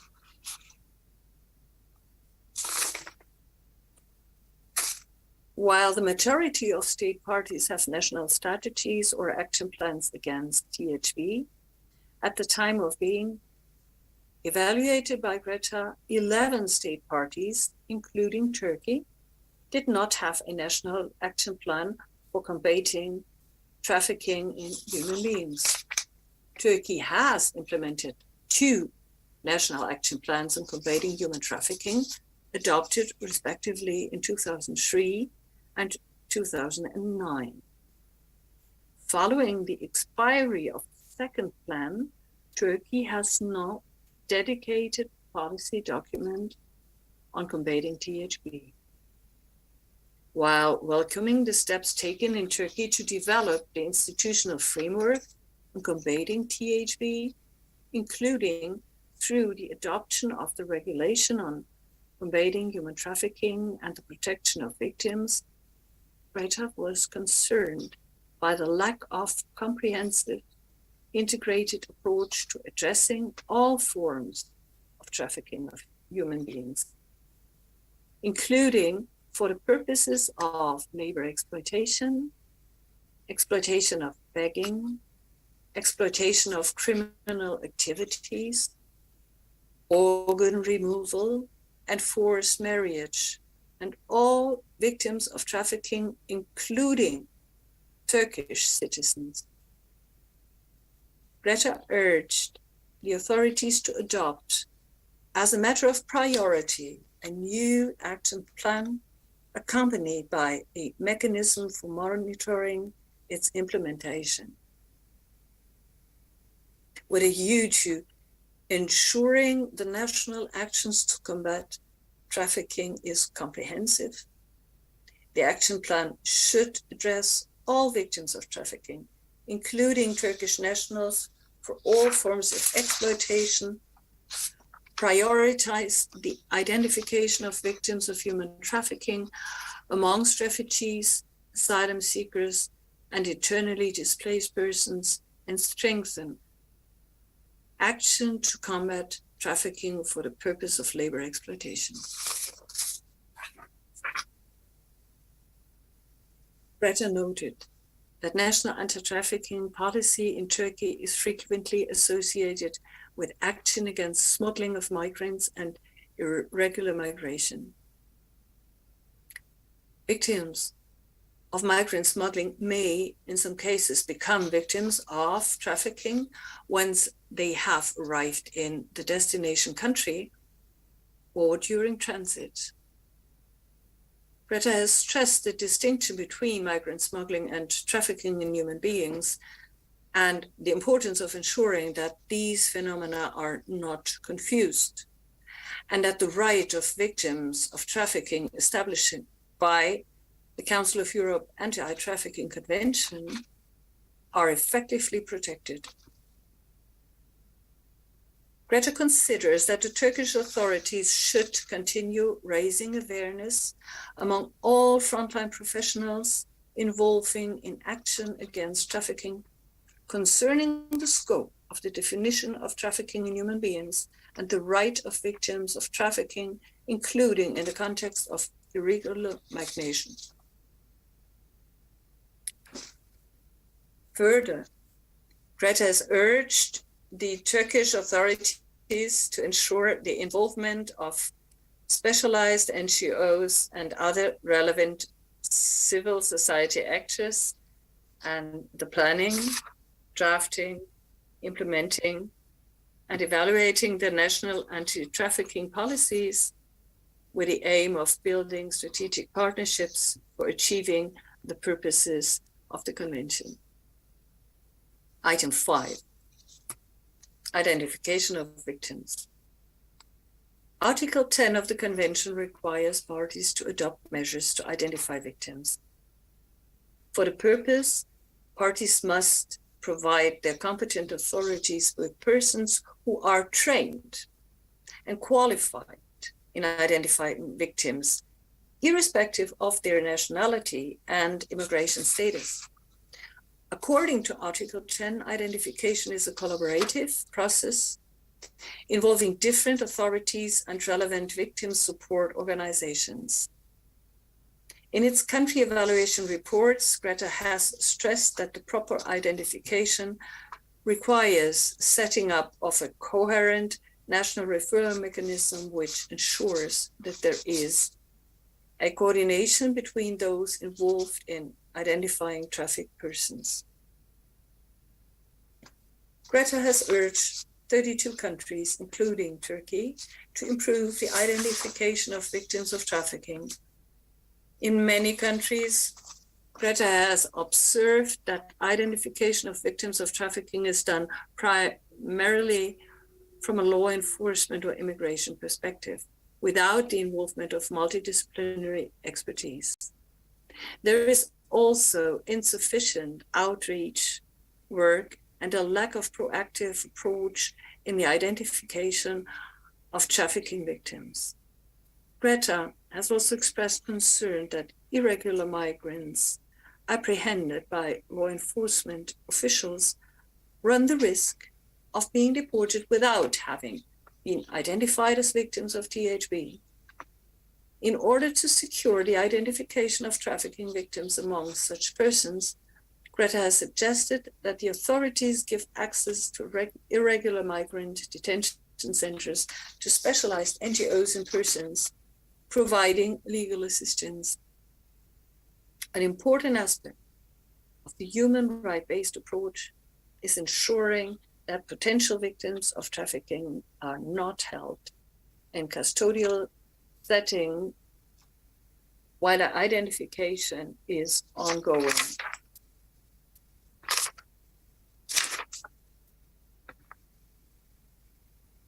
Greta has recommended that the Turkish authorities pay increased attention to the proactive detention of victims of trafficking among asylum seekers and persons placed in removal centers, allowing sufficient time to gather necessary information and taking into account their traumatic experience. In this context, training on the identification of victims of THB and their right should be provided to staff working in centers where such persons are placed. In cooperation with the civil societies and lawyers. Trafficking for the purpose of labor exploitation is on the rise across Europe, but there is a lack of training and intelligence gathering to enable relevant professionals, in particular labor inspectors, to identify victims.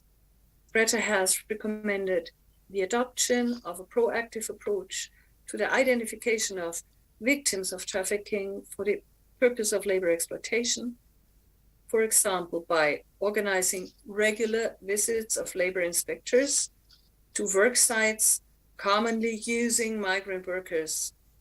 In Turkey, Greta has urged the authorities to expand the capacity of labor inspectors so that they can be actively engaged in the prevention of THP, including in private households, small businesses, in the hotel, catering, and restaurant sectors, and small agricultural units. Monitor the frequency and effectiveness of labor inspection and ensure that sufficient human and financial resources are made available to labor inspectors to fulfill their mandate, including in remote locations, at risk of THB and the agricultural sector, as well as separate immigration enforcement functions from labor inspectorate roles and ensure that labor inspectors prioritize the detection of persons working in irregular situations who are vulnerable to THB, and review the regulatory systems concerning the migrants working as home care workers and ensuring that inspections can take place in private households with a view to preventing abuse and domestic workers and detecting cases of human trafficking. Item 6, criminal justice response to THB. One of the purposes of the convention is to ensure the effective investigation and prosecution of human trafficking offenses. Greta's monitoring of the implementation of the convention shows that the punishment of traffickers remains unsatisfactory.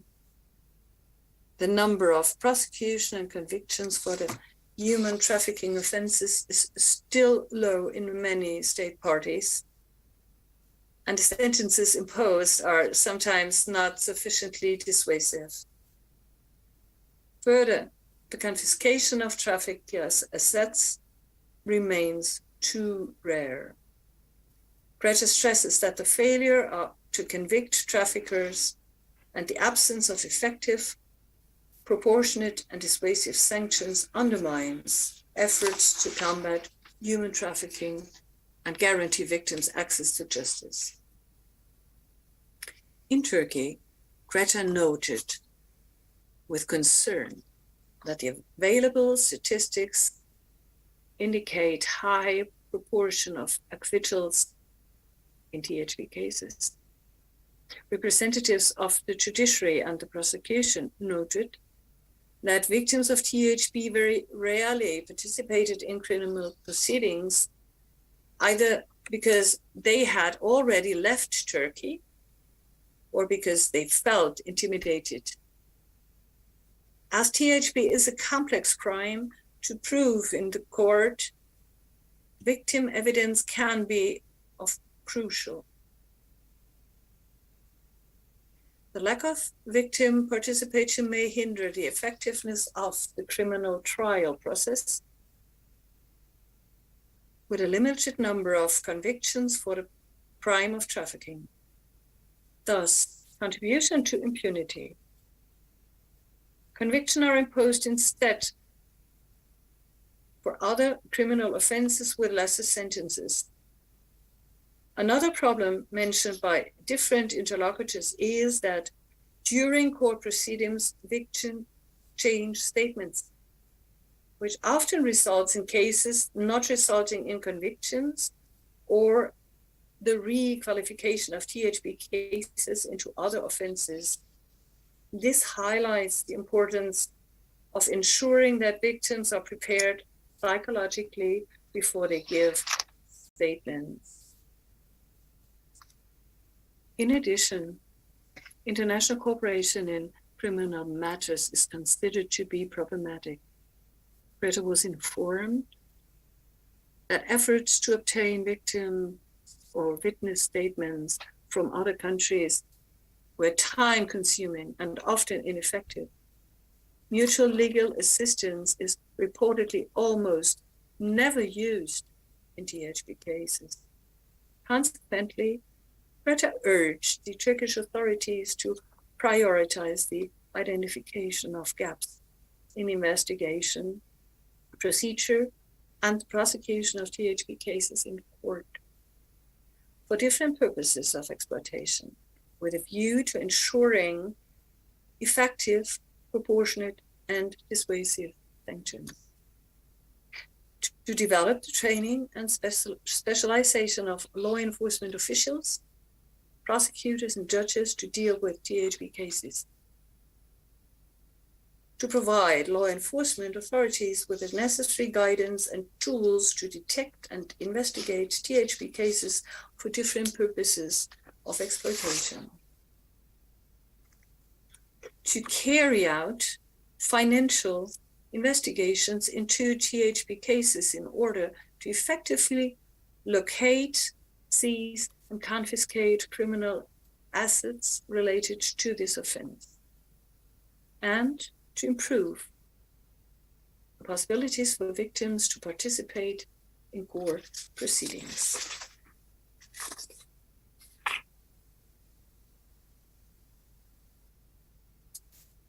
Seven, social and economic measures for group vulnerable to THB.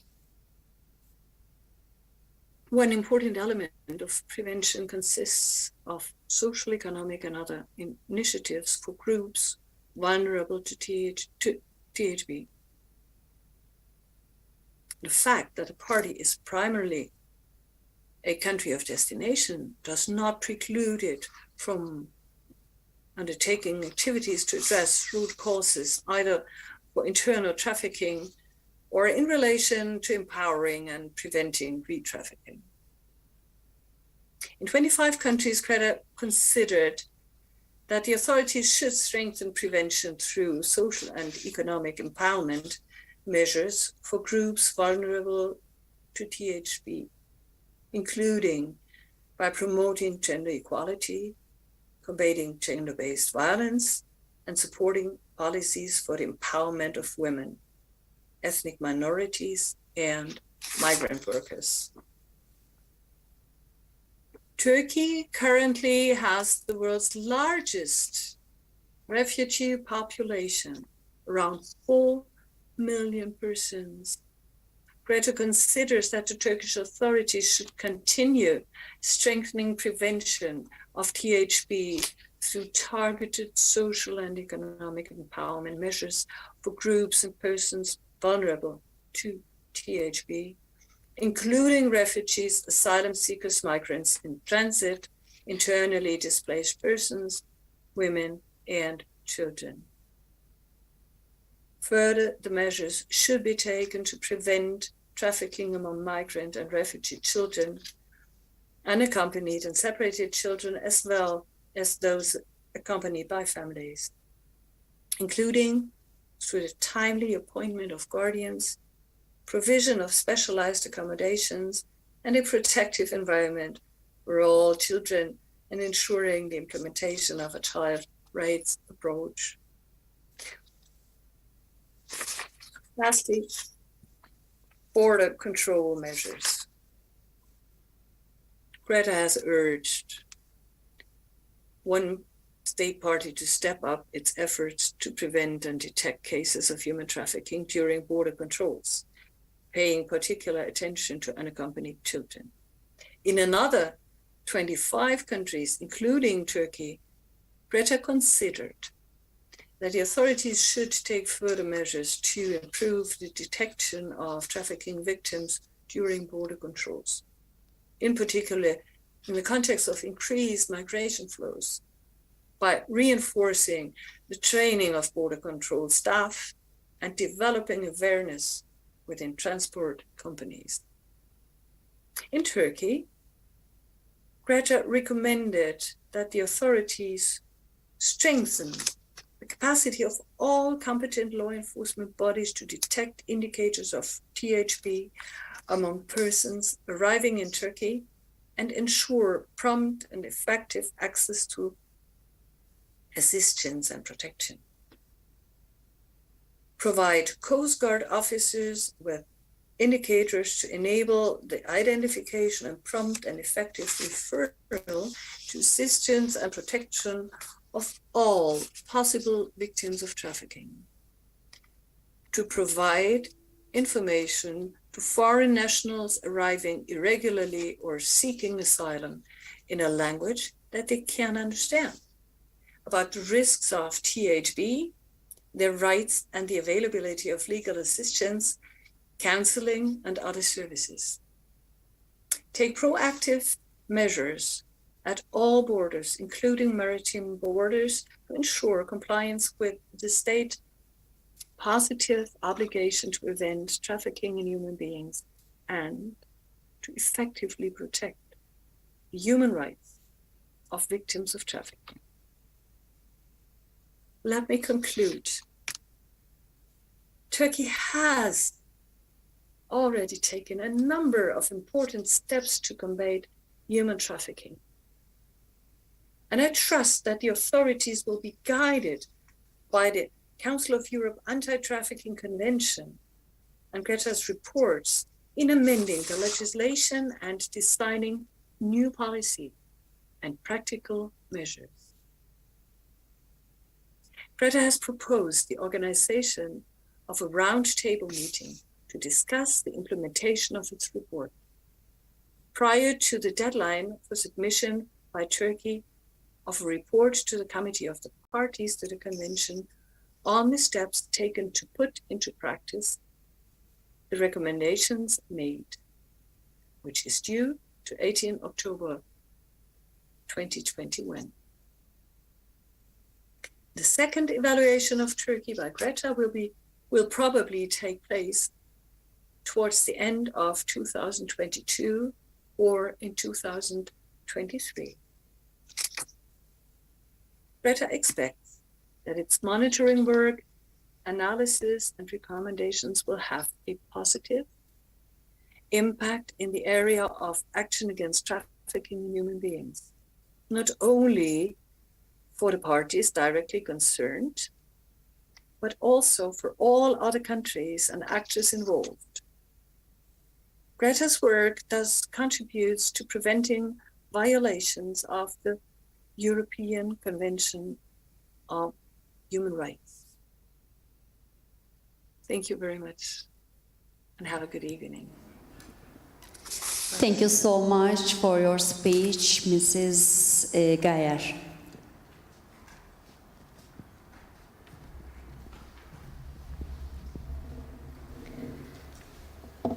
Değerli misafirler, insan ticaret Distinguished guests, we have completed the first day and the summit on anti-human trafficking. I would like to thank each and every one of you for your participation and thank the panelists. The second day of the meeting is going to start at 10 o'clock tomorrow morning and shall be in the room Magnolia where we had lunch today. Thank you. See you tomorrow. Biz teşekkürler.